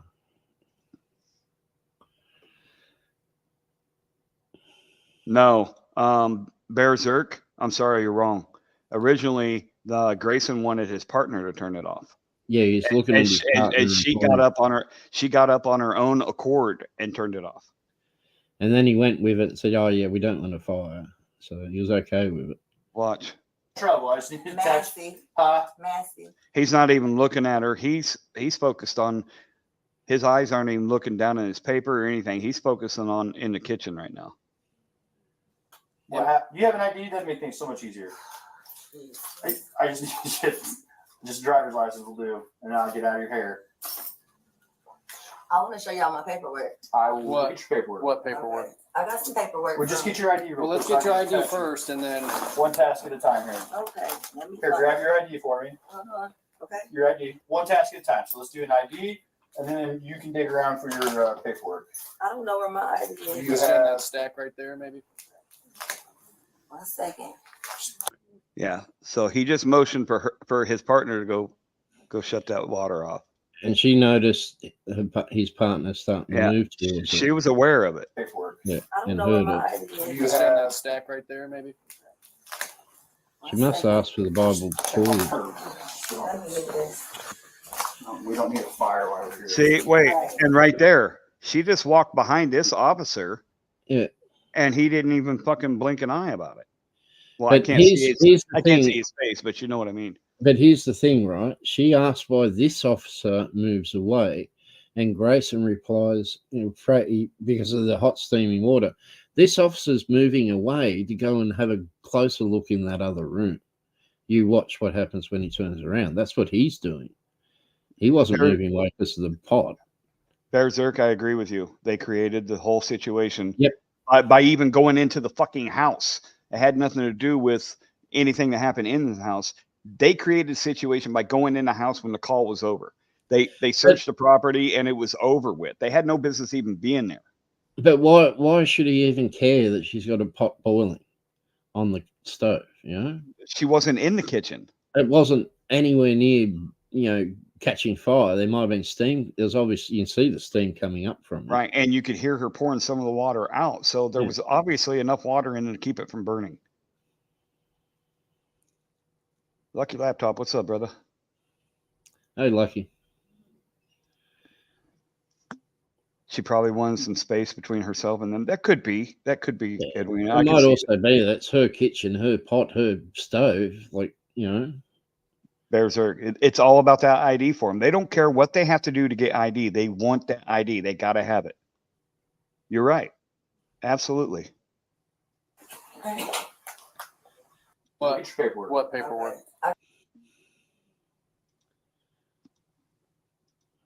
Yeah, she must have asked for the Bible somewhere around here.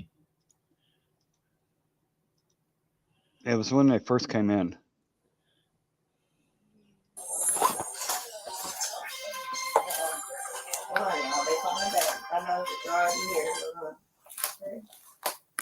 Hello? Yeah, I need I got the sheriff department here, but I was calling for help from y'all. They're here in my house right now. Okay, I'll let you go talk to them. No, hold on, wait a second, sir. You can hang up, Cottonwell. That's good. You're there with the deputy, correct? No, hold on, okay? You can hang up. Fucking mad are. If he attended a call there earlier and had an interaction. Hold on. Right here. Yeah. Okay. What's up? I got some paperwork. Can you grab that Bible, please? Now, I honestly didn't see a Bible. It must have been on the couch, on the sofa. Oh, I think I did see it. Yep. Second, sir. You can hang up, Cottonwell. That's good. You're there with the deputy, correct? No, hold on, okay? You can hang up. For what? Just 1 second, okay? If he attended her earlier, that might be why she doesn't want the Springfield PD, the dispatch, to get off the phone. Right there, right? Down there at the bottom. Does that look like it, maybe? I can't see it with Edwina's comment up. Oh, shit. I can't see that because I'm not up there. Hold on. Yeah, right behind his left leg. He put another comment up, you dick. Berserk, I don't know. That's a possibility, considering what her 4-year-old cousin had been through. And there's reports that cops were harassing the whole family, trying to intimidate them. I think it's more a case of that this guy is just such a control freak. He wants to control everything. All right, let's see here. Yeah, he is a control freak, absolutely. That looks like it looks like it might be the Bible she pointed at. I don't think there's anything else of that description on that couch. What's up? Because see, now it's not sitting there. Because he picked it up. Right. He's got it in his hand. So he absolutely would know the baseball bat's there. Because he picked the Bible up from right next to it. Yeah. They're here in my house right now. Yep. That's a Bible right there. Because if you watch, after she says that and it pans back, this little white square right here, rectangle, whatever, is not there. Yeah. Okay, I'll let you go talk to No, hold on. Wait a second, sir. You can hang up, Cotton. That's good. No, hold on, okay? You can hang up. Just 1 second, okay?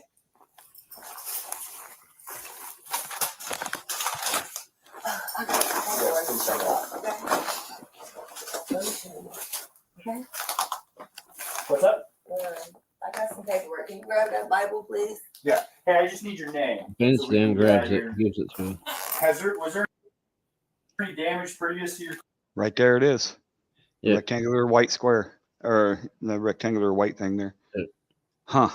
Okay. So he absolutely knew that, but that was there, and maybe that was part of her reasoning for asking for it. Yeah. What's up, Frank? It might also be that she didn't want it to get spoiled by being next to him. Yeah, why is he worried about?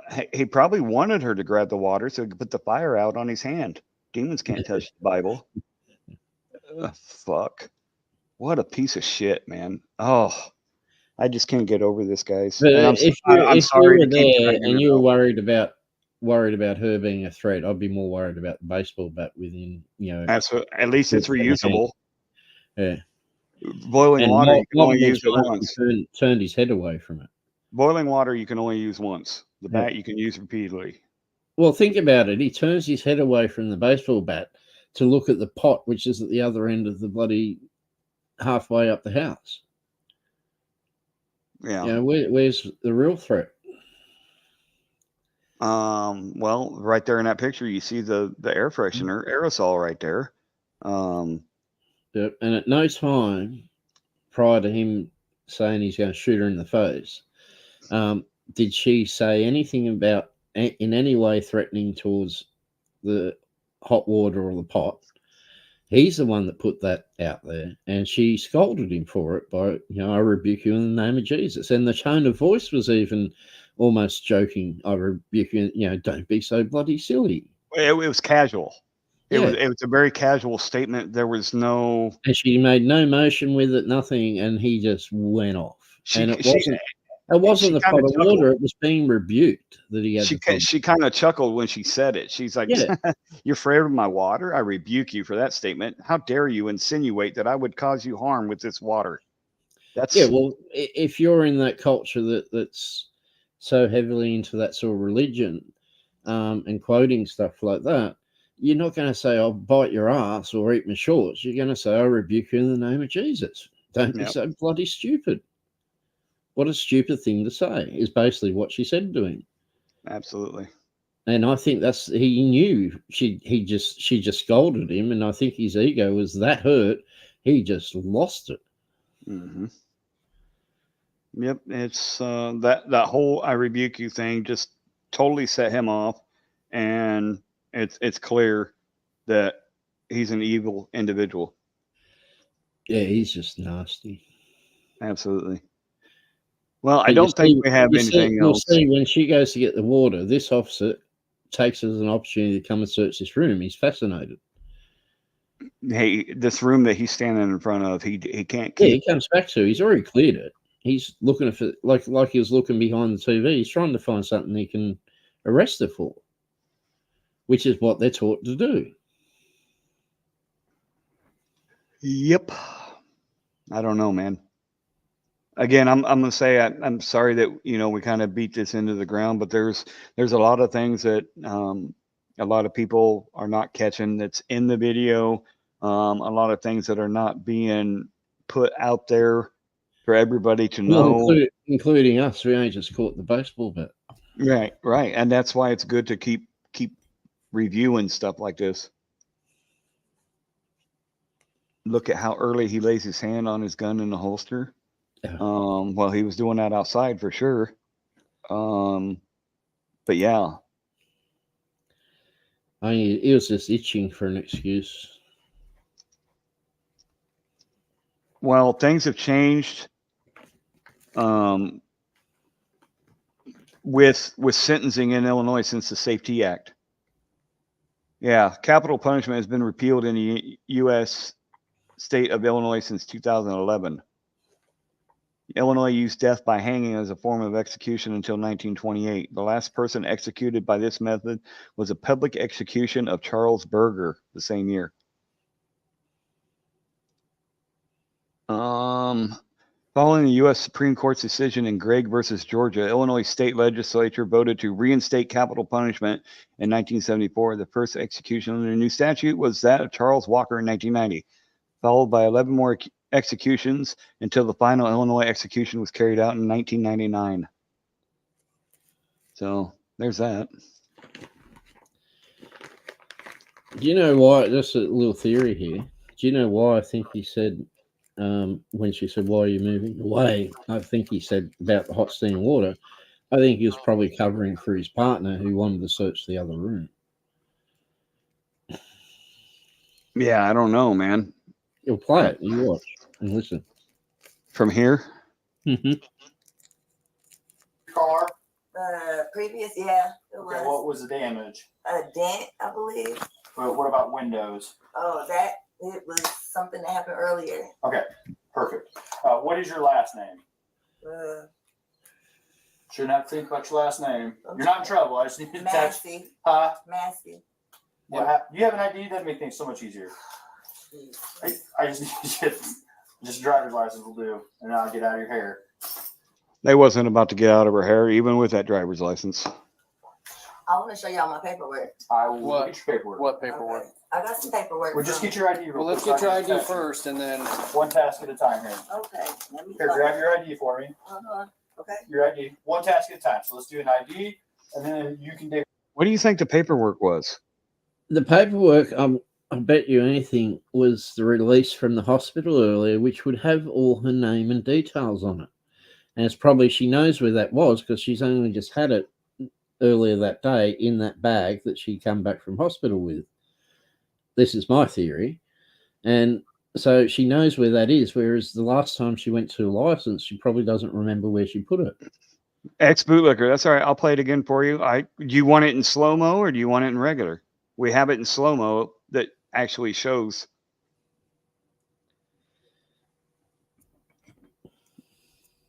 But just play this past where he goes to turn to that other room when she goes to put the pot off.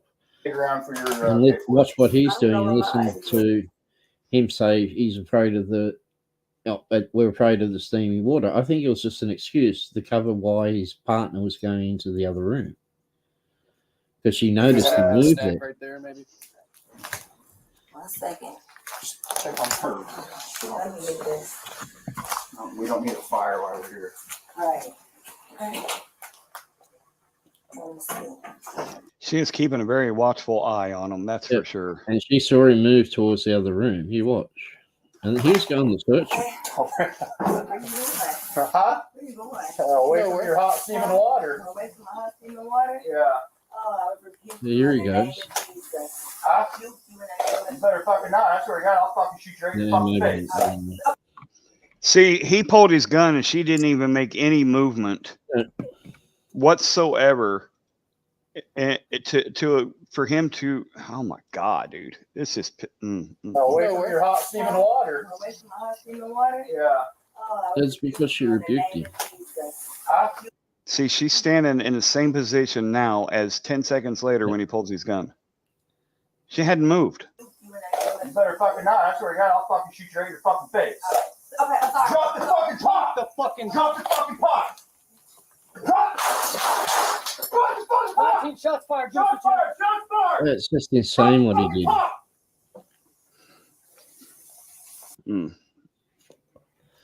I think being rebuked is what triggered him. Absolutely. So here is. It's the 1 minute long one I think X wants to see. Does he? You want to see a slow down version? Steve Harloha, welcome in. How you doing? Good to see you. All right, let's take a quick urinary release break. I'll be right back.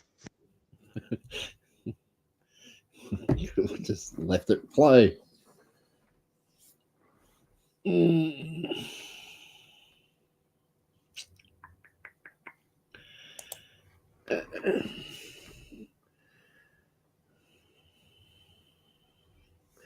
Yeah, she had the pot holder was red, but she picked it up, lucky. Right at the moment he shot her. She picked it up and in self-defense and went to hurl it or threw it.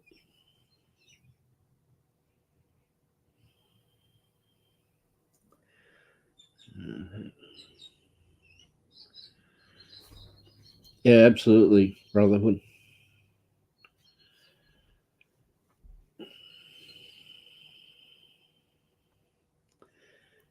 Okay. Good night, Berserk. Thanks All right, for coming in. Oh, there you go. He's back. Berserk, I appreciate you, man. Thanks. I wash my hands. It's 10 foot away. So did he ever say if he wanted to see the slower version? No, Lucky, you're wrong. Yes, there was red pot holders, but okay. We gotta show it again. Show it again. There's a few people coming late. For you latecomers, here's a slowed down version. Don't need. It's not screaming. It's not zooming. I'll fucking shoot you right in your fucking face. Drop the fucking pot!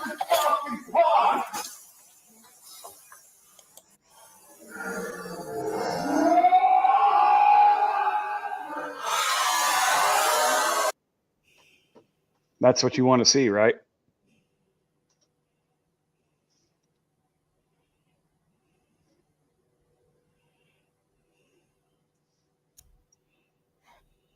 Is that what you wanted to see, X?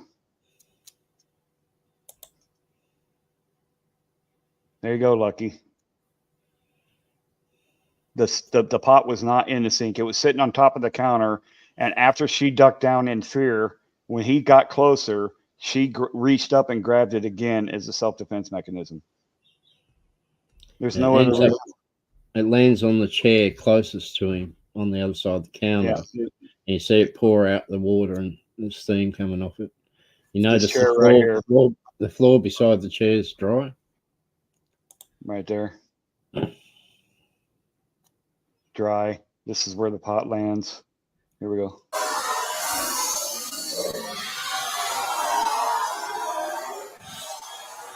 There it is pouring out now. Steam all along the floor. Steam goes to the lowest spot when it's poured. 19 shots fired! Shots fired! Shots fired! Drop the fucking pot! The pot's right there beside him, and he says, "Drop the fucking pot."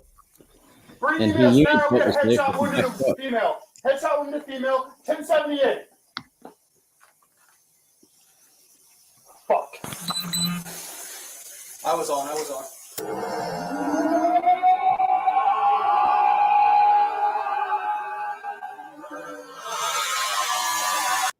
He hadn't fired yet. He still hadn't fired. She's coming forward with it.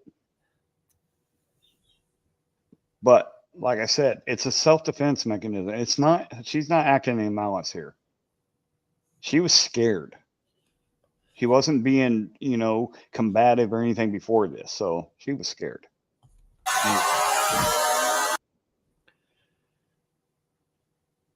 And that's about the point of the fire right there.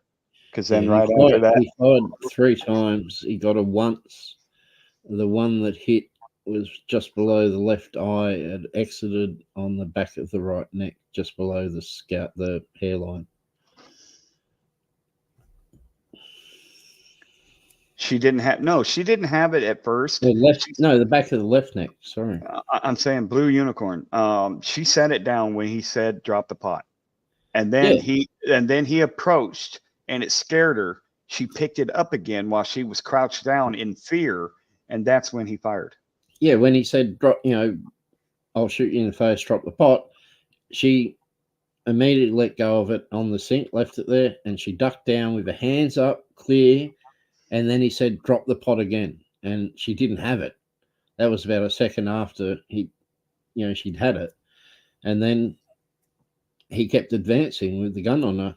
And she obviously thought she was going to die, understandably.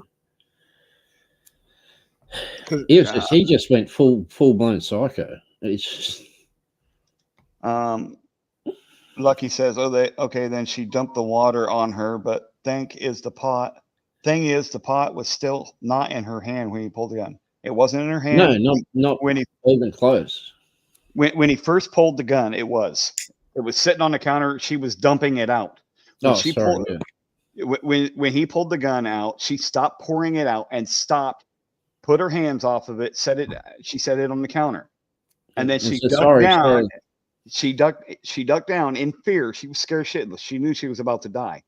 So when he came up on her with gun drawn, when the other guy pulled his gun and came up, is when she pulled the pot up and she was going to pull it up in front of her face.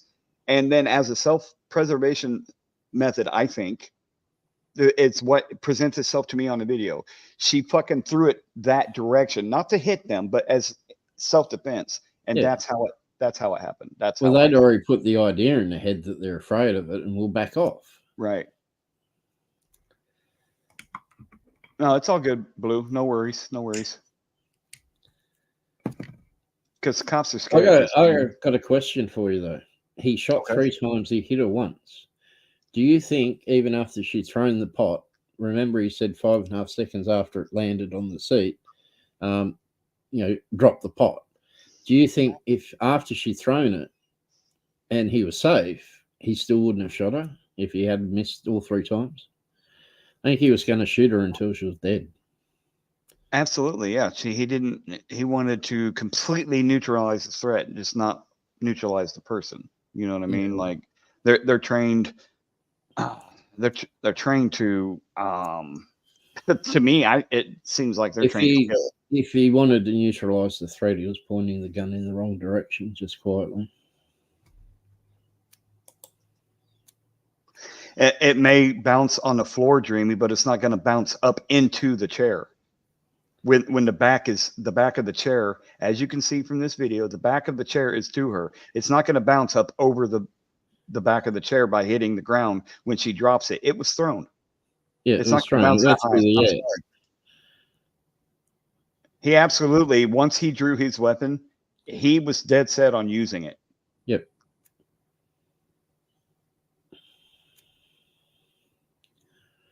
Exactly, Blue. Yep. It's like defensive wounds when attacked by a bat. Your arms can't withstand the bat, but you put your arms up reflexively. Yep. Absolutely. And that was the closest thing she had that she thought she stood the best chance with. Yeah. Her hands were only a few inches from it, so. Yep. It was right there, eye level. That's what I'm sure she looked around quickly. That's what she saw, and that's what she used. I can't blame her for what she did. She picked the wrong cop to do it with, because this guy's a piece of shit and just wanted to kill somebody. But Midwest, I just got sent a link to a 4-minute video, exclusive one-on-one interview with Sonya Massey's father from 2 hours ago. Put it in the private chat. Let's watch it. You guys want to see this exclusive video? Thank you, Duke. Duke, appreciate you. Okay, there it is.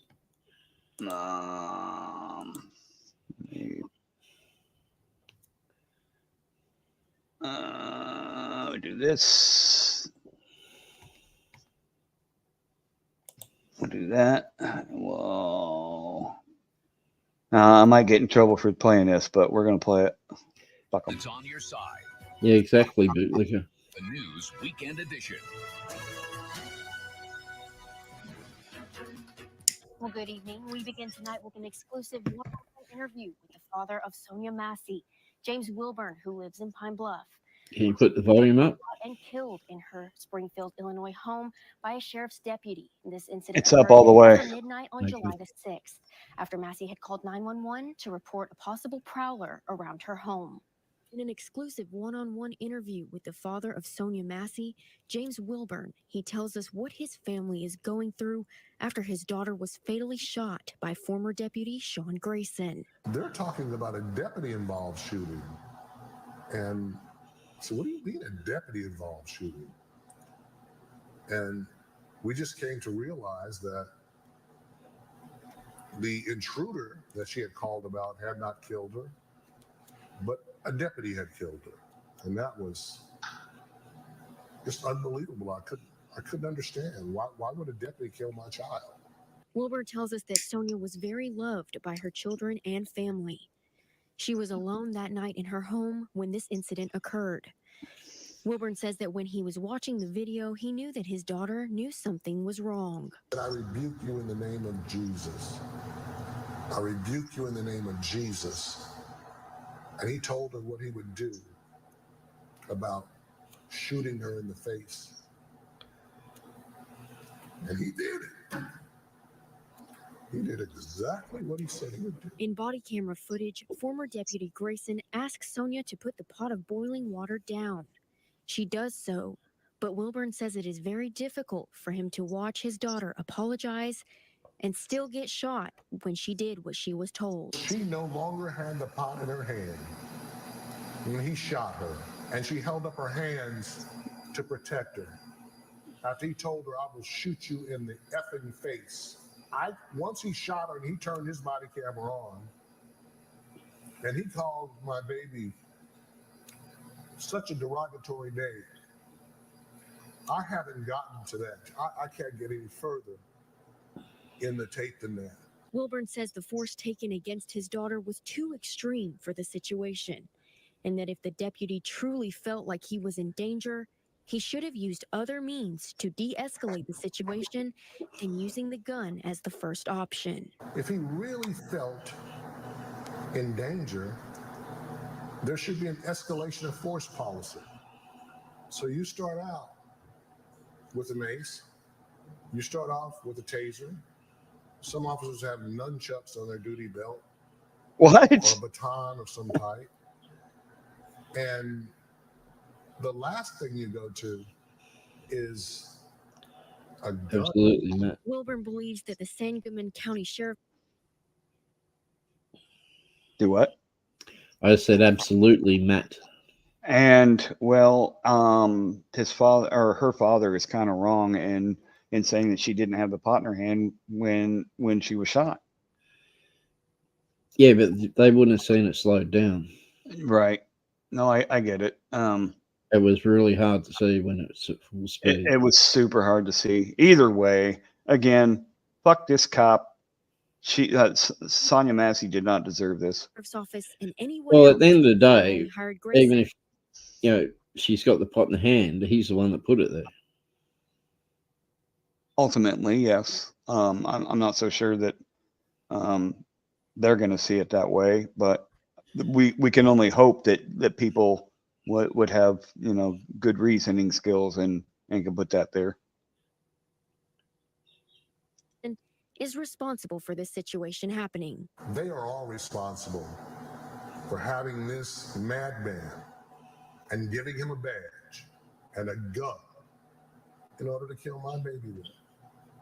If they had not done that, if those police chiefs in those other municipalities, if that sheriff in the other municipality who hired him, if the sheriff in Sangamon County had not hired him, my baby would still be alive today. Absolutely agree.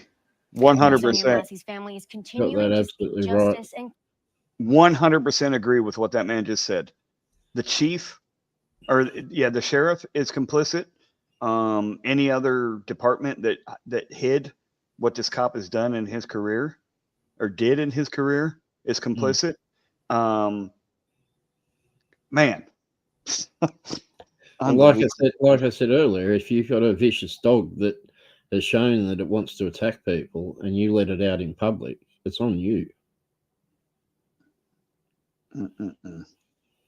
Unbelievable. Dude, thank you for that, man. I appreciate it. And you're right, Chilled. His life was not threatened. He perceived a threat that was invalid. I think he was looking for a threat for an excuse. He was looking for a reason, any reason he could find. Yep. Absolutely. Oh, man. I agree with you. They should all be held accountable. Matt. Jesus, Matt. Do you see what my avatar is, Matt?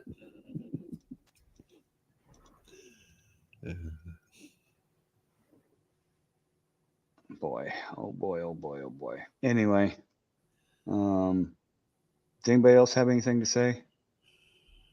Anybody that I know that wants to come up and say anything? Matt R, Dreamy Lynn, Accountability Angel, Blue, someone somewhere. Anybody?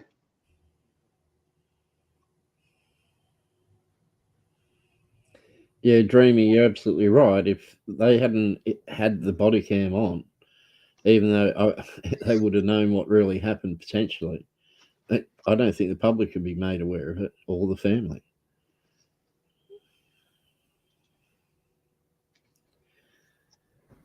Yes, Angel, I'm home till Monday. My load yesterday got canceled, so allegedly it'll be Monday when I leave out now.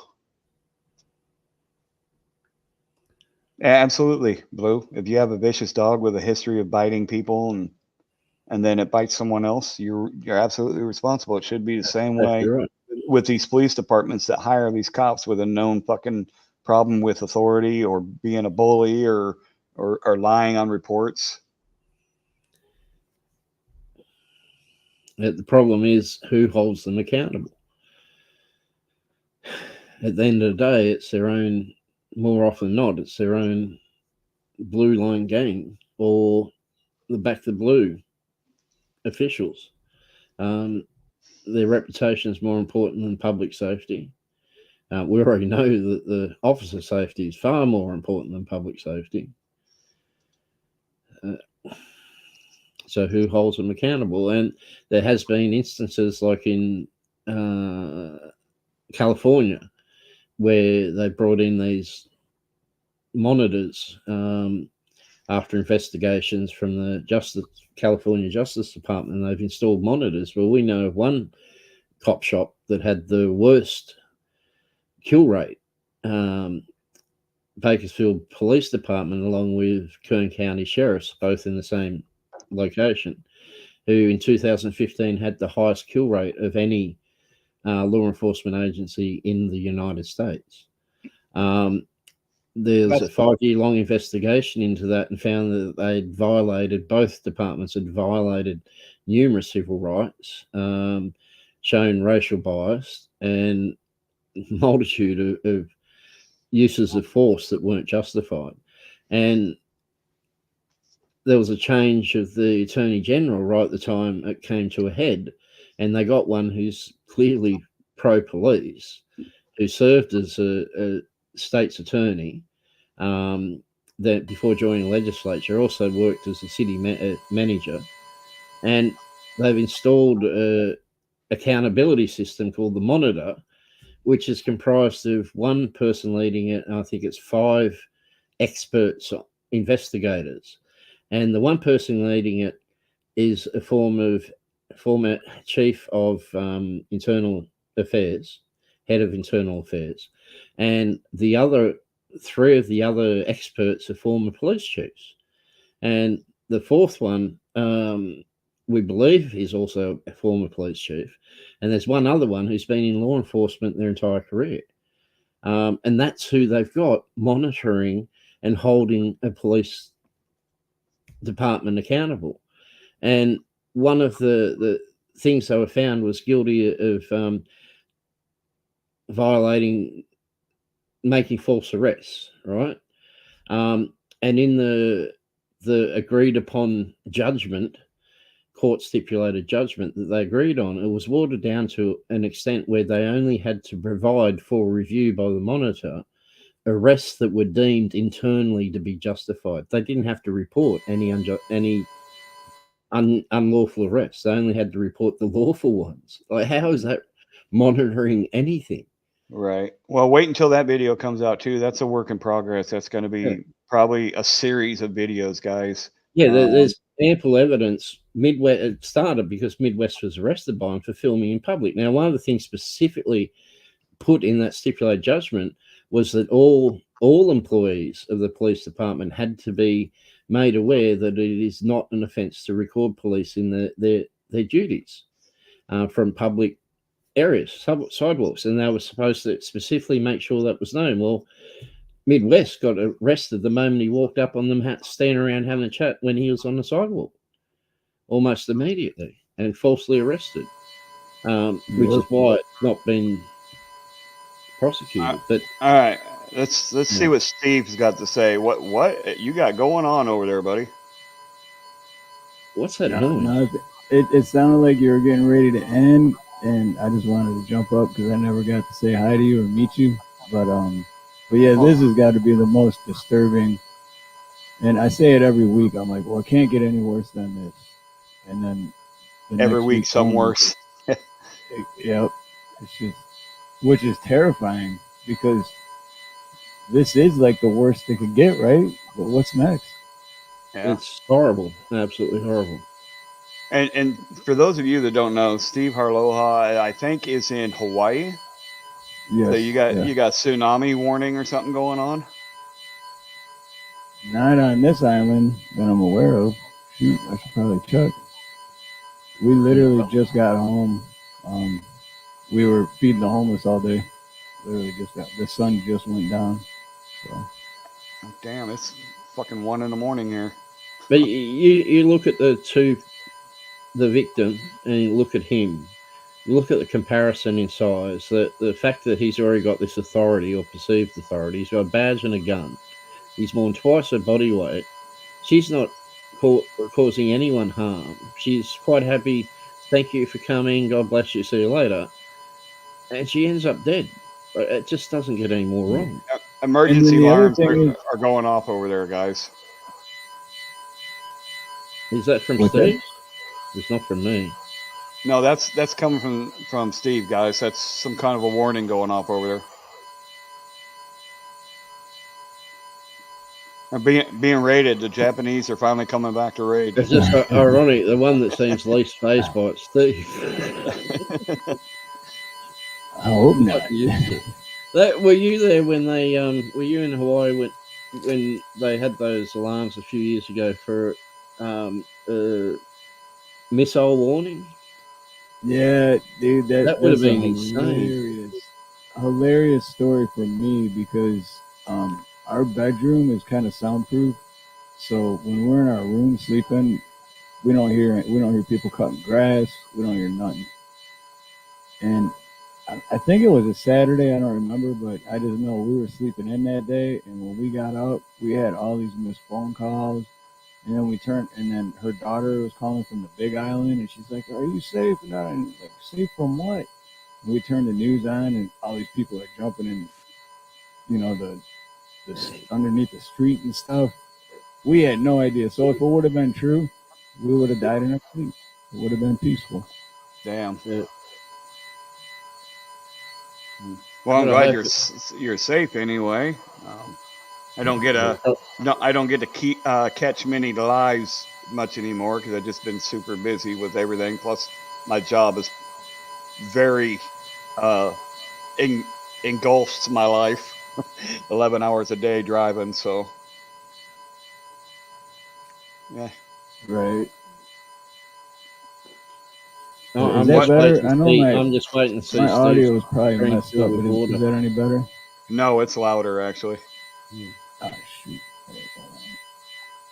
My bad. I just got home. I didn't have a chance to. And all right. What about that? Is that any better? That's a little better. Yeah. Sorry about that. I don't mean to be like. Oh, you're the good. one thing about that video that I think you were just saying is that guy or the cop, whatever his name is, when they're on the front porch, that guy was huge. She was like nothing. So there's no threat at all. Okay, so Accountability Angel wants to know: is that sound coming from outside? Oh, see, I have tinnitus. I thought that was my ears ringing. No, yeah, that's yeah, those are bugs outside. That's bugs? Yeah. That is super loud. See, I have tinnitus, so I'm used to it. But hold on, let me work on it. There you go. It's good. It sounds like something inside your room there is making like a grinding sound. Oh, I'm sitting here waiting to see either water fill his screen or lava. I don't know which. Right.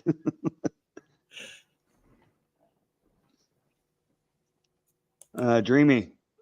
Yeah, he muted himself. Accountability Angel. That's why it's gone right now. Dreamy, if you were wanting to come up, come on up. Come on, Dreamy. Hey, Albie, how are you? Hey, Albie, good to see you. Angel, if you want to come up, come on up.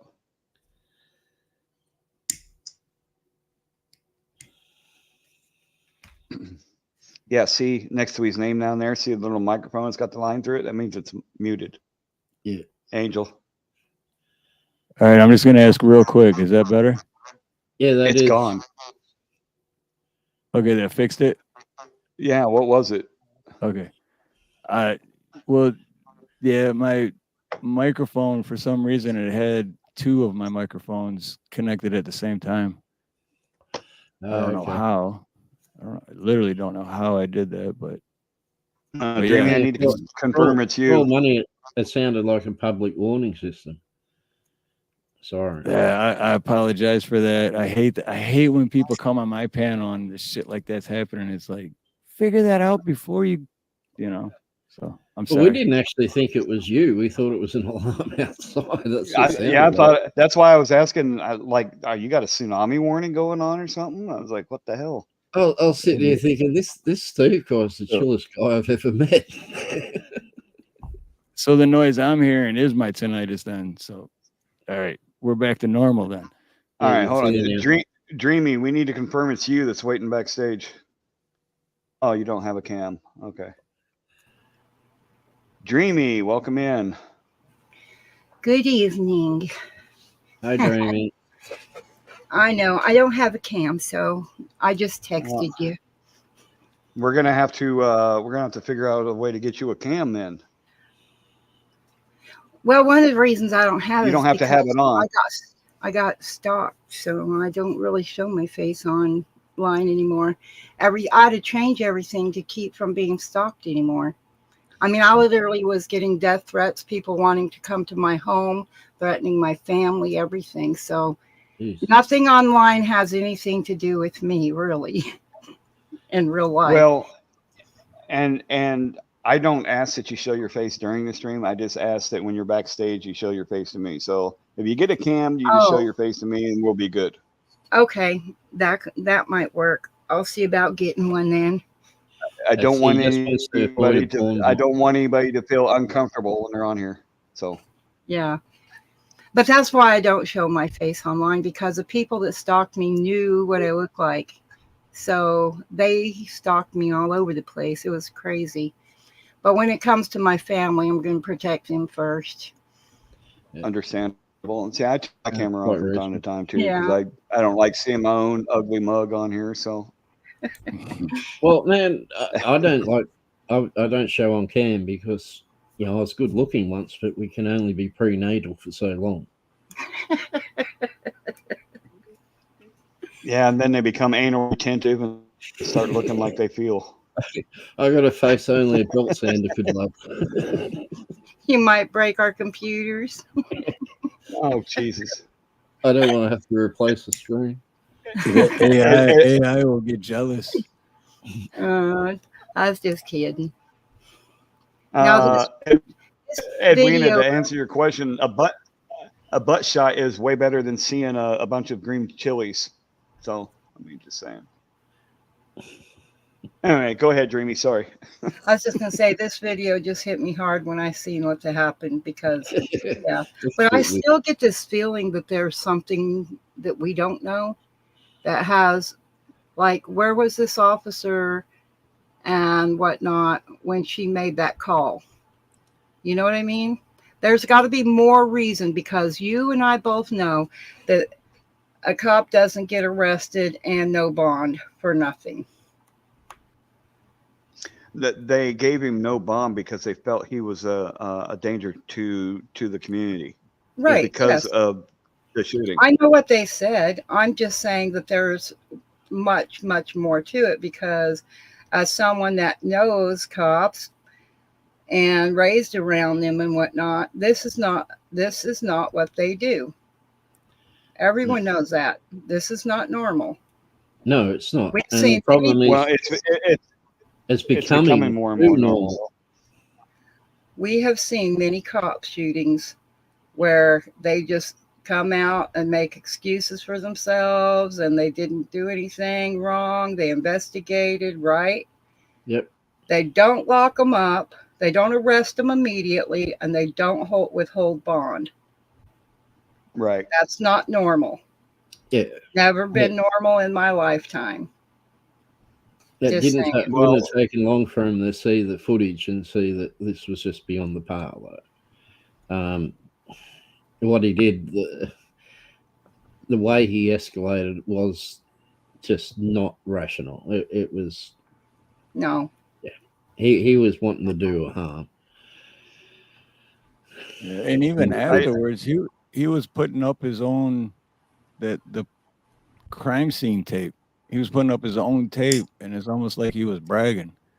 Yeah. That's what I got out of it. But yeah, that caught me as weird too. I didn't catch that until tonight. There's so many things that it doesn't matter how many times you watch the footage. You can watch it again and again and again and again, and each time you find something new that just doesn't sit right deep within you. Like there's so many things that just aren't right about this whole case. And like famously Unfamous said earlier, isn't it weird how one cop can show how corrupt the entire department is? Yeah. So we'll see. That's what I said. Like I said earlier, it's the chickens coming home to roost. Unfortunately, more often than not, it's not at this extreme a level, so it gets covered up and no one sees it. So, well, this is the one time I think they wish it wasn't been rolling. Go ahead, sorry. No, I was just saying what we see is only a small portion of what's actually happening. We're fortunate enough in some cases, and how often did this happen before body-worn cameras? That was all just covered up. Well, we saw in Bakersfield. Give one example. I can give two from Bakersfield, clear ones. Bakersfield, the police were called to a call of someone acting erratically or something. They found a guy in his 50s. It turns out he was drug affected, but he ran from police. They didn't know if he'd committed a crime or anything, but he ran, so they chased him.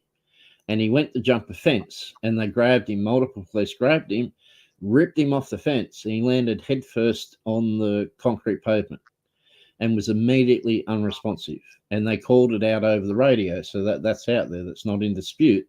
He was unresponsive from the moment his head struck the pavement. They tried CPR, it didn't work, and he is deceased on scene. It went to the coroner's office, and the coroner returned a verdict that he died by drug overdose. Wow, that's for real. I didn't know pavement was a drug, but I guess when cops are around, everything's a drug. They called it ID, pavement. So by that definition, I guess Sonya Massey died from lead overdose. That's so fucked up that they would even think like that. Like seriously, it's the level of fucking ignorance that we're dealing with in society, especially within. Well, the I mean, government. they investigate themselves, right? So, and they investigate themselves. They got you investigate yourself. You never find anything wrong with that, right? Well, yeah, and it doesn't matter what agency they're from. They're all part of the Blue Line Gang. You could have sheriff's department, police department, and state police all involved, and they're all going to back each other up. That's what's sad. There's no honor. Read Edwina's comment. Pavement has cracks in it. Stingray says, did she have disabilities? Well, we do know that she had come out. She was supposed to be in for, I think, 48-hour hold because she checked herself in. Or maybe it was a little bit longer, but she checked herself out.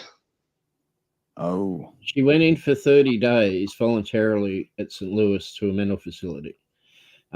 She was released after 2 days. They don't know yet whether she released she left voluntarily of her own accord, or they refused to treat her any further. That's not yet known by the family or lawyers. But while she was away, her two children, a youngish daughter and I think 17-year-old son, were staying with their respective fathers while she dealt with her stuff. Because she was meant to be away, but she'd been back for, I don't know, a few days, a week, whatever. But they were still staying with their fathers, but they were visiting her each day. But on that day, her son didn't get a chance to visit her. I'm talking about the 5th, because this happened just after midnight on the 6th, or AM. Apparently she'd called for help. EMS apparently attended, and it turns out so did the police, and it appears Grayson attended as well. Whether he saw her or merely spoke to the son believes it was Grayson. And there's another report that you mentioned earlier that has Grayson attending earlier that day. She then drove herself to hospital at that whatever St. John's Hospital that was local, and then obviously got away back home because the car was in the drive, drove back home, and then is called later because she believed there was a prowler outside. And that's why they were called out. But then instead of announcing themselves, they went around. One went around her yard, whilst the other went around the neighbours, and then came back and spent 2.5 minutes banging on her door without announcing herself. So, which would explain why she had a baseball bat sitting on the lounge right by the door. Do they know if both officers came in the same car? No, they were in different cars. The first officer that didn't do the shooting, Dawson Farley, came in a squad car, a normal sedan. Grayson was in an SUV. Came in an SUV. Yeah. So Grayson was in a Ford Explorer, and Dawson Farley was in a Crown Vic or whatever they use. Yeah, well, that's a sedan. They're both parked across the road. Grayson was about basically in front of the neighbours on her right as you looked at the front of the house, and the other one, Dawson Farley, was parked probably 3 houses down on the left as you look at the front of the house.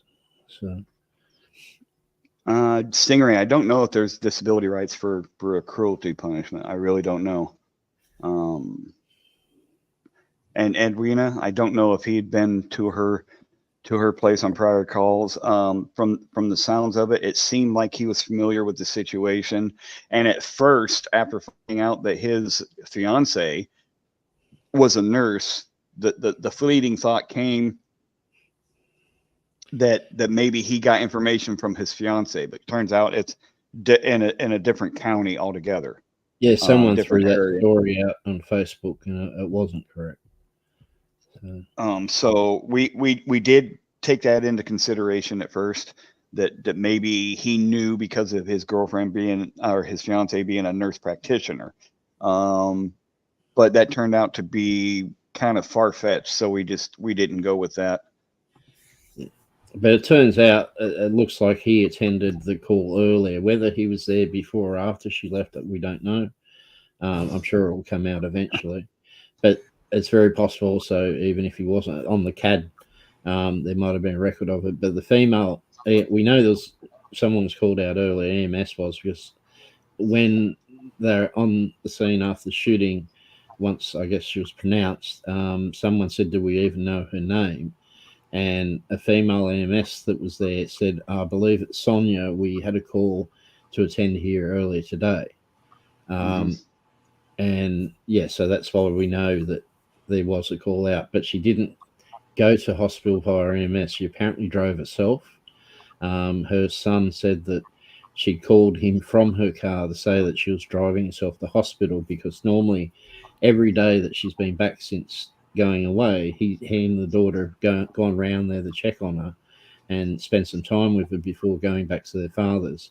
This was the first day since she'd been back that he hadn't yet got around there, and that's possibly why she called him to let him know that she wouldn't be there. And he then spoke to 2 officers about it afterwards. It sounds like possibly on the phone, not in person, but he believes one of them was Grayson that he spoke to. When cops change shift, they always get updated on what's taken place during the day, and sometimes those carry on to other shifts. So he would most likely have known. Yeah, well, the thing is that the son seemed pretty sure that it was Grayson he'd spoken to earlier, but he might not have. If it was over the phone, it might not have been. So here's the thing: her niece or her cousin, her 4-year-old cousin, was killed in March of this year by a Macomb, Illinois officer who responded to the call. The 4-year-old's mother was stabbed dozens of times, not just a couple times, dozens of times by this man. And when officers arrived, the man disappeared from the room they were all in and went to the bedroom and grabbed the child, the 4-year-old child, Terrell, and then came out of the room that the child was in holding a knife to the baby's throat. And so what the officer did was shot through the baby and killed both the baby, or the 4-year-old, and the man that was holding the child at knife point. This town, I kid you not, this town is an hour and 48 minutes. It's 90 miles, 88.1 miles. And the cops, he was exonerated. Yeah, they found out the day that Sonya Massey was killed, shot and killed by cops. They found out that day that the cop was not going to be charged. Man, I told you, once I say it can't get any worse, you tell me that. I didn't know about that. That's go bring that story up, Midwest. I showed the story earlier. Hold on. Is that? I didn't know that he shot through the baby. Dude. What the hell? Okay, so I'm just going to share this real quick. That takes 1/6 of a bitch, don't it? This is how far. This is where Springfield is. This is where Springfield is, where Sonya Massey was killed and lived. This is Macomb, Illinois, up here, where the 4-year-old, where they killed the 4-year-old to kill the man that was holding the 4-year-old at knife point. Okay. Now, this right here is the news story. Oops, what the hell? There we go. What the hell keeps going on? I want that. You're not sharing screen. Can't get it. I am sharing the screen. What are you talking about? Oh, that's stupid. All right, give me a second here. So it's okay, Age. Take your time. You shut your mouth. Okay. Anyway, this is how far to Springfield down here. This is where Sonya Massey lived. That's where I used to live. That's why I took an interest in this story, is because I used to live there. And then this is where Macomb is at up here. You so got it's 80. You got Journal Star on the screen. Gotcha. So there you go. There you go. There's a map. I'm a noob. Okay, so there's Springfield. That's where I used to live. This is where Sonya Massey lived. This is where that took place, and this is Macomb, where the 4-year-old. So it's 88.1 miles according to Google Maps on how far these two jurisdictions are apart, and the cops are still harassing Sonya down here. Wow. All right. That's now. This is the Macomb police officer who shot and killed a 57-year-old man and a 4-year-old child while responding to a domestic dispute in March will not face charges. Now, this was published on July 23rd, but it happened like literally. Her family found out before it was published that he wasn't going to be charged. He refused to comply with request to drop the weapon, according to authorities, and left the room and returned holding a knife to the throat of the woman's 4-year-old son. The Macomb police officer discharged his weapon and killed George and the boy, later identified as Terrell Miller. It was Sonya Massey's cousin, 4-year-old cousin. And how much can one So family they do? shoot her in the face, but they can't do that to a man that's holding a child. Right. See, I know cops are trained to hit mass, which is your torso area. Most likely the heart area. Center mass. And that cop said he was going to shoot her in the face. That isn't even how they're trained. Everyone keeps saying they need more training. They have plenty. Here's the GoFundMe right there. I'll post that just in case anybody wants to help donate. But shit, I just had something I was going to say and I lost my train of thought. Now it's a caboose. Choo choo. Okay. Dreamy just made me think of something I hadn't thought of. He said he was going to shoot her in the face. Right? Yeah. And that's exactly what he did. At the point when he started firing, she had been just popped up, right? Which means he was never aiming center mass. He was always aiming to shoot her in the face. Well, no. Think about it. When he was aiming at her, she was crouched down. So technically, he was aiming center mass. Her head was just in the way. He shot her when she popped up. Yeah. If he was aiming center mass, he then would have shot her further down. He flat out told her he would shoot her in the face. He was aiming to shoot her in the face. He said, "You better not. I'll shoot you in the face." Fucking face. Yeah, absolutely. Well, man of his word, I guess. Yeah. Except for when he's writing reports and talking to superiors and sexually assaulting fucking girls with their boyfriends nearby and then retaliating against their boyfriend. Yeah, he did that too. That was the reason he lost one of his other jobs, because he was fucking groping or something. Inappropriate conduct with a female and then retaliated against a boyfriend. No, there's a report of it. The lady I know, but you have to fucking, say allegedly or they'll take your channel. oh, okay, whatever. But when she filed a report on Grayson about it, he retaliated against her boyfriend, allegedly. I do not understand. Yeah, he sure has made a big history of criminal activity, don't he? Seems like. He sure does. Wow, that's impressive. They've raised $10,000 for that fundraiser. But why? I don't know. I just can't imagine somebody being okay with, the cameras on that 4-year-old, the body cam on the 4-year-old that was shot, supposed to be released this Monday. Because the investigation's over. No, yeah, it's supposed to be up. Boy. On top of this, well, it's not over because the family can go after them civilly. No, it's over though. Even civil doesn't matter when it comes to the body cam, though. They'll hold it back in a lot of jurisdictions because of with the excuse that it's an investigation ongoing. Same as when they unlawfully arrest a auditor or a cop watcher or whatever, they deliberately hold the footage back so that they're not providing more evidence of their wrongdoing until it's old news, right? So it's less inflammatory by the time they finally do release it. But in this case, the timing couldn't be worse for them. If it does show wrongdoing, it'd be like a powder keg on a powder keg.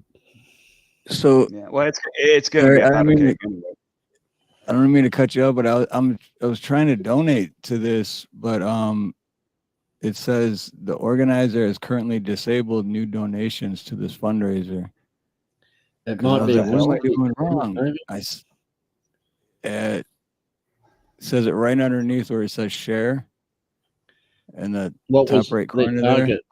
Oh yeah, it does. Right below that, because I'm like, what am I doing wrong? I signed in. I'm under my account. I'm trying to donate to them, and then I noticed that. Does it say what their target was? No, you're seeing it right there. It doesn't say what. Their target might have been 10,000. Target amount. It doesn't say what the target amount is. It normally does before it's reached. So it suggests that maybe the target was 10,000 and it's reached and automatically disabled.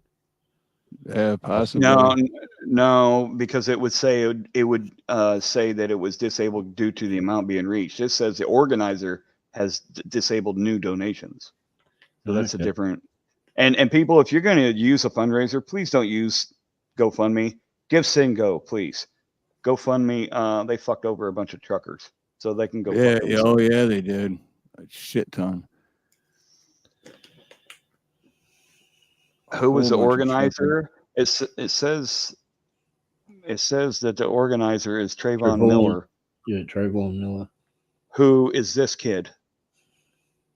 Trayvon Terrell Miller. So they put it in his name. No, that's a different first name. It's obviously a family member. No, it said it over here. Let me see. Trayvon Miller and the kid's Terrell. Terrell Miller, and then Trayvon Miller is the organizing. What I read it earlier, it said it made it seem like it was the same person. I don't know. I don't know, man. I'm still angry. I didn't know about this story. Apparently, I'm Terrell still angry Miller that happened. Wait. Massey's cousin. Okay, I didn't hear either one of you. Oh, sorry. Go ahead. Answer Edwina's question. The last question.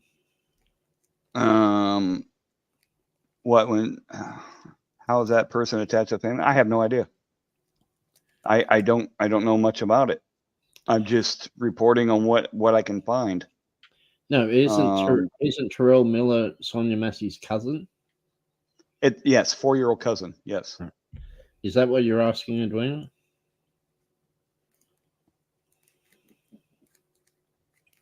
Are you talking about Trayvon being attached to the family or Terrell Miller being attached?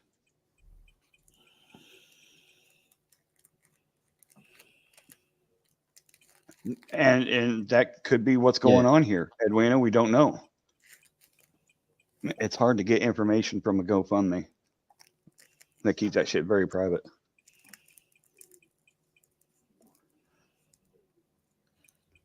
Yeah, that's interesting that I have that I was sent all the 911 calls and stuff.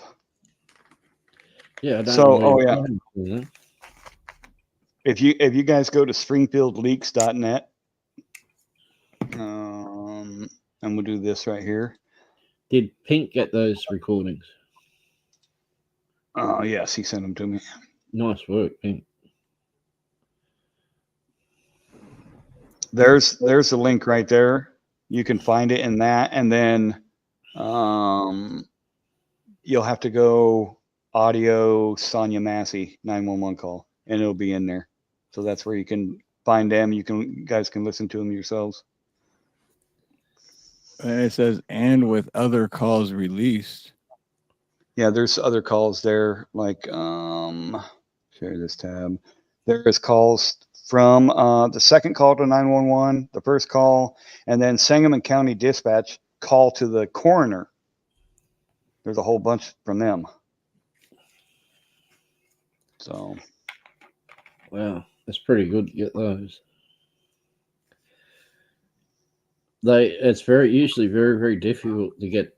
I don't know about Illinois, but I know in other states it's very, very difficult to get 911 calls.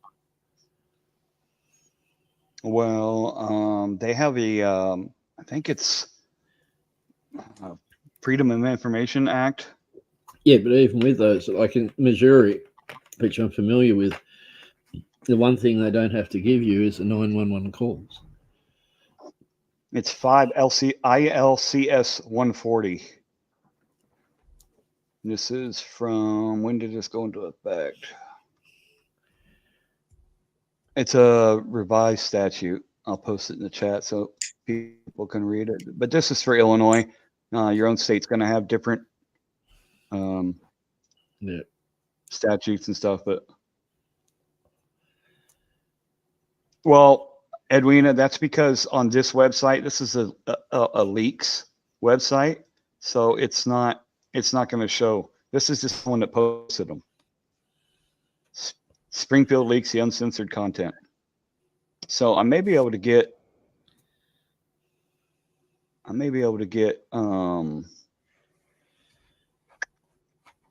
uncensored body cam of that. I don't think anybody wants to see it, and I'm not going to show it on here, but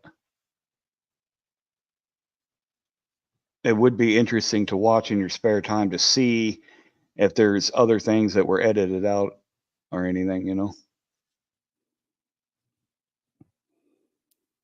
I don't think I could handle seeing an eye shot. No. Yeah, no, me neither. That's horrible. That's straight up murder of that lady. And I love how they worded this. We have obtained additional documents in the homicide of Sonya Massey by Sangamon County Sheriff's Deputy. Worded perfectly. That was straight up murder. I don't care what anybody says.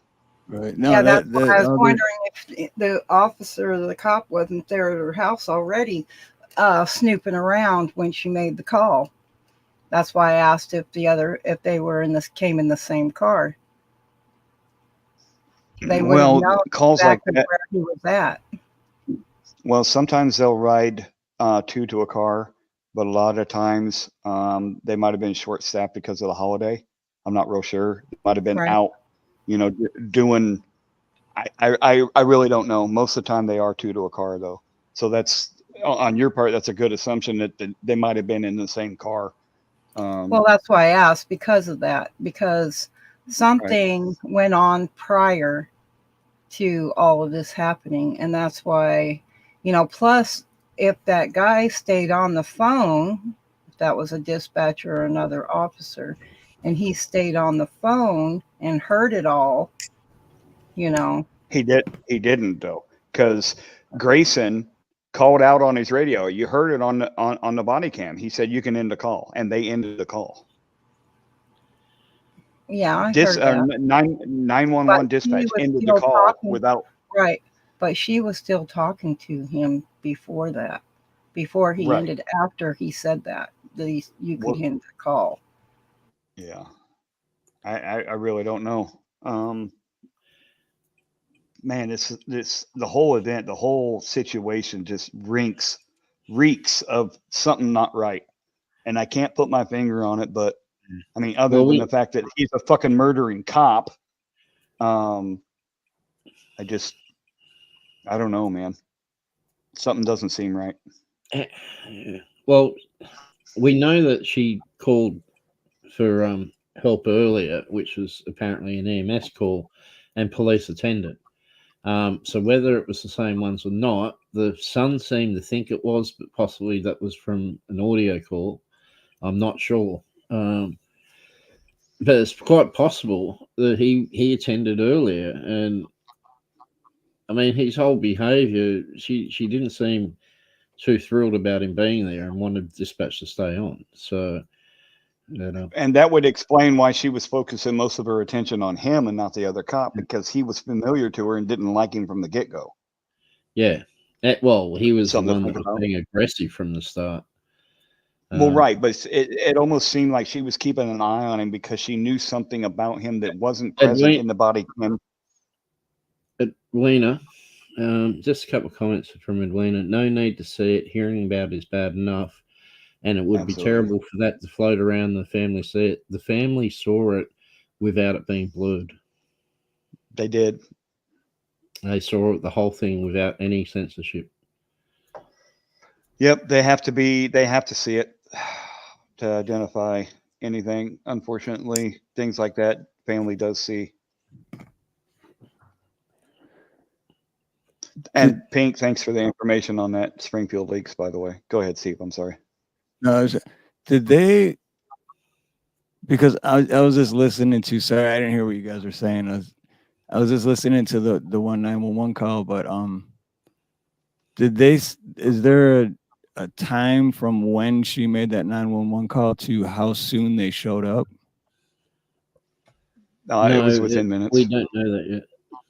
Well, because the 911 call for her, she's like, it sounds like someone's banging outside of my house, and I don't know. This is the way my mind works, but it seems like I don't know that cop he had a itchy finger, or he was had something was. It just seems like there's more to the story. So yeah, it appears was he the one banging on the side of the house? Yeah, maybe we're missing. She called multiple times, and it sounds like she called whilst they were out banging on the house. And then the 911 called her back just as she opened the door after they'd identified, because for 2.5 minutes they were hammering on the front of the house without identifying who they were. Yep, when they were not. Yep. And that would explain why she had a baseball bat sitting on the lounge right next to the door.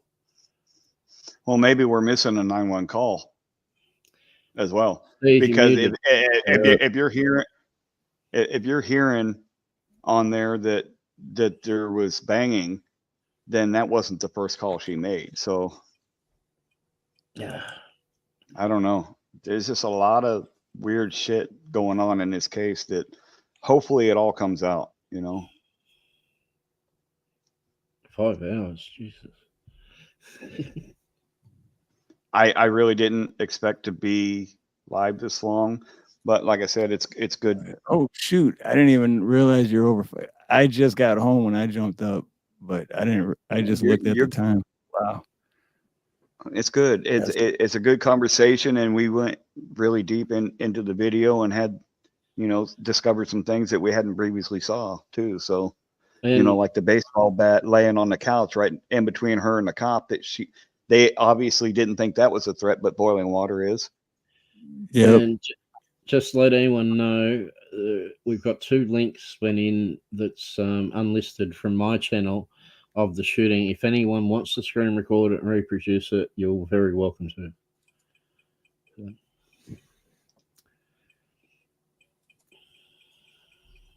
No, the Bible wasn't the threat. The Bible was the test to see if he was the threat, and she knew it as soon as he touched it.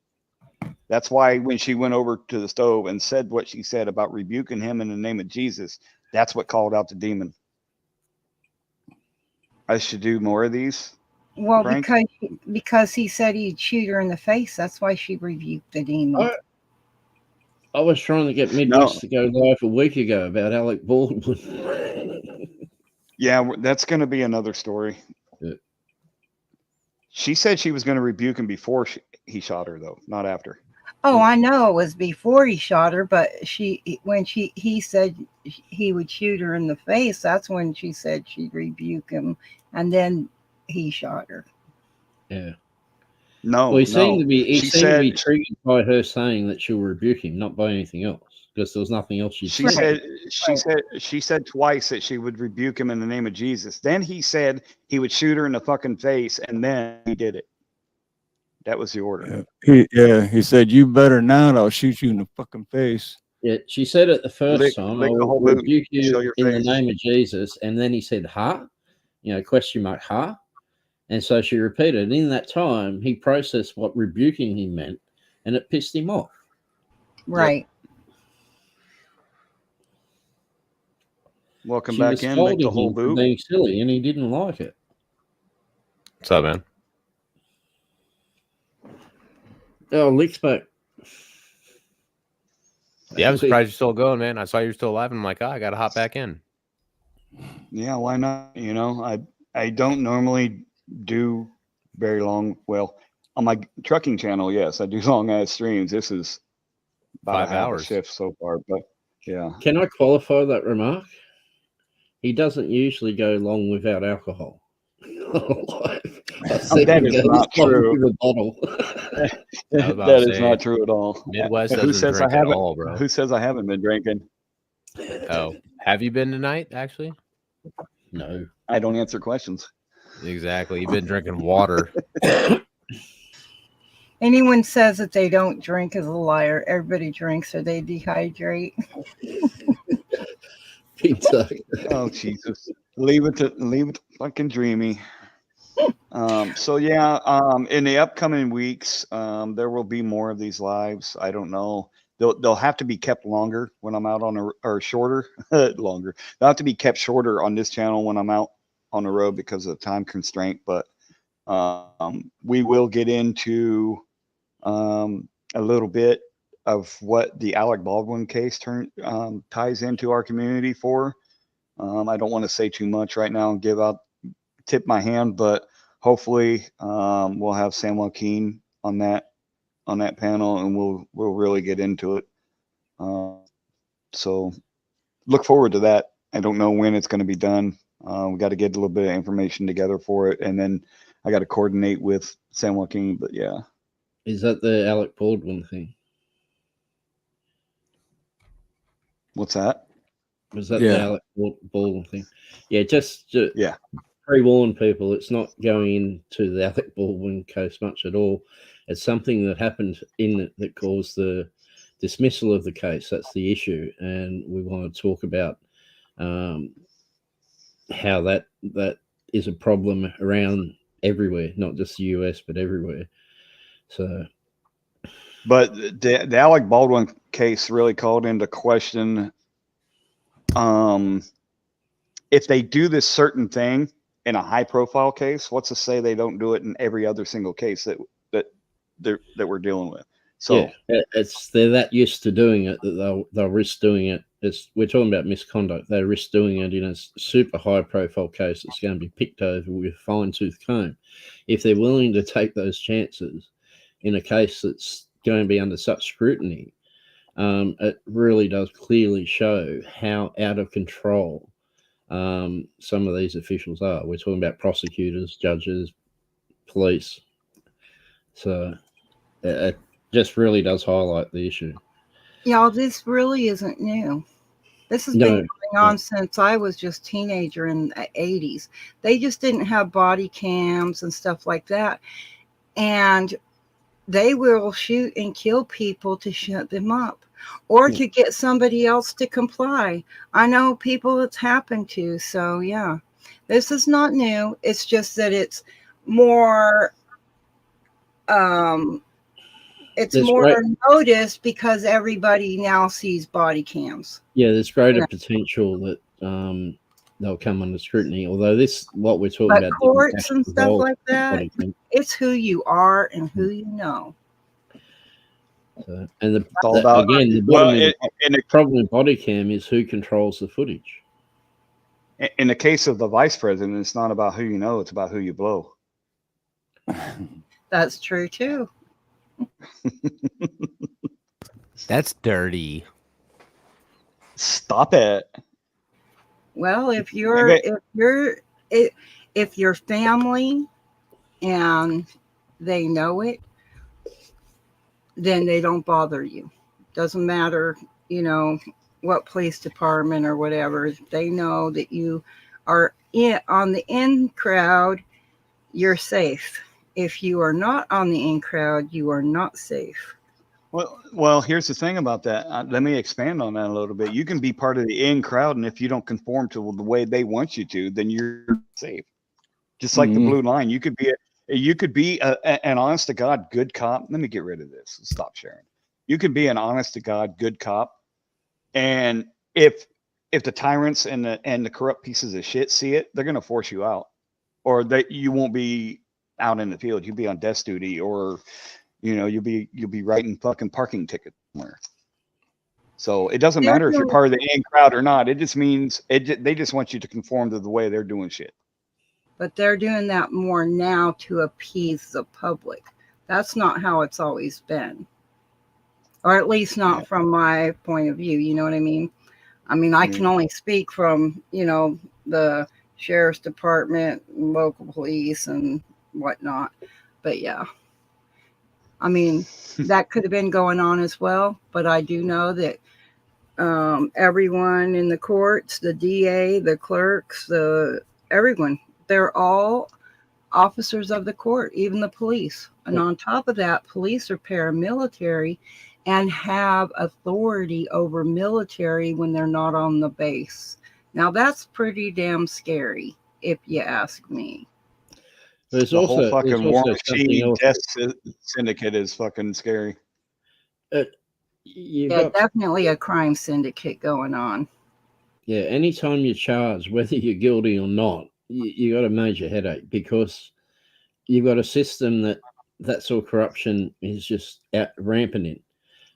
But then you've also got this so-called presumption of innocence until proven guilty. There's a problem with that.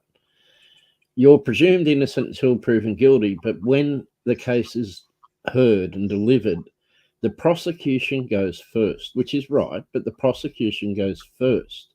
So they planted the idea of guilt in the jury's head. You've then got to remove it. So the presumption of innocence, no, the jury's going to believe you're guilty until you disprove it.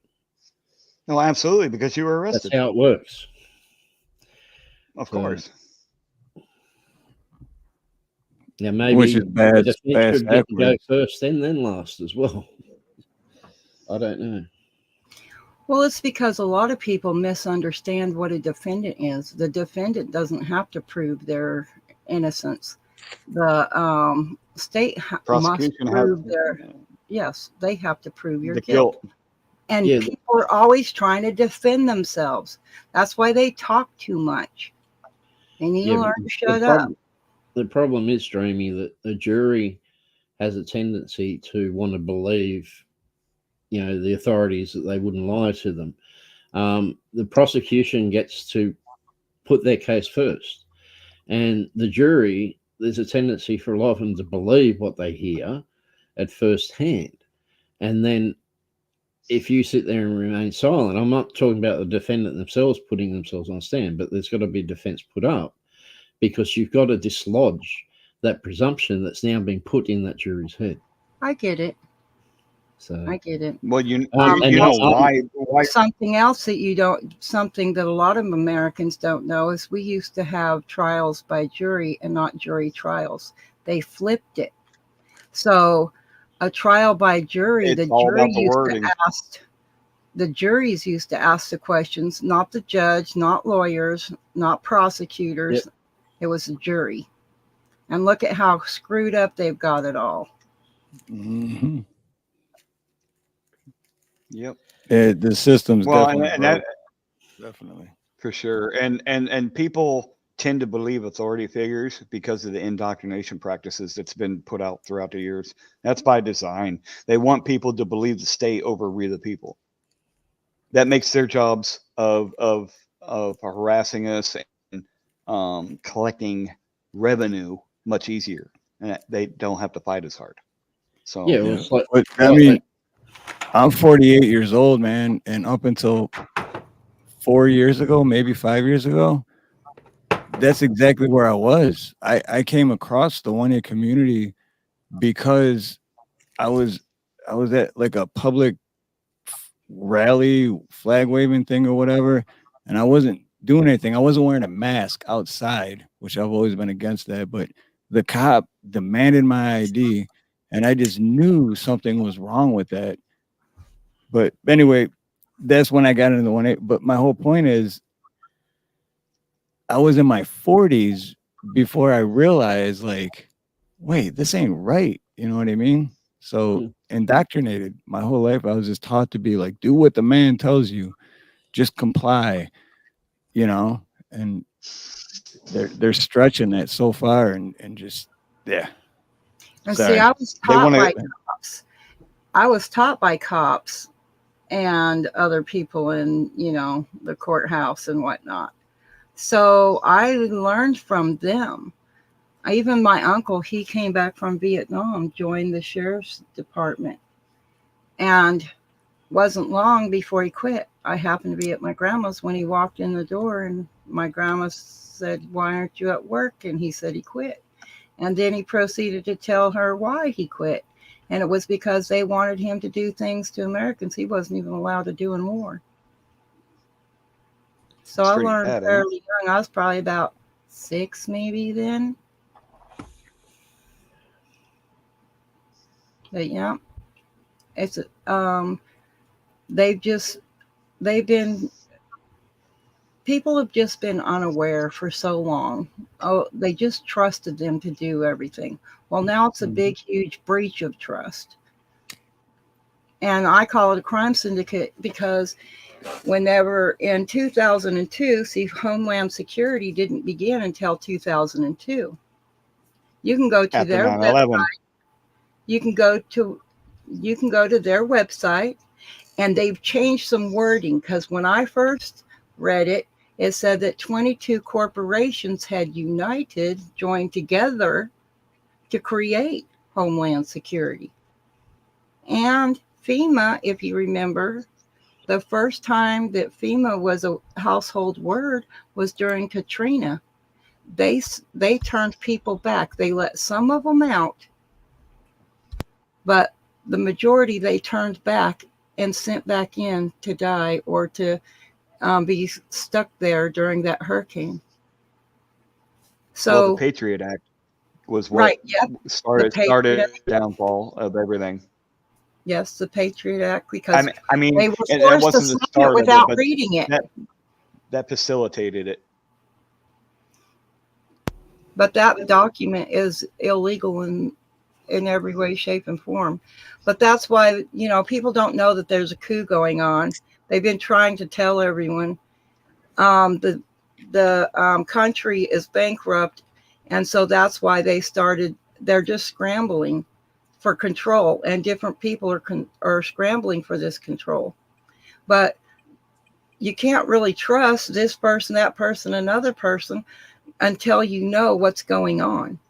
But the final bankruptcy is what ended the charter, which is the Constitution. It ended the contract. That's why the cops tell you and the judges tell you, we don't want to hear about it if you're going to bring up the Constitution, because it's no longer in force or effect.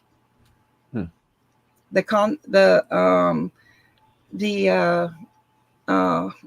bankruptcy ended.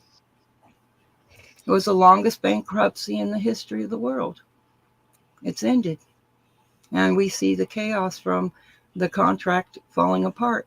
But that's why cops are doing what they're doing. I mean, they're paramilitary. Come on. They're officers of the court, the same as that judge. They walk in the court. They've got all this hearsay that they tell the prosecutor or the DA, right? That's hearsay. They weren't there. They weren't present. But they're speaking on that person's behalf. That's just told them a bunch of bullshit. I know a lot about the courts and stuff because I grew up around this stuff.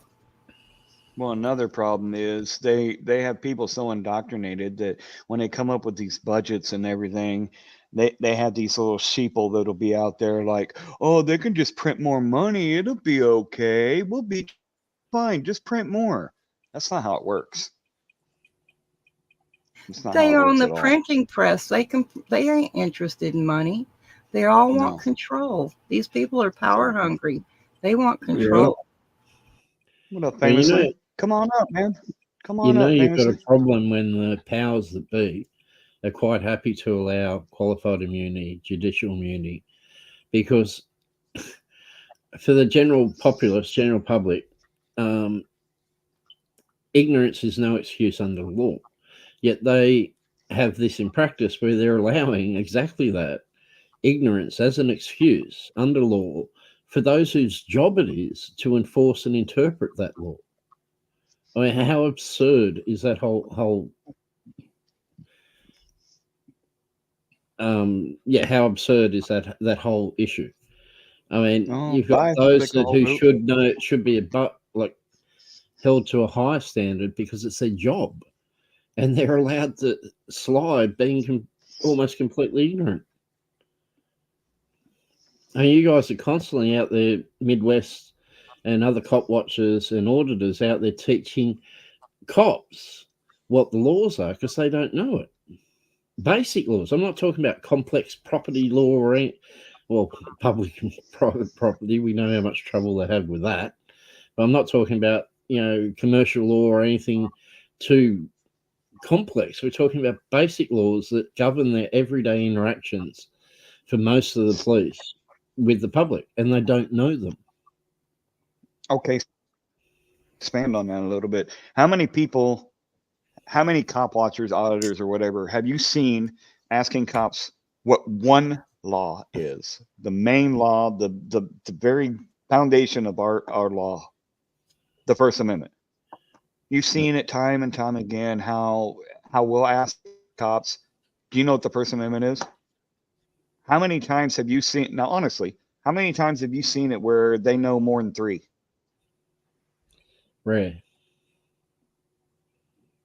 Anybody? Never. I never have. Well, And I've watched a lot of videos. I had three. I had 3 in 2 weeks that knew all 5. Oh, really? But that's not the point. That's not the point I was getting at. The point is, it's the most basic law of the land, the First Amendment, and they don't even know it. But you know what's really disturbing is most cops will tell you more. They know more about local ordinances than they do about state or federal law. They know the ordinances much better than they know the more superior laws, and that's the problem. Well, I've had several lawyers tell me that they will only, when you hire one, they will only represent you based on what you know. Because you see, they're like the gardener or the lawnmower guy that comes by and manicures your lawn and bushes, right? If you don't tell them what you want, then they can't do anything for you. They'll just do the very basic that they can get away with. And these are friends of mine. And I guess that's why every time I've been in a courtroom, I walked out the winner, because I know how to tell my lawyer what I want.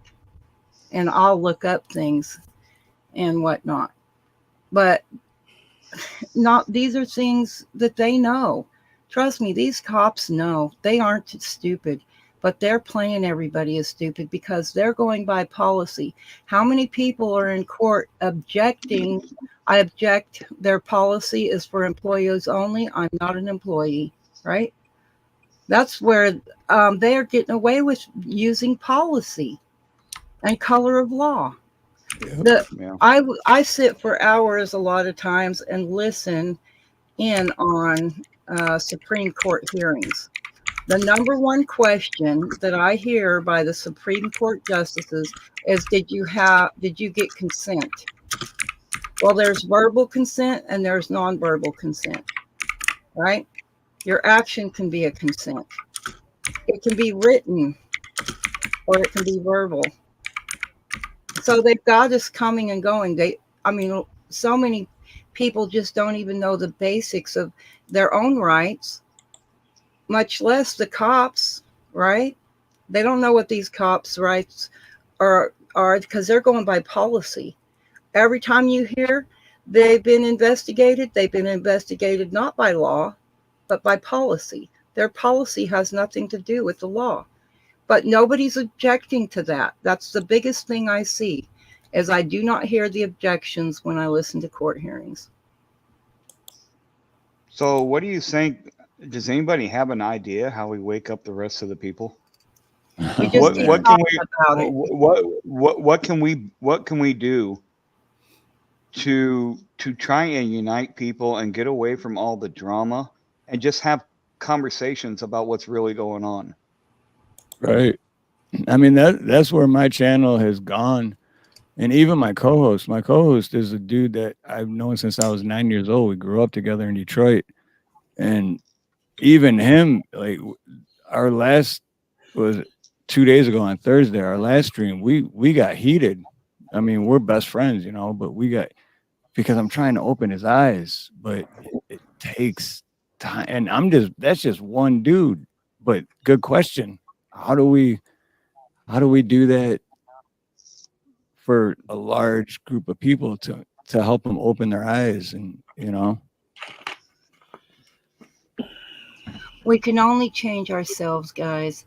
Be the change you want to see is the first thing, is by changing ourselves, and just let them see that we've changed. The other thing is just to keep talking about it, having these rational, reasonable conversations amongst like-minded, because once you hear it, you can't unhear it. So even if you get trolls or whatever, I say ignore them, let them troll away. If everyone in the chat with a brain ignores them and we ignore them, when let them be here. They're hearing it. They can't unhear it, right? So let them sit there, throw their little temper tantrums, because it's just like in a death. You have stages of grief and whatnot to go through, right? First, you just can't believe it. Then the next thing is oh my gosh, and then you just get angry. You go through all these processes, and learning that you've been lied to and betrayed by the people you trusted the most, you're going to go through all that. So what we're seeing is these people that are in, disbelief and going through their emotions right now, even though we call them trolls and stuff. So And what you some are said to there. me. Go ahead. I'm sorry, I didn't mean to cut you off. I caught a break there, and I thought I was going to jump in and steal the limelight. No. What you said there brings up another question. You say that we need to have conversations with like-minded people. So it's not the like-minded people that we need to convince, though. It's the people that have a differing opinion that sometimes can't even have a conversation with us, that we need to be able to have that discord with in order to see where they're coming from and let them see where we're coming from without them resorting to calling us fucking lens lickers or frauditors or shit like that. We have to be inviting to all ways of thinking, not just like-minded. That's what creates this whole wind tunnel or a regurgitation of the same shit. That yes, we're all like it and we have different opinions on shit, but we all can come to the same conclusion that the system is not in our favor and it's not working the way the people designed it. It's working the way the government designed it, but not the way we designed it. So my question, I guess, needs to be refined to how do we bring in new people? How do we keep bringing in new people that have a different thought process than we do, to bring them over and have a place where we can unite? Well, by having these conversations, and I don't mean just shut people out based on, I personally, this is my bottom line, I personally think that a lot of the trolls are cops, public officials that are coming around, or maybe they're hiring people to come around and to bring discord amongst us. But if we stay on topic and we do not allow them to take us off topic, it's not the people that are questioning. I mean, I know quite a few people that have been changing their mind, just, seeing some recently, going, hey, this happened to me. And I used to be, one that backed the cops. And now they're wanting to know more information and asking questions just in chats and stuff. So I'm not saying shut them out, but I'm just saying, like-minded in the sense that we stay on track, not allow them to take us off track. If they want to ask questions, be part of the conversation, by all means. And to do like what you've been doing, asking the cops these questions, about the law, about the constitutional rights. Next one should be the Second Amendment, Third Amendment. Keep asking, keep going through them all, because these are supposed to be the law of the land, right? Mm-hmm. So if we keep having the same dialogue, and I hope more auditors or cop watchers or whatever the hell they want to call themselves start asking those important questions instead of just getting all angry and in people's faces or be upset about something. Start just asking the questions. So do you think that these, and I don't want to mention any names because I don't want to create more division within the community. It's not what this is about. Do you think that we know there's cop watch? Mute your damn. I'm gonna mute you, Havoc.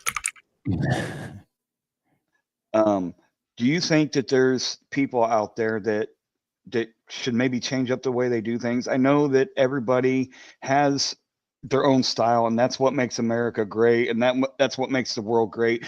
But do you think that maybe instead of automatically going up and instigating and antagonizing, that maybe they should just try having an actual adult conversation and seeing what the person is like behind the badge before they do that?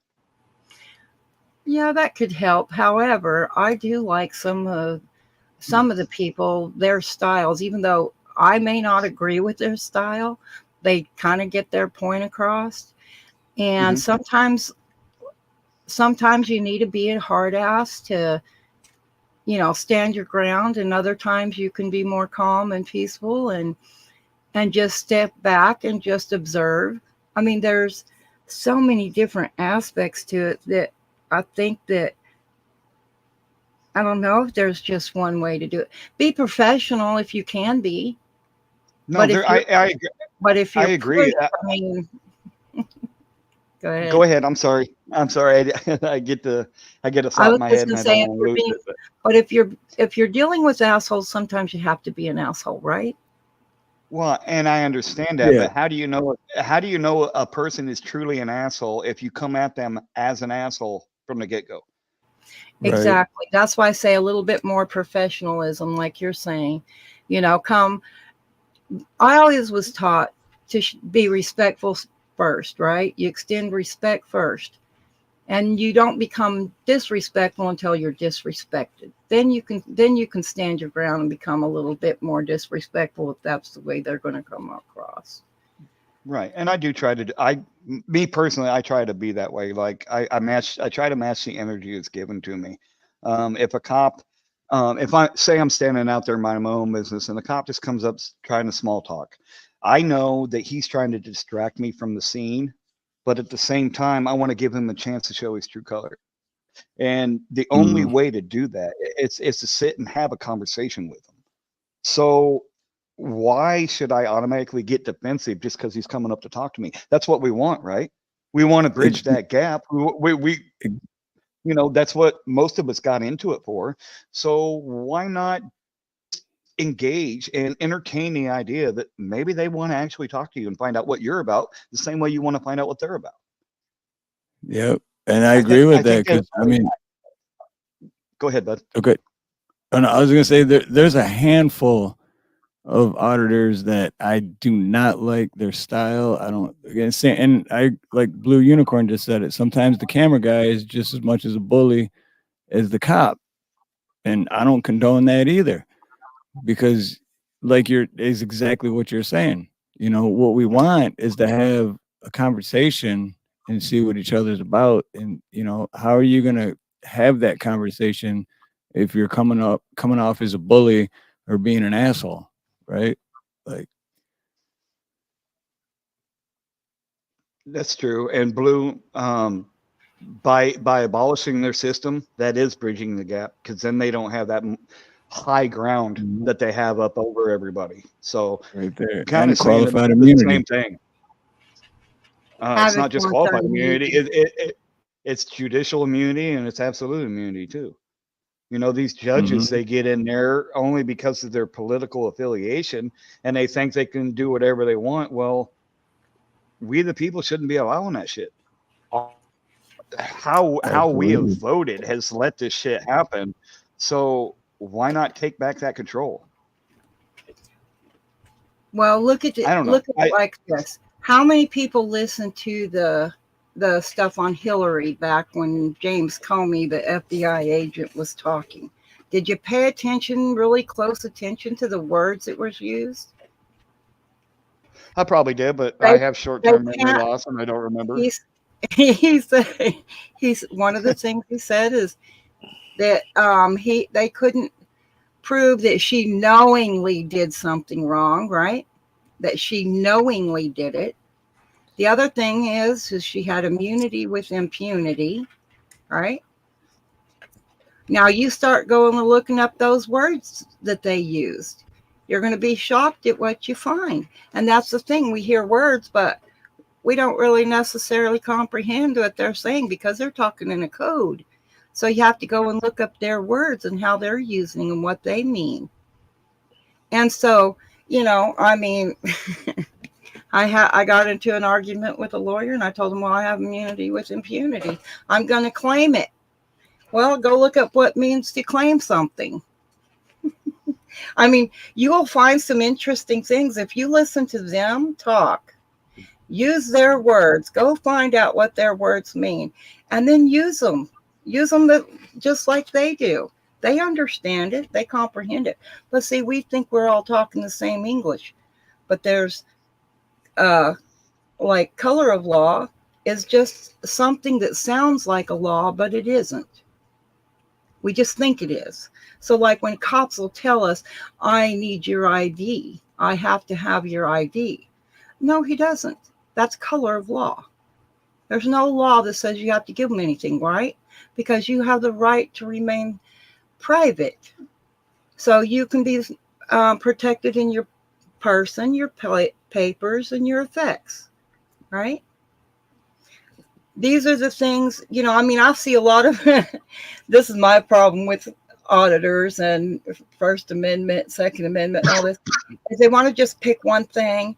And then they say, oh, but I'm a U.S., I'm a citizen. What's a citizen? It's a freaking slave. It's an indentured servant. You voluntarily give it, and you give it up voluntarily. That's why they use that word, because they can't force you.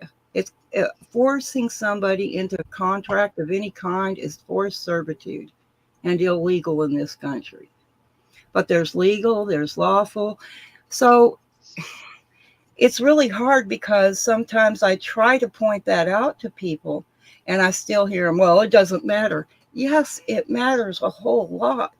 Who are you? Where do you stand? You know, are you going to be the citizen, or are you going to be your own self-made man, right? This earth belongs to all of us. I don't care. Borders be damned. Governments be damned. They're kings. They were God kings back in the day. They called them God men, God kings. Those kind of words were used back in the ancient times. They dropped that. They want us worshiping them and obeying them. Havoc, you are unmuted. Mm-hmm. They do. Yeah, I'm just interested in hearing Dreamy talk. Dreamy can talk and talk, just like you.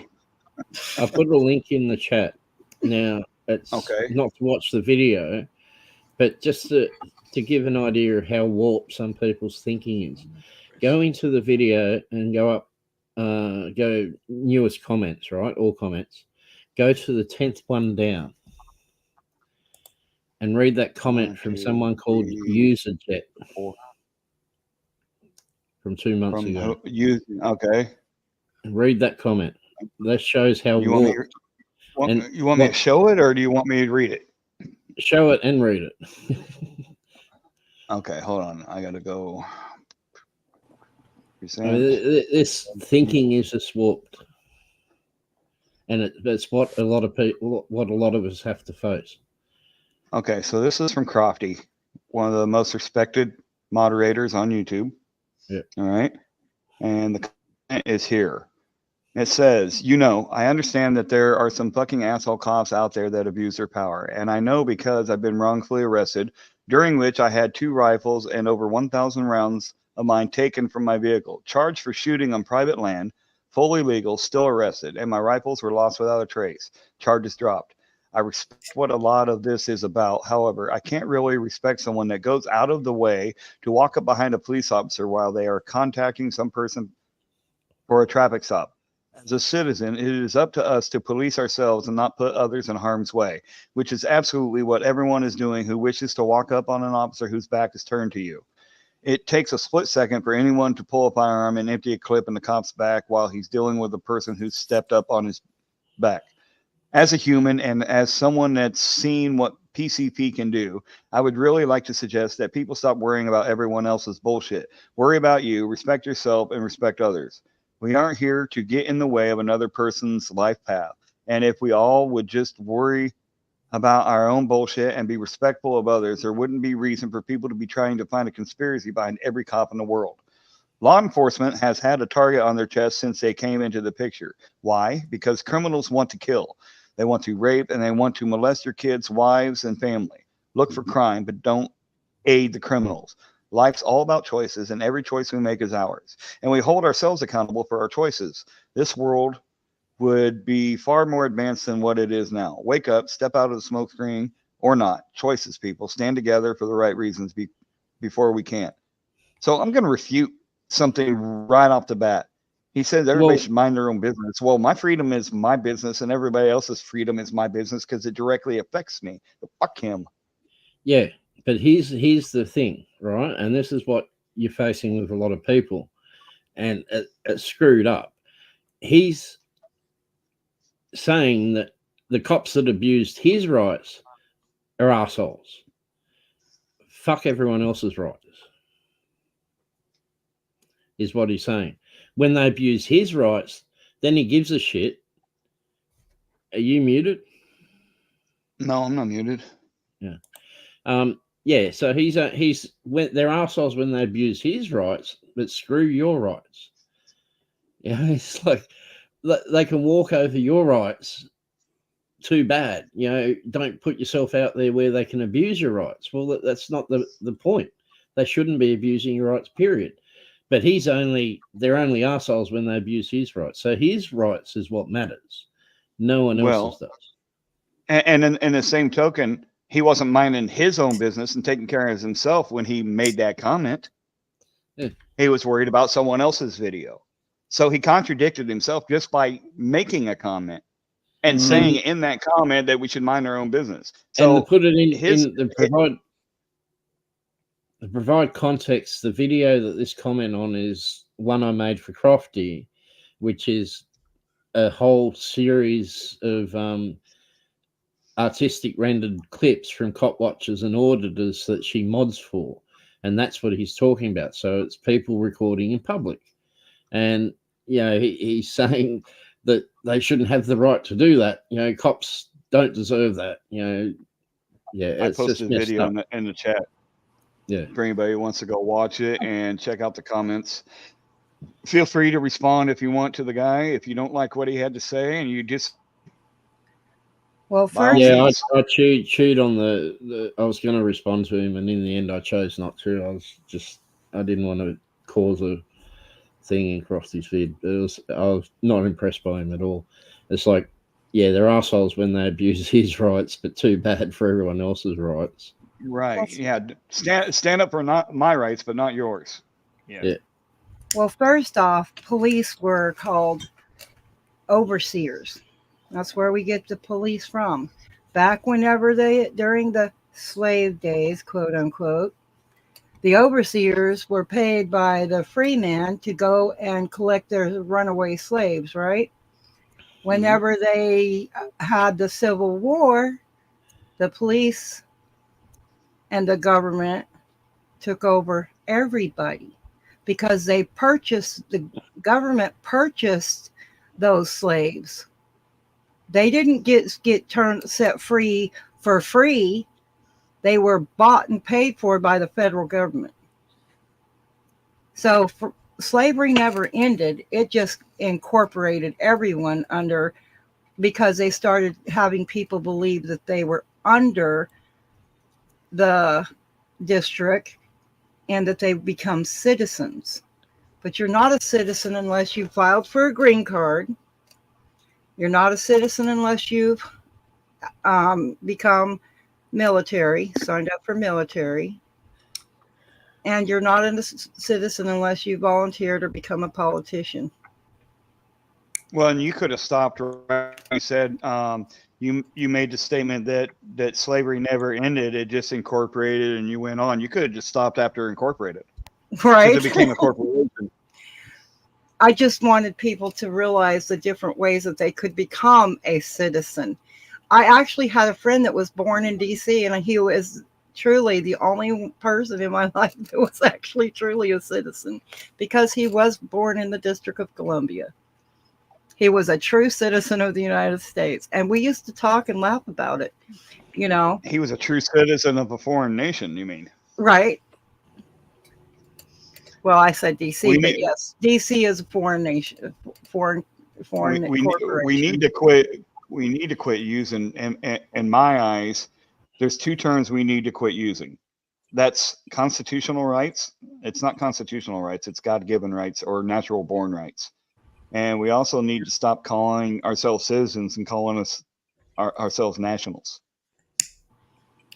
Right. But then when you become a national, you become a state citizen, right? That's what they're telling us. I've read the paperwork. So the state is incorporated in DC. That's why they all had to have a constitution before they could be allowed in the union, which is DC. So that's an incorporated corporation. Once again, it's incorporated. I supposedly live in Washington State, but I've never met that Washington State person in my life. And for some reason, Washington State seems to sue people, but it's like Mickey Mouse suing you, right? Who's really suing you? I mean, there's so much garbage that we've been indoctrinated with. And I mean, I've fallen victim to it as well and didn't ask the questions, but now, hell yeah, I ask the questions now. The more I read and the more I see, and just knowing little bits and pieces throughout my life from, friends in high places, I'm like, wait a minute, it's like when I heard that garbage coming out of James Comey's mouth about immunity with impunity for Hillary Clinton, I go, well, hell, I'm a goddess. I can have that too. I'll claim it. Right? Start claiming because not all rights are written. Not all rights are written in the Constitution. That's in the maximums of law. I mean, I have a right to breathe, but it's not in the Constitution. Exactly. Good point. Yeah. Why isn't that the very first one? I think that comes with life and liberty, and because life is your breath, and then your liberty is movement, and then your effects are the things you own, or the things. What amendment or what part of is That's it? The fourth, where it's isn't life, liberty, and the pursuit of happiness, isn't it? Yes, pursuit of happiness is effects. Is that the fourth? Yeah, I believe so. Why isn't that the first?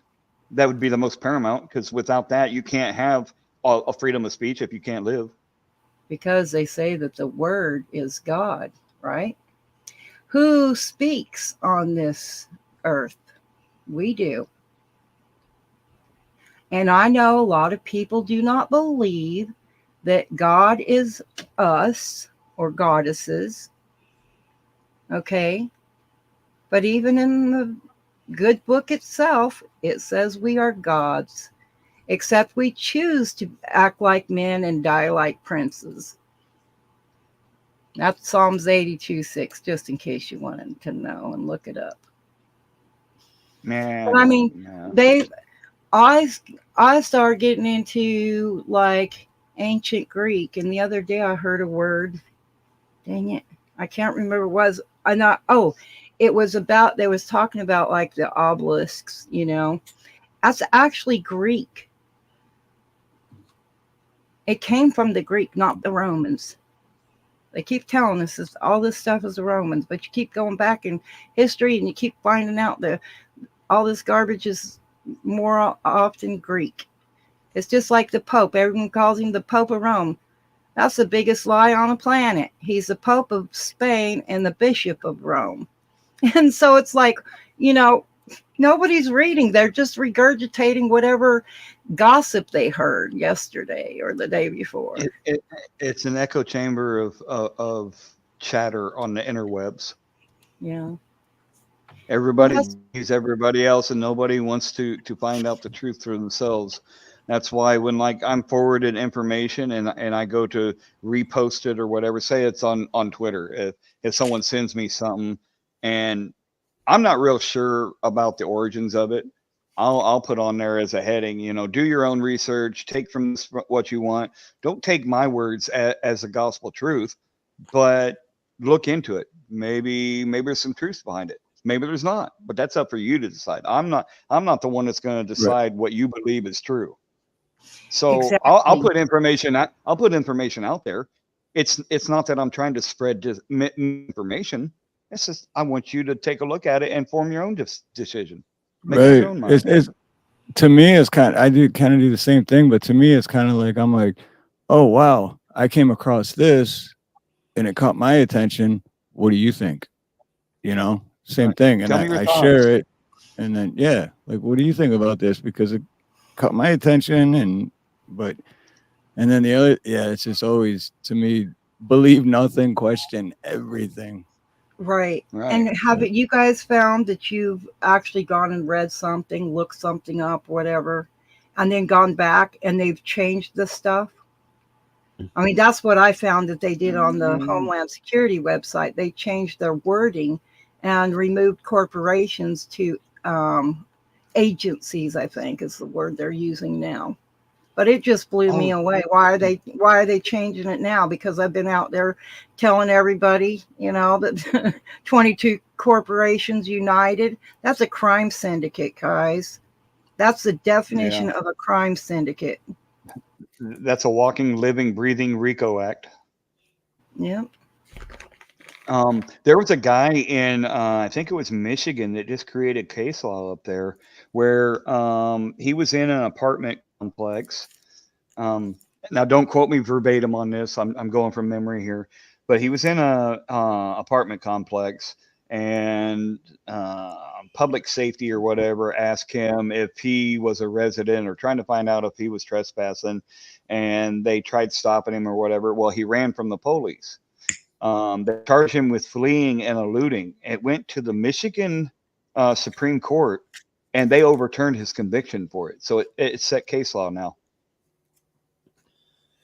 to where you can flee an unlawful detention or whatever. Now, I wouldn't suggest people doing that, Well, but yeah. the case law is set up there. It is established in Michigan. That's impressive to me that someone actually got that to go through. And I don't know why I was just reminded on that conversation, but there it is. It's up to you to decide whether that's true or not. Go look at it, people. I'm just putting it out there.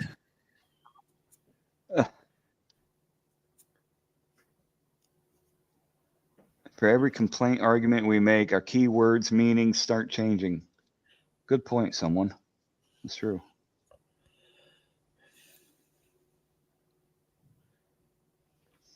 Virgilo Mendez still in jail. Who's that, Boo?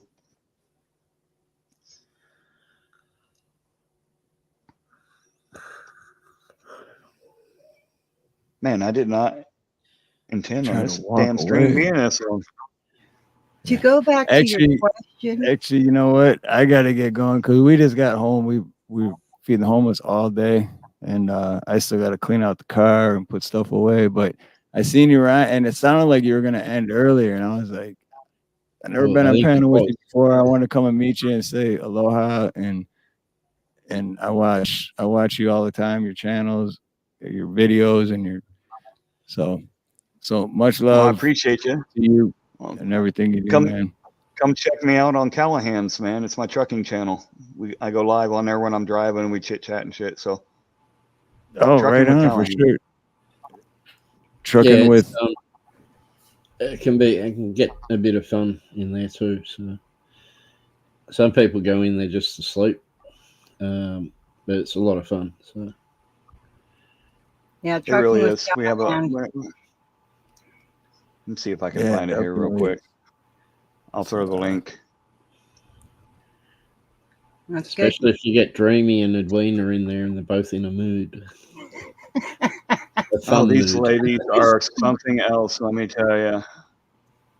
Just do me a favor when you come in, don't bring up green chilies, please. Green chilies.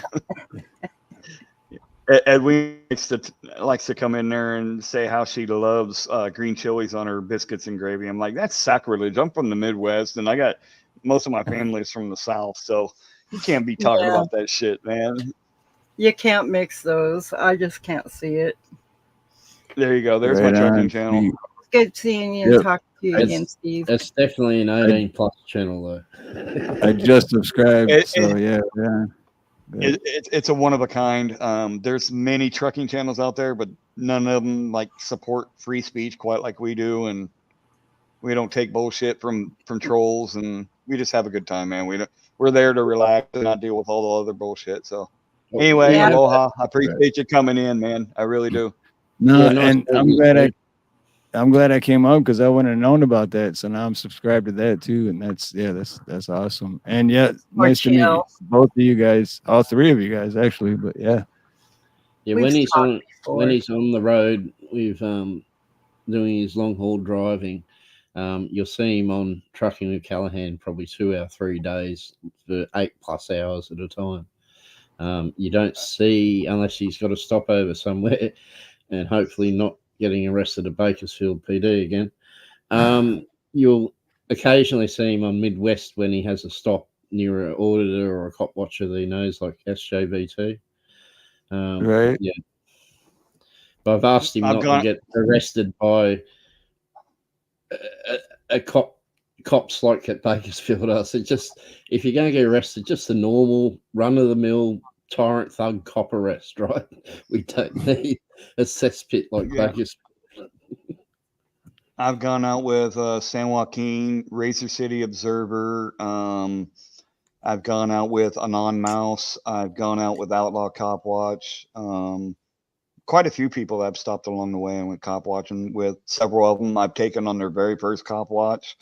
Other channels, we just help channels grow there. I've gotten, we as a community have gotten many people to the point where they were able to go live and could do their own thing, whether it was cop watching or just showing animals or, whatever. So, yeah, I mean, a good community. We try to support everybody that has good intentions. So.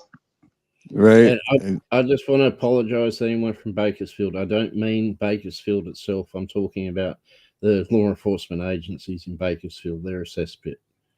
Yeah, they are. And you'll see that video coming out here before too long. It's probably going to be a series, but it's an in-depth look at the government interaction or the government bullshit in Bakersfield, California. And it ties clear over into Indiana and Chicago and all kinds of shit. So stay tuned. Right on. Absolutely. So, but all right, Anyway. I'm gonna drop out, but I'll definitely see you guys around again for sure. And appreciate you, bro. Much love, much love. Stay safe, stay free, and we'll catch you next time. Now, does Roseanne Barr have anything else to say? Oh my gosh. How are you going to sing us out? Are you going to sing the national anthem for us? Oh, God. As long as she ain't grabbing her crotch while doing it. No. I like Roseanne, though. She's funny. She's really crude woman in real life, though. Well, actually, I don't blame her. Sometimes I can be, too. But, when you got people that just don't want to put up with bullshit, sometimes you have to be crude, right? You can't always be kind and sweet and nice because people won't let you be that way. Right. They'll push your buttons. You got to learn to just kind of like, sometimes I let it just go. Sometimes I stand up to it. Just, I pick my battles. Well, Dreamy, you can cut silk with a blade, but you can't cut a blade with silk. Oh my gosh. Oh my God. Number one, number two, toilet sink bullshit guy. Damn it, Bobby. What the hell? Take us out, Hank. I think we're done. Old Midwest, a hankability. Or Midwest Callahank. Midwest. So, hey, take us out with one last short video. What do you want? One of the Peoria, the state troopers getting the thing right. Oh, okay. Either your last short or ITN's short on Trooper Green. For a Don't no-no. play mine. Fuck that ITN guy. I'm kidding. The turtle, rabbits, and unicorns. Yeah, that'll do. Or the other. All right. Well, you got two of them saying it in that one, so. I gotta go back over here. Present, share screen, boom. And here we go. Maybe. Share screen. We'll present.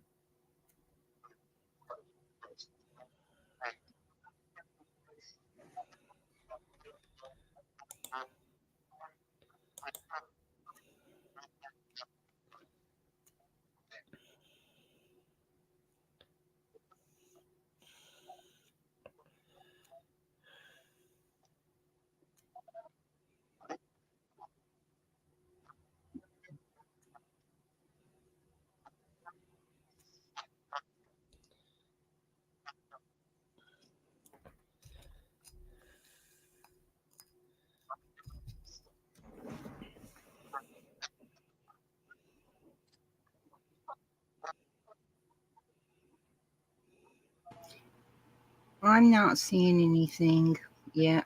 It's not up yet. Control, guys. Thank you, search. Here's the vehicle. It's on its roof right here. Present They were screen. running hard to do this on a residential street. Roll over after a chase. And the people fled on foot, so that's what they're looking for. There was allegedly four individuals in this vehicle, and they all took off running. Yeah. Okay, I'm gonna put you on the spot, Sam. So you said rats. So you got religion, assembly, press, petition the government, and speech. God dang! This is where it ended up. Way down there is where they hit, but they slid a half block on the top. Look. Someone ran. Somebody straight ran out there. They ran out their shoes. They're Yeezys. Got press, assembly, petition, religion. Wow, that's awesome. Name and badge again for everybody. Anderson 7145. Anderson 7145. Illinois State Patrol, guys. I got a question, and I'm hoping one or both of you can answer it. First Amendment. What the 5 points of the First Amendment? Yes. So it's religion, speech, press, assembly, and protest. But holy shit. We found one that knows them all without being coaxed. Holy shit. Well, that's good. I'm glad you know it. Did you know them all? I didn't know all of them. I'll admit I didn't know all of them. I'll catch you in a month. Catch me in a month. I'll give you 30 days. I appreciate you. Hey, you're gonna see yourself on YouTube, man. I'm gonna make a short out of it. I've seriously asked probably 100 cops, and you're the first one to get all 5 before I even got the question out of my damn mouth. Stickers. What's that?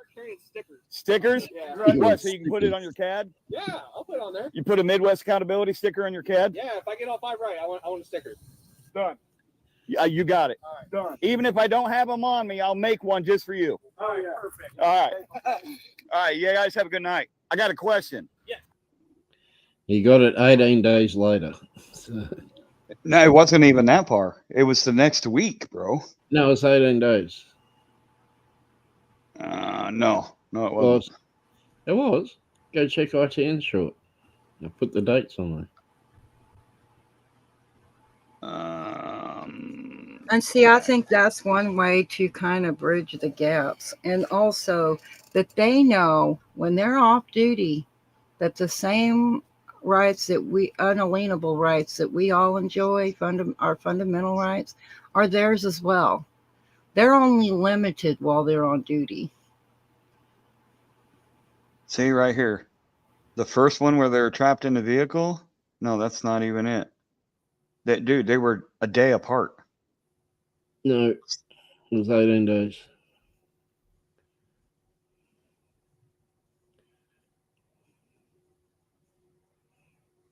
I don't know. Either way, it wasn't very, very far apart. It was a lot less than 30 days anyway. They caught you unawares because you didn't have your stickers with you. Guys, I am going to get some stickers made up. I won't be able to pick them back up until I get back home, but I am going to get some stickers made up. So for anybody that may want some. Did Dreamy mean? Oh, there she's muted. Yeah, I'm here. I just muted because my fan's on, so I didn't know if that was bothering anybody. No, it's not that noticeable, actually. Okay. All right. So before I go ahead and end this at 6.5 fucking hours, almost, does anybody have any last words they would like to say? Thank you, everyone, for coming in and listening to us ramble on. Yeah. I just rest in peace, Sonya Massey. I hope her and the family can find some peace at the end of this. I don't know how, but hopefully they can. And burn in hell, Grayson. Agreed. Dreamy? Yeah, that's a really sad situation. I can't imagine what her family's going through right now. I know what I felt whenever I saw it, so it was just heartbreaking. Yeah, I gotta do something here real quick. No, I can't. Never mind. And thanks for bringing this topic up so everyone can talk about it. I almost didn't do it. I know, it's a really hard one, isn't it?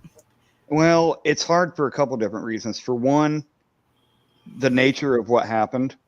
And for two, it's already been, the rug's already been beat to hell up over it.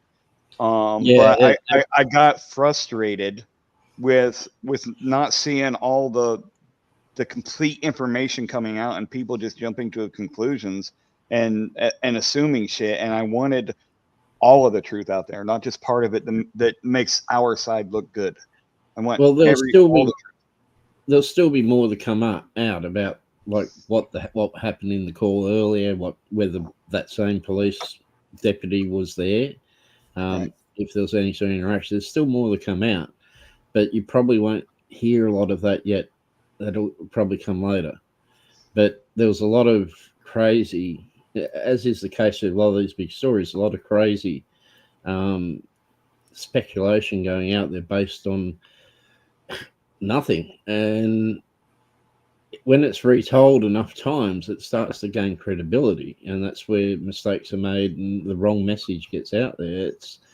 There's no benefit in denying what's true. You then got to deal with it, and you don't learn from mistakes by ignoring them or pretending they haven't been made. And at the end of the day, these public officials that allow someone like that to go out there with a badge and a gun, they're the ones that ultimately, like her father said, have to bear responsibility for this, and they have to be made accountable, because we know they will not hold themselves accountable. Absolutely. Good night, someone. Much love. I appreciate you being here. I'm just going to say that, we may not like what we find when we watch videos like this and get into a in-depth conversation about them. We may not like the actual truth that comes out of it, but what's right is right and what's wrong is wrong. And telling the complete story, whether we like it or not, is paramount to what we're doing in this community. Accountability and transparency. Transparency means seeing all sides of it. And again, we may not like it, but it is what it is, and we have to deal with it. So there's one saying that I've always held to, and I've heard, and that is integrity only exists the moment you compromise integrity, it ceases to exist. So integrity is something that's either there or it's not. You can't compromise it. If you do, it's gone. Right. You've then got to build it back up. Well, yeah, when I watched, I didn't see her pick the pot up, but her head is still down there at counter level. So, in the pot above her head. So, it's definitely looks self-defense to me, even with that. But yeah, when he said told her to put the pot down, it was sitting on the counter. Wait a minute. He was wanting to pull the trigger and looking for. But it's just like whenever they're, well, it's just like when a cop's arresting someone and telling them, not to resist when the person isn't even resisting. It's just that. It's just them trying to cover their ass when they got that body cam on. That's how I see it. But yeah, we should look at all of it. And I didn't see that baseball bat. I guess I wasn't really looking for it or even thinking in that way. But wow. Well, and I really did not want to have to say, like, I have no problem saying when I'm wrong. Right. But in this instance, I didn't want to have to admit that. I didn't want to have to admit that what I thought I saw wasn't what I saw. And you can ask Havoc, I did not want to No, put he that didn't out want to there. believe it. I didn't want to put it out there because I didn't want people to think that like what happened earlier. People thinking that I was making excuses for the cops. No, I'm just pointing out what I'm seeing in the video, and that hurt my pride a little bit, knowing that I didn't see it in the video and that I had to come to terms with that I was not seeing it correctly. So, and I think that's important too, that, hey guys, I was wrong in what I saw, what I originally thought, what I thought I saw. And now it's been pointed out to me that it wasn't what I thought I saw. So it does also, just a little thing to throw in, it does also give credence to an argument that they should have body-worn cameras on their heads, like on a hat or something, where it can't be obscured, because it's ridiculous that when the most extreme action they take is to draw their pistol and shoot someone. You see it when they've got the AR-15s out, and they're involved in shootings. Almost every time it obscures the body-worn camera. Now, if ever you want the body-worn footage, that's when you want it the most. Right. And the most ridiculous thing I've seen is where they put on their vests, their armored vests, in some agencies where it actually covers up the body-worn camera. Yep. They don't adjust it and put it on the outside of the vest. But it needs to be somewhere where when they go to guns or tasers, that body-worn camera is not obscured. And because nearly every time it is. In Gillette, Wyoming, they actually wear their body cam. They have a hat that they wear, and it's on the side of their head. They have the body cam. And I think those are way better. I think having both places, that's awesome. Both, yes. Yep. I just like to see their body. I just like to see those body cams when they're on duty, on a public, Whenever they're on a call for service, it should be on at all times. No, it should be on at all times, whether they're on a call for service or not. Duty, except when they go to the bathroom and when they're on break. Yep. Yep. Other than that, it should be on. I don't want to see woodpeckers. No, I don't want to see pork dicks or nothing like that. But I do think that if they're not on break and they're not in a bathroom, they should be on at all times. I actually think they should be live streaming their entire interactions. The arguments they use for when they do mute them, like having personal conversations, whatever, it makes no sense, because at the end of the day, they can redact things before it gets released anyway. Right. Right? So there's that argument holds no water at all. Right. They're muting of the cams. Yep. Yeah. And particularly when they're clearly, like, you see them get together in the middle of a traffic stop, someone's giving them some mouth or whatever, or they've arrested you, cop watching, and then they get together and then they come out and produce 3 or 4 charges against you. You know damn well that they were conspiring to charge you. Yep. Right. All right, I got to shut everybody down. It's time to end the stream. It's 6.5 hours in. Thanks for having me. Thanks for being on here, Havoc. I appreciate you, all the hard work, the searching and researching and stuff that you're doing. I just want to thank everybody in the chat: Blue Unicorn, Matt R, C4, everybody else, Bootlegger, Angel. Thank you all so much for your continued support. Much love, peace, and bacon grease. Thank you all for joining. And there will be a part 2 to this when we get more information. So we'll do another stream on this when the rest comes out, and we'll go from there. So take care. All right, John Bye. Eagle, appreciate you too, bro. Much love, you guys. We'll catch you on the next one. See ya. You don't leave.